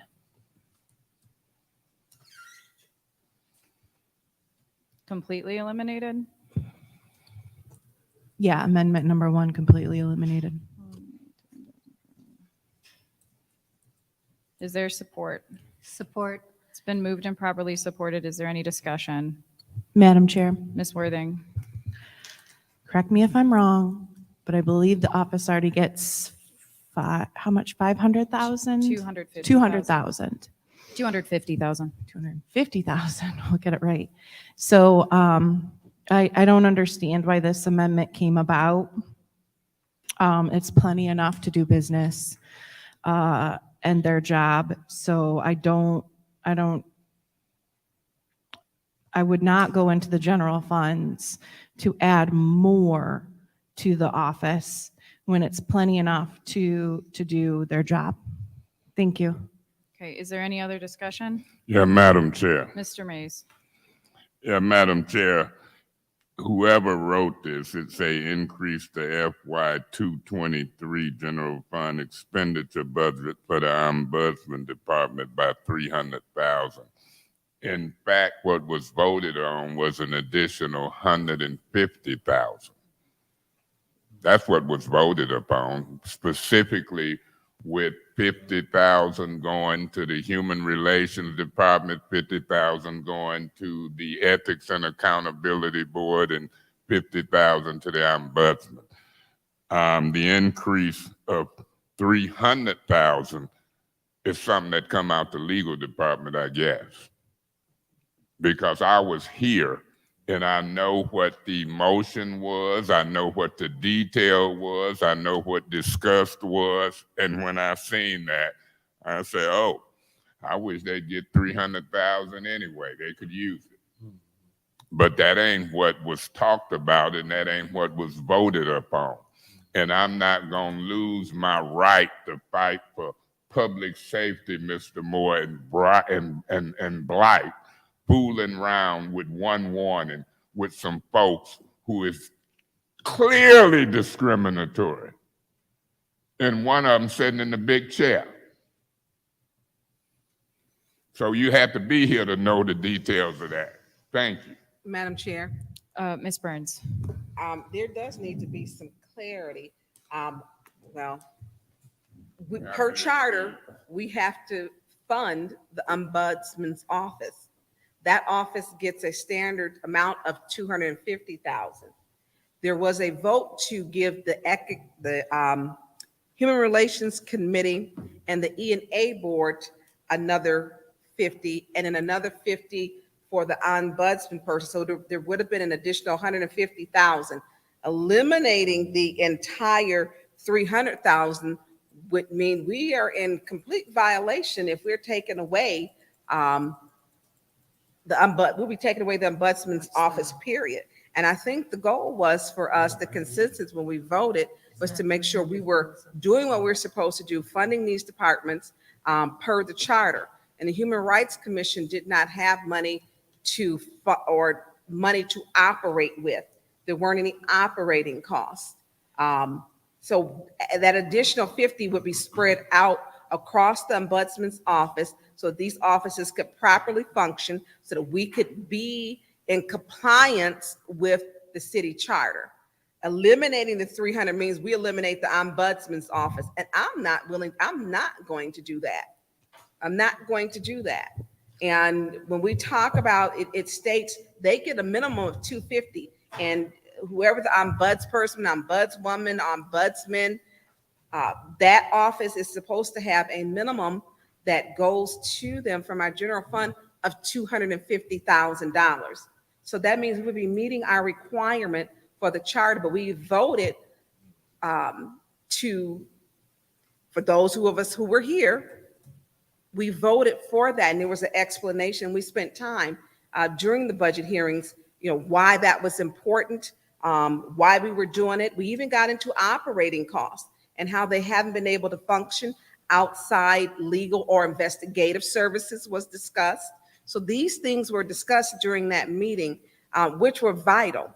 So I will not be supporting eliminating the ombudsman's office at all. It is essential. It is in the charter, and I am going to support it.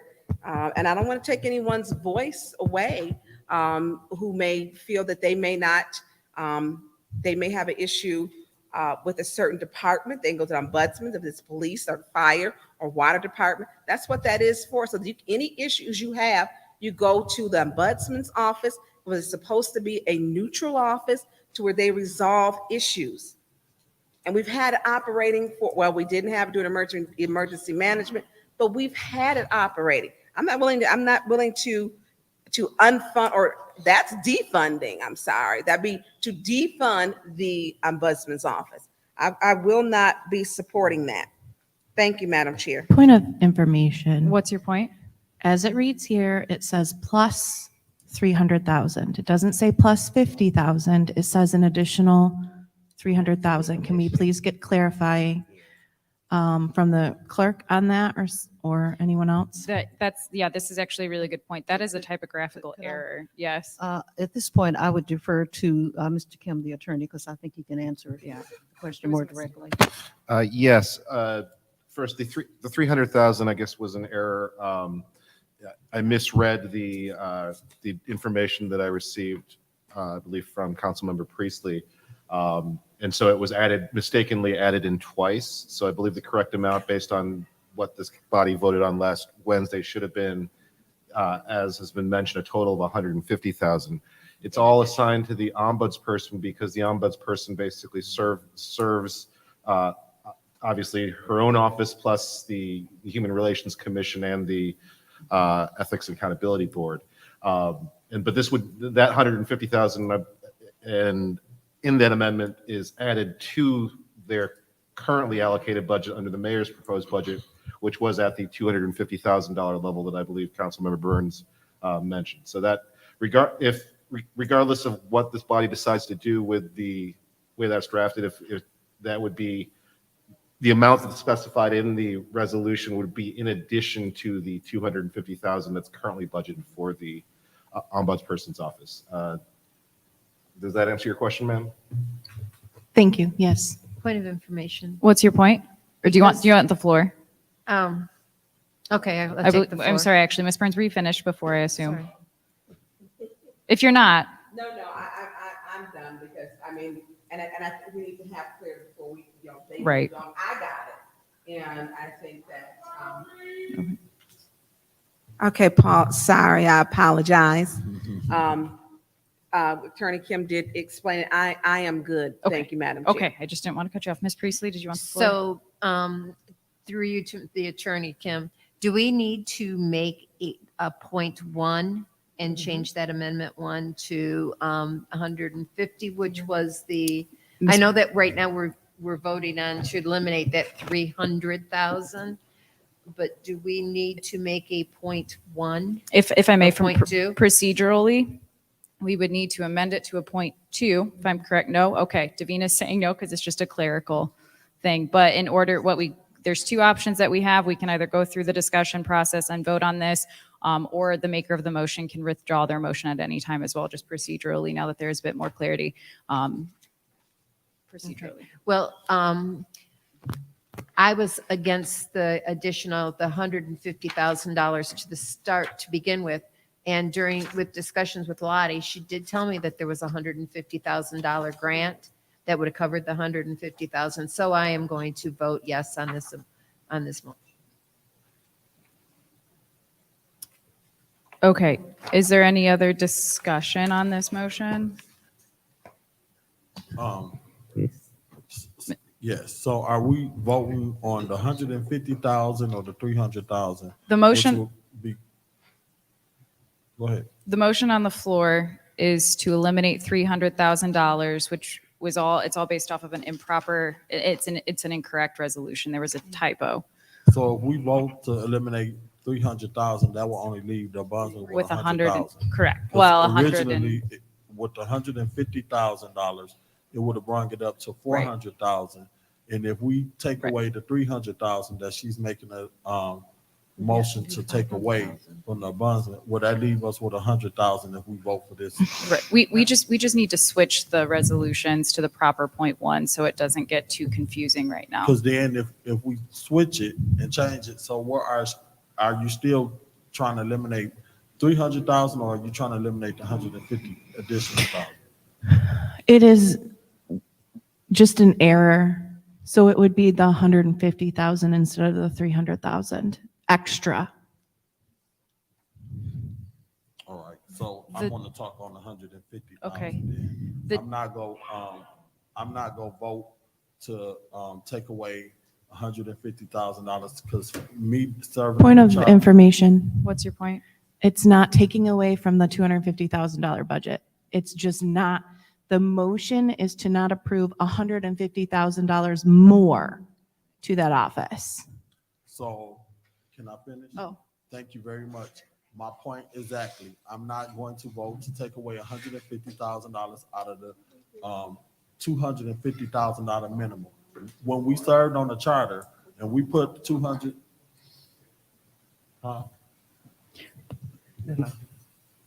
May I clarify? The motion that I believe Ms. Worthing made was that $300,000. right? That would be in addition to the 250. So what's that? What's it? 45? 250,000. No, plus the 3. Oh, 55,000? 5,500,000? it's current, yeah. I'm not the math person, Judy is. It would've- $550,000. It would have So brought it to 400,000 if we'd have added the 150,000 along There- with the 250,000. correct. There's just a typo on the resolution that's that we what I have. know. Yeah. So So that's what I she was just just- wanted to take that 300,000 out. That's So why that's I was right. explaining. So I know where my head is at if y'all let me finish. Madam Thank Chair. Just a moment. I think I know what you're doing, but Mr. Murphy still has the floor. So when we started the charter, the minimum we wanted to put was Right. $250,000 because we didn't want the emergency manager or anybody else in here to come and strip the human relations department and the ombudsman department that we thought was vital to this community to make sure we had someone investigating wrongdoing in the city hall and someone that was handling complaints dealing with especially this water crisis or landlord tenant issues. So we said on the bare minimum, if they don't give nothing, we want to at least keep it at $250,000. And we had to put that in the charter so that we wouldn't have this Right. debate to rather people taking money. So when we got the department up and running, the 250,000 was just a bare minimum, not to say that they didn't need additional dollars to get that office up and running. Since I've been following the new charter, the ombudsman's office has always just been awarded the bare minimum of the $250,000. Here you got the human relations department that's in there. We incorporated all of it together so that you wouldn't be able to take one from the other. That's why you see the combination of the Human Relations Department and the Ombudsman's Department in place. They may need a clerk or investigator to investigate some of these complaints because the Ombudsman's office can't do it by themselves. The Human Relations Department can't do it by themselves. They may need to hire some staff. So you add the $150,000 on there to help them build the capacity in their office to deal with us and the rest of the stuff that's out here being disrespectful and rude in the city that need to be investigated. So I am not voting against the $150,000. And if they got a grant, that's a bonus. And they ain't getting nothing no other department ain't never got. You give them the $150,000, well, maybe they can go and hire some additional investigators with the $150,000 grant until it's gone. I'm not voting against it. Okay. Is there any other discussion in the first round on the Madam Chair. $300,000? Okay. In the second round, Ms. Worthing? I'd like to amend that motion to state the correct amount of an additional $150,000 to the ombudsman. So the amended motion is to eliminate the corrected amount of the additional $150,000 of the ombudsman's office. Correct. Is there support? Support. It's been moved and properly supported. Is there any discussion? Madam Chair, Dr. Lewis? so I do remember when the ombudsman came before us at the budget hearing, we didn't get a chance to really say or do much because we were in the midst of a lot of disorderly conduct. So, but what I did not hear, and please feel free to correct me, colleagues, I don't remember her saying that that she needed extra money, but I did hear her say that she cannot be cut at all. So I guess I'm looking from the point of view of we're trying to give her an additional $150,000, and we just received word through Councilwoman Priestley, who is the assistant finance chair and also on the ARPA committee, that they already have the $150,000 that they're seeking. So it kind of behooves me to see why we would give them an additional $150,000 when they're already getting the $150,000. And on top of the fact that I don't recall her saying that they needed an additional $150,000 to function. I would have thought that she would have made her request blatantly clear when she was here, unless I missed it. I don't catch everything. So thank you so much, Madam Chair. Thank you. Is there any other discussion on the amended motion? Ms. Winfrey Carter? Yes, Madam Chair. Quick inquiry to Councilwoman Priestley. Councilwoman, you said that they did get a grant for $150,000? During our, through you, during our discussion, we met, the ARPA committee met on Thursday, or was it Thursday? Yeah, Wednesday, excuse me. Lottie did say that having that extra $150,000 was not needed because they had the $150,000 grant that is not included in the general fund. So that is what she told us. Were you? I'm not clear. What does Ms. Ferguson have to do with the ombudsman's office? She was speaking in regards to the $150,000 grant that they had that $150,000 that was added to the budget. Okay. From a And so different where funding did they source. get the grant from? She did not answer that So question. I did not ask until that I question. see it, it's not, I mean, it's not valid. I'll be supporting the ombudsman office. They need that $150,000. I mean, they're really underfunded. So we really need to, give them what they need. Thank you. Thank you. Is there any other discussion in the first round? Going once? Going twice? In the second round, is there any discussion? Going once? Going twice? Okay, that brings us to the motion. Okay, so that brings us to the motion, to the vote on the amended motion to eliminate the additional $150,000 out of the ombudsman's office. Roll call, please, Madam Clerk.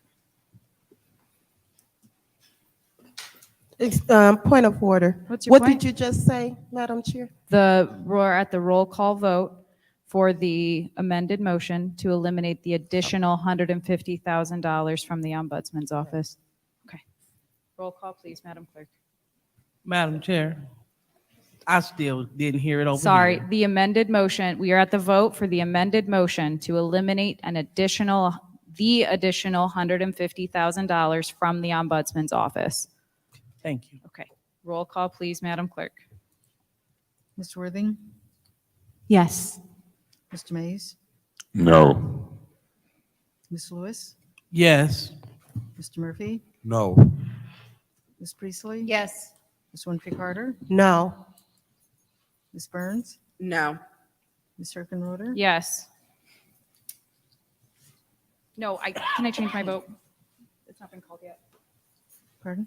I want to change my vote. It's not been called yet. That's Okay. within order. My vote is no. Okay. The vote is 3 yes, 5 no. The vote is 3 yes, 5 no. That motion fails. That brings us back to our original motion to approve Resolution 220206.1. We are in the first round of discussion. As a reminder, councilmen from the 1st Ward, 3rd Wards, and 9th Wards have spoken. Is there any other discussion in the first round of discussion?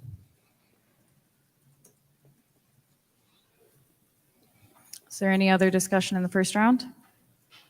Okay, in the second round, is there any discussion? Yeah, Madam Chair. Mr. Mays. Yeah, Madam Chair. Whoever wrote this amendment number 1 increased the FY 2023 general fund expenditure budget for Ombudsman Department by $300,000. Yes, Mr. Mays, we've gone through the clarity on that. I believe you were outside of the room. Madam Chair, why are you interrupting me and I got the floor? You can read my mind. It's to clarify. Tell me what I was going to say next. As a clarity, we've already discussed that. Beg your pardon? For clarity, we've already discussed the typographical error which Madam you are Chair, bringing you up. think I don't know that? With all due respect, Mr. Mays, I did not know that because you were not in the room. Beg your pardon? With all due respect, Mr. Mays, I did not know that because you were not in the room. Oh, you must think I'm a dummy. Mr. I Mays, was that in is the not room. what was said. Miss Perkins wrote it, the problems start when you interrupt me. You gave me the floor.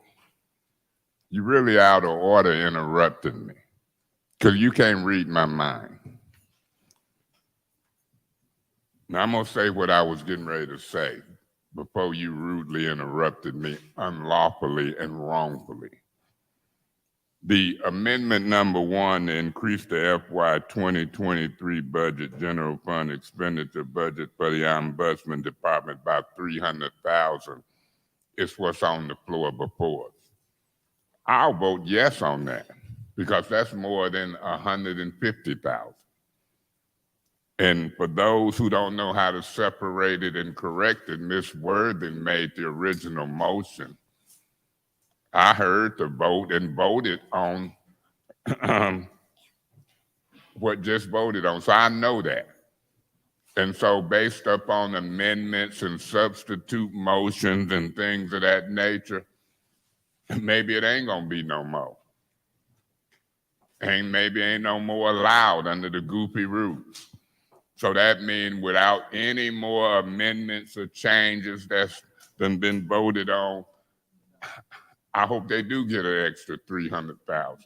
250 plus 300,000 would be a total of 550,000 versus the 400,000. So I have the right to say that. And when I discuss this motion, because that's what's on the floor before me. You don't have the right to interrupt me like I'm a dummy and think you can read my mind, because you can't. And it is germane to be glad that the ombudsman and that office and human relations that deal with race discriminations and ethics and accountability board will increase 2 times more than what I thought we voted on, because somebody might have did a typo. It ain't no way around it. So I'll be voting on this if I choose to vote yes. I won't try to get throughout making no amendments to this budget that I see 5 people who might not even been here to do the work keep voting in groups. Now that's relevant. I knew exactly what was going on when I read the 300,000 the other day, because I was here. And so you could save a lot of time by not trying to read my mind. You could save a lot of time not trying to prove to the public I'm stupid and you smart. I know exactly what I'm talking about. 300,000, an increase of 300,000 versus 150.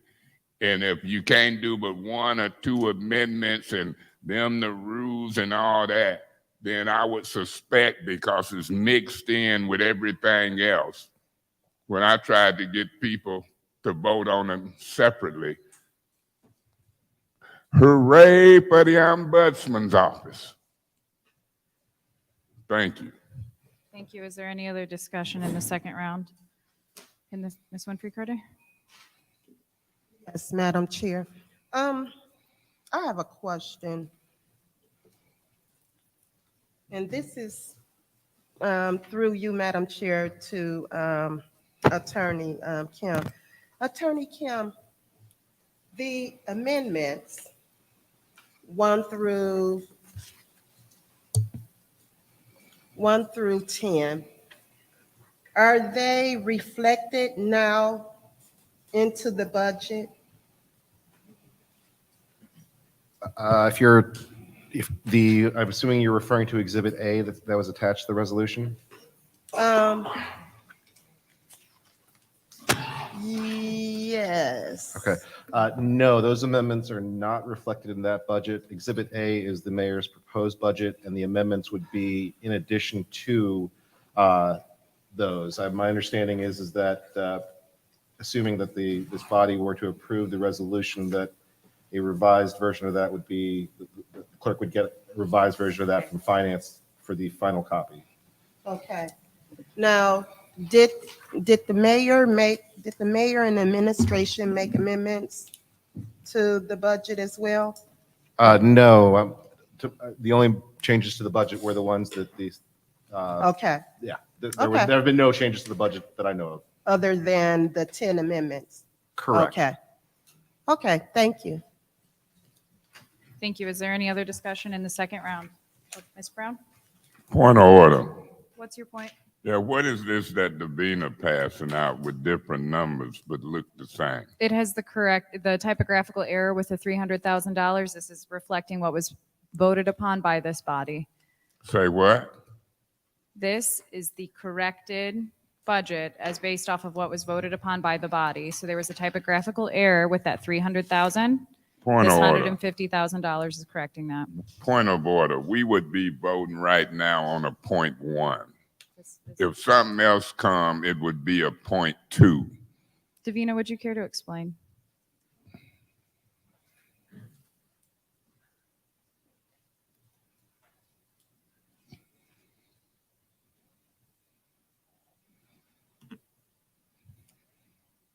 The 10 amendments that are noted are based on what council voted on in those special finance committee meetings. Council voted and approved an amendment to the ombudsman department in $150,000. They did not approve $300,000, so it's really not before you. The $150,000 is what council approved. Normally, when there's a typographical error, we just switch it out. This was an oversight. We would normally just switch it out. If you've already voted on that $150,000. If you vote again, you've already voted to approve that. So .2 in my mind comes after all the amendments are done and voted on. We'll have 1.2. If there are any other amendments other than what you've already voted on here. So you would vote on each one, and then you would vote on all of those amendments as one number, or 0.2. It wouldn't be 0.3, 0.4, 0.5.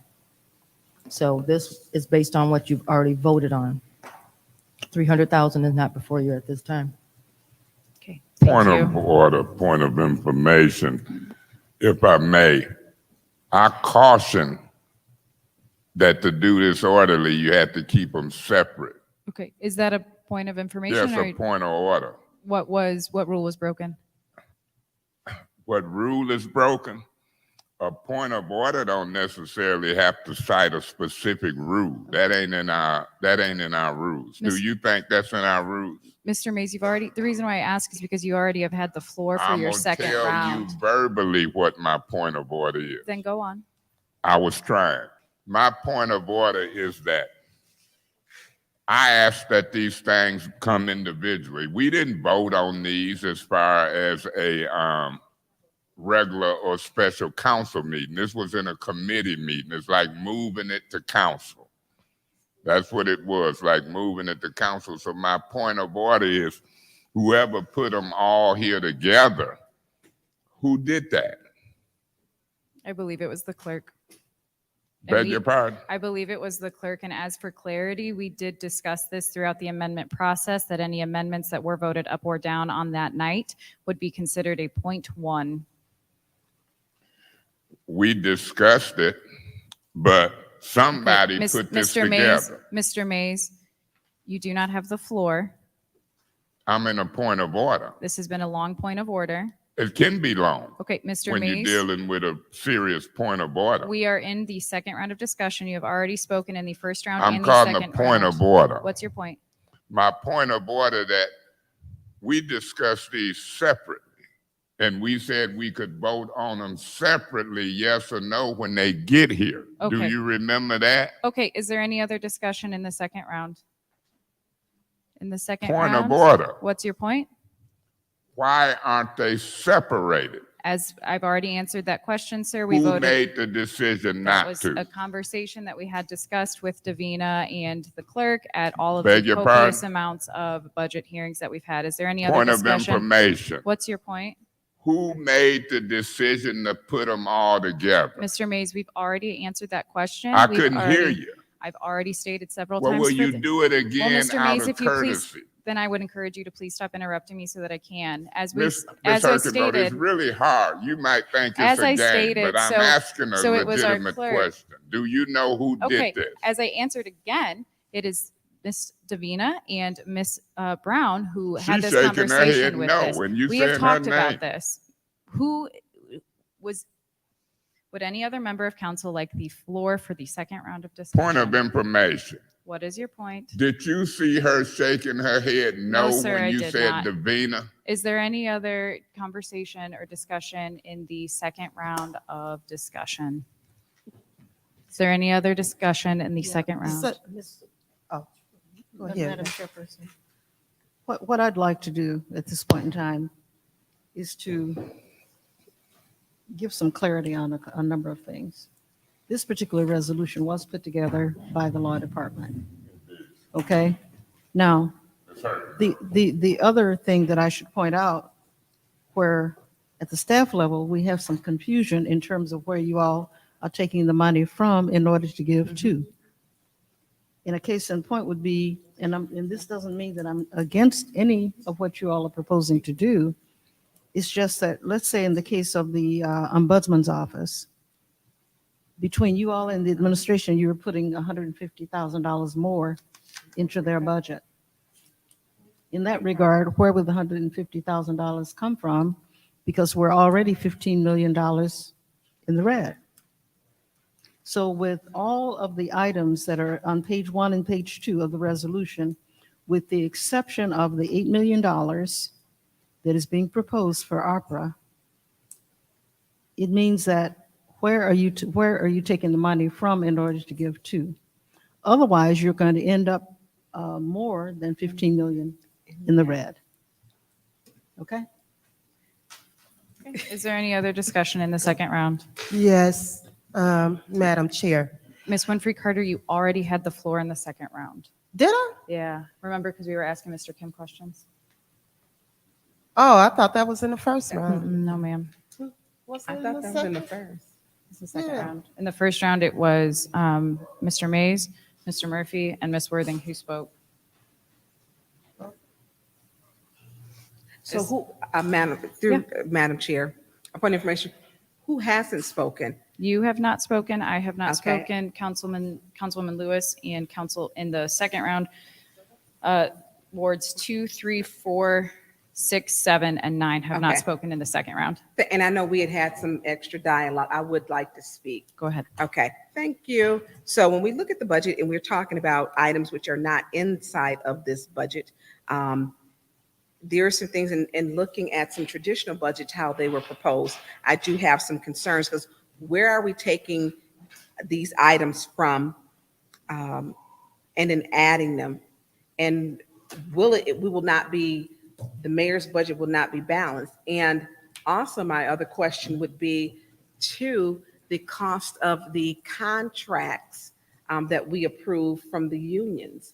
I mean, so I've got several questions, but I just, was elected by my office. I don't get responses from our CFO. So I'm looking at, I mean, and I agree with moving, we talked about giving the ombudsman, but where are we taking it from?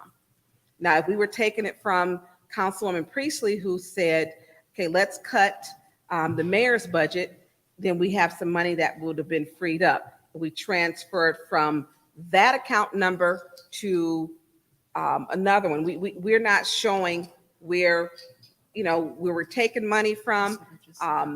We're not balancing it, and it's just not making sense. And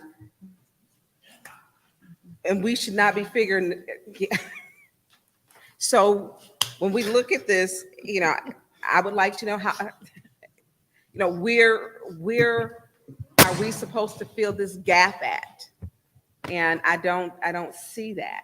And looking how they were proposed, and I looked at, several of them prior, and it was self-explanatory. This is very complex. I don't see, where do we, we voted on these things, but we didn't cut any place to where we could actually add these items. So I don't see where we can really add them, although we need them, and we voted on them. Where are we cutting from? Because we didn't cut. We voted to, I believe, Attorney Kim, your office has an increase through you, Madam Chair, through Attorney Kim. You have an increase in your office, is that correct? Yes, there are increases and cuts in the law department budget as proposed. Okay, but how much are we increasing your budget to? I don't know that number off the top of my head. Again, and I don't have it right here. So when we look at, and even in the mayor's budget, so we would have, this is not the way I've seen the other budgets presented before. I have not. And then for that, I do have some reservations. Thank you, Madam Chair. Thank you. Is there any other discussion in the second round? Madam Chair. Ms. Worthing? I do believe a lot of the amendments will be used with ARPA funds. And for some of these, it's general fund. And because of that, I am going to vote no on this budget with amendments. I cannot vote for a budget that's not balanced, where we are increasing services and funds without taking away or replacing it. I do think that Hasselbring, Brennan Center, Haskell Community Center, all of those will be funded through ARPA funds. But it's too much to confuse general fund and ARPA funds within this budget. ARPA isn't really a part of the budget. It wasn't accepted into it. It's a separate account. So I'm going to vote no for this with amendments. If it was without the amendments, I would vote yes, because it needs to be passed. But this council's, they seem to have wanted to do this, and so if it passes, great. I'm hoping the mayor will, line veto some of the stuff just for the sake of us not being even further in the hole. Thank you. Thank you. Is there any other discussion in the second round? Going once, going twice? All right, that brings us to the vote on the motion to approve Resolution 220206.1. Roll call, please, Madam Clerk. Ms. Burns, No. Ms. Herkenroder, Yes. Ms. Worthing, No. Mr. Mays is not here. Okay. Ms. Lewis, No. Mr. Murphy, No. Ms. Priestley, No. Ms. Winfrey Carter, I abstain.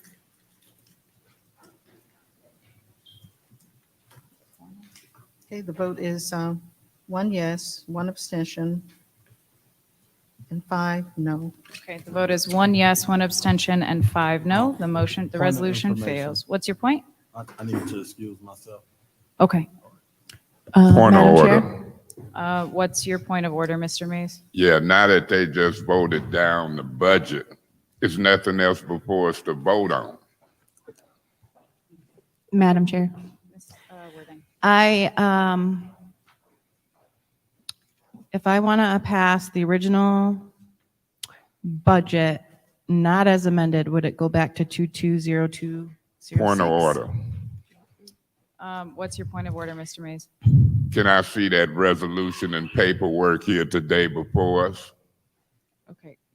Ms. Worthing, the question that I believe I heard you say was, because that did not pass, does it revert to the original without any points? Without the point one, Without the yes. point one. I'm going to defer that to the clerk. I'm sorry. Because we did not pass the point one, does that revert it back to 220206? Point of Without order. any information or without any amendments? What's your point? What's your point?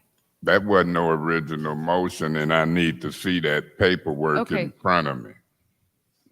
Madam Brown? Okay. I'm a little confused as to what Mr. Mays is looking for. That we have here. I believe the question on the floor was in regards to, given that the amendments for the budget all failed within this resolution, does that imply that it drops the point one? And so it would just be resolution 220206, which would be the budget, which is how it was presented to us by the mayor's office, just for clarity, please. Well, I think it could be, but I think with what was presented by the mayor's office did not include the millages and so forth. So Davina, does that include the point? It would be a point one, or so would we make it a point two? We'd probably make it a point two at this point. Because we had to adopt all of the millages and so forth. Yeah. Point of order, Madam Chair. Okay, what's your point? We voted on an agenda to follow the agenda. And it's a next agenda item. And at the end, I said we could come back and deal with resolutions and fix stuff, and y'all didn't want to do that. We voted to follow an agenda. Thank you, Mr. Mays. We are clarifying for a colleague who asked a question. Thank you. We started out with a point one, which changed. I think it would have to be a point two. Because even with the point two, some things changed under the amendment regarding the ombudsman. This part here. So without the amendments, it would now be, just for clarity, what I'm hearing you say is without the amendments, it would then be a new resolution called 220206.2. Or it could be a new resolution altogether. New Point resolution. of order, Madam Chair. What's your point? We passed that agenda item. The Again. motion failed. Again, We Mr. Mays, we are now getting follow clarity. the agenda. We are again getting. You ruling on that point of order? We are getting clarity for a colleague, given that this is a charter mandate for the We city. do to that at pass the end, budget. remember? We got council discussion. We following an agenda. That's my point. It's been voted upon. It would take a motion of 6 to reconsider changing the agenda. That resolution been disposed of. Thank you, Mr. Mays. Okay, so It's ridiculous. this is the one you did here. Okay, okay. So we go back to the 206. This is common sense. We following an agenda. It's been disposed of. Not a point one. Do we have that in paper? Pardon? Do we have that in paper for all of our colleagues? I don't feel comfortable voting on it. if we don't have paper. She'll carry it, yeah. Okay. Can you say that? Yeah, I believe after consulting with the clerk and her staff, I believe that the original resolution then, which was as submitted by the administration to the clerk, would then roll back to that, given that the amended version was. Point of order. defeated. What's your point? That's not true. We voted to follow an agenda. It would take a motion for reconsideration. What was on the agenda failed. We now move to the next agenda item. That's my point of order. Thank you. In Madam order Chair? to change that, we must have a motion for reconsideration on Thank you, Mr. adopting Mays. this and following this agenda. Thank you, Mr. Mays. Ms. Worthing, I make a motion to. Point of order. what's your point?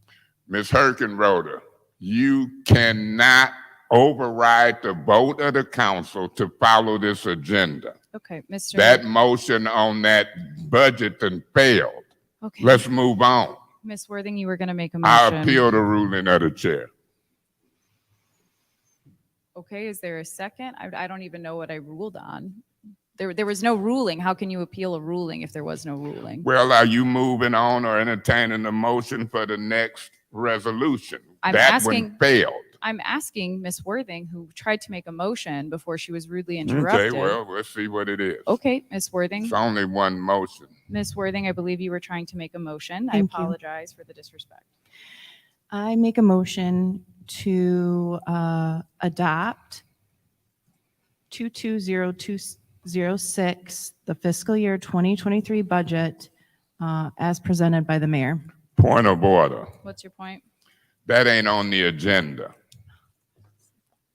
220206.1 was on the agenda. It failed.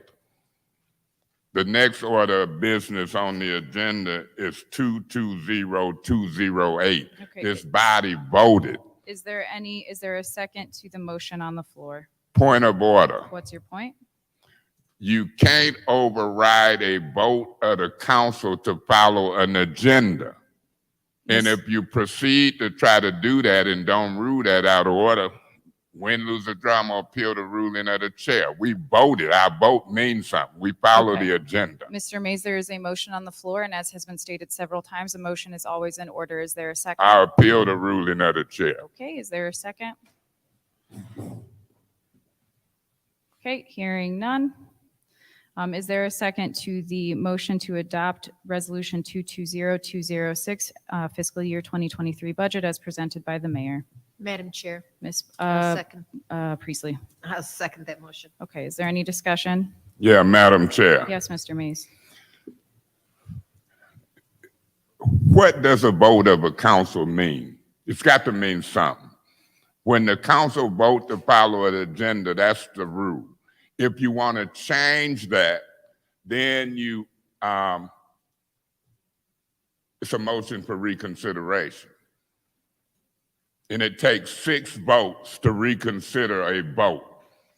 Now, if you don't respect our vote in that chair, nobody in this city should. We voted to follow the agenda. And it ain't no 220206 on this agenda. It was a 220206.1. It failed. I talked about add-ons and bringing other resolutions when I tried to do agenda changes at the beginning of this meeting, and the majority voted it down. Voted it down. Now here we are doing what I knew it's necessary. And the rules is changing. Dead wrong. It's embarrassing. For 2-3 weeks, I've been telling folks to split them amendments up. You gonna say Davina, and she's shaking her head no. Ms. Worthen ain't been to a budget hearing. This is ridiculous. This is the worst council so far that I done worked under in the infant stages or tried to work with. Just a bunch of chaos. Don't respect his own votes to follow the agenda. Don't listen when you try to tell them 2-3 weeks out that budget amendments should stay separate. You don't approve amendments in a committee meeting. And folks ain't listening. Here it is, 25 minutes to 11. And here we are. And y'all still trying to do it wrong. Just crazy. You vote to follow agenda. Now here you is with a different thing. You could have started out with 220-206 and then voted to make it a .1. We ain't voted to make nothing no .1 with no amendments. And that's what should have been on the agenda. I mean, just making up stuff as we go. I'm embarrassed. I'm embarrassed. And then don't want to respect intelligence and sense, and then don't want to come and do it in order of the agenda if you're going to even try to do it. When that was discussed on agenda changes, and folks voted no, no, no, and was proud. And was proud about it. Now here, our vote don't even mean nothing to us. Don't mean nothing to us. This council, the majority, should be embarrassed.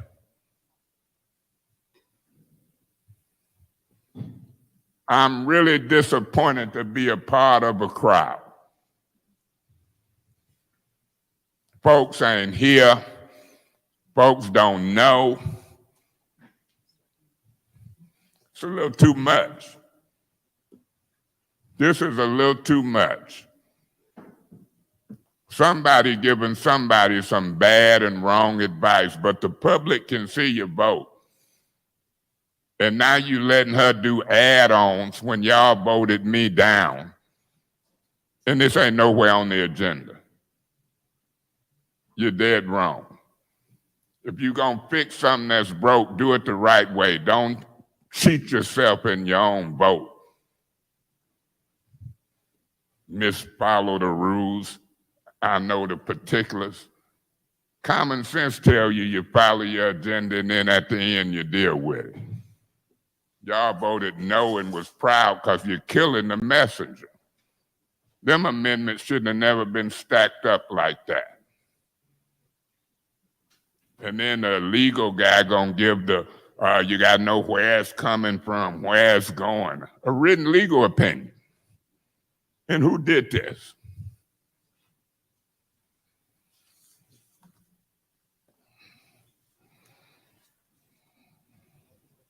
Now what is you passing out? What we got now, a new one? The original that was never on the agenda, we voted to follow. The other one been voted down. And here, Herkenroder and everybody else that voted no to do something like this is to change their mind, just neglecting their vote. Amazing. Amazing.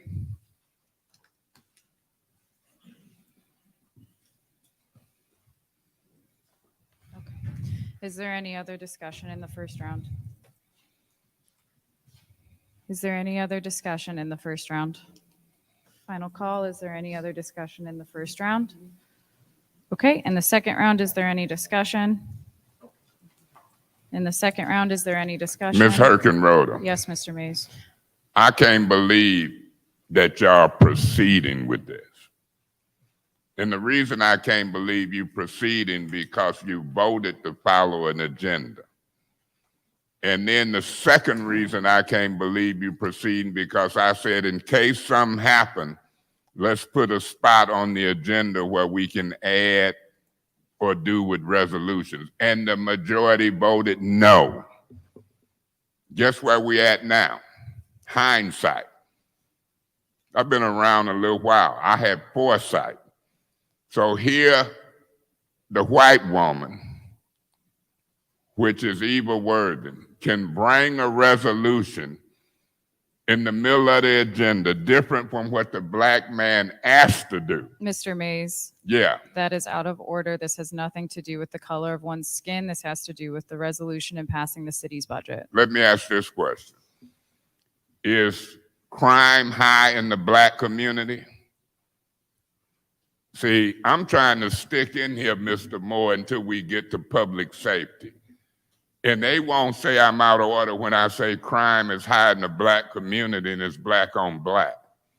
But when it comes to trying to introduce a resolution, when the video would show that I'm black and I tried to set this up in case, and the votes was no, no, no. Now here we in the middle of an agenda and the rules can change illegally. The vote is ignored to follow the agenda.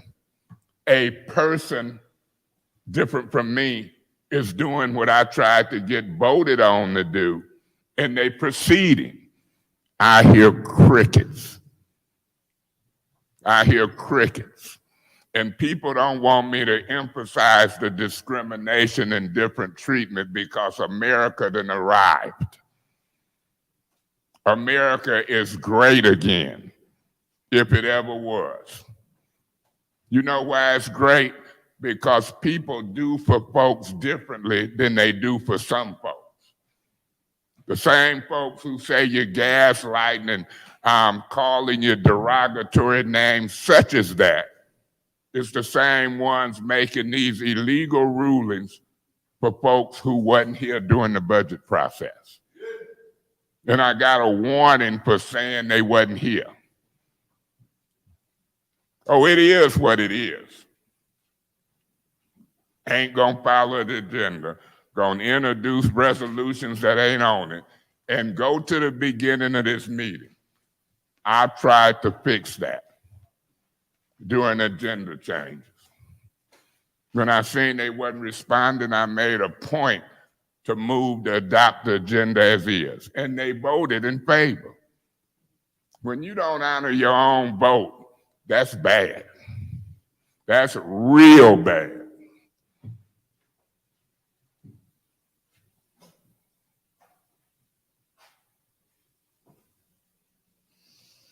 Okay, is there any other discussion in the second round? In the second round?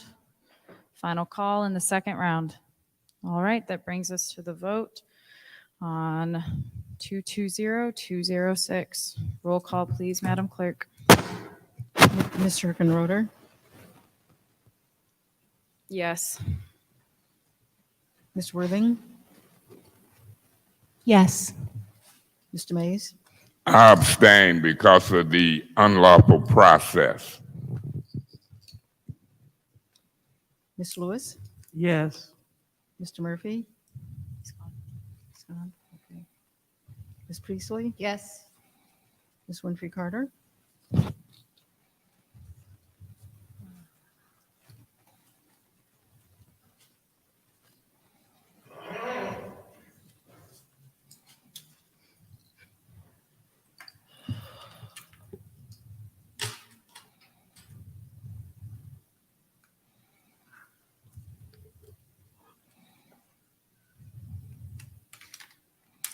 Yes. Ms. Burns, No. Unbelievable. Vote is 5 yes, 1 no, and 1 abstention. The vote is 5 yes, 1 no, and 1 abstention. The budget passes. Okay. That brings us to, actually, can we have a 5-minute recess? I have got to go to the bathroom. 5-minute recess without objection. We'll reconvene at 10:45. All right.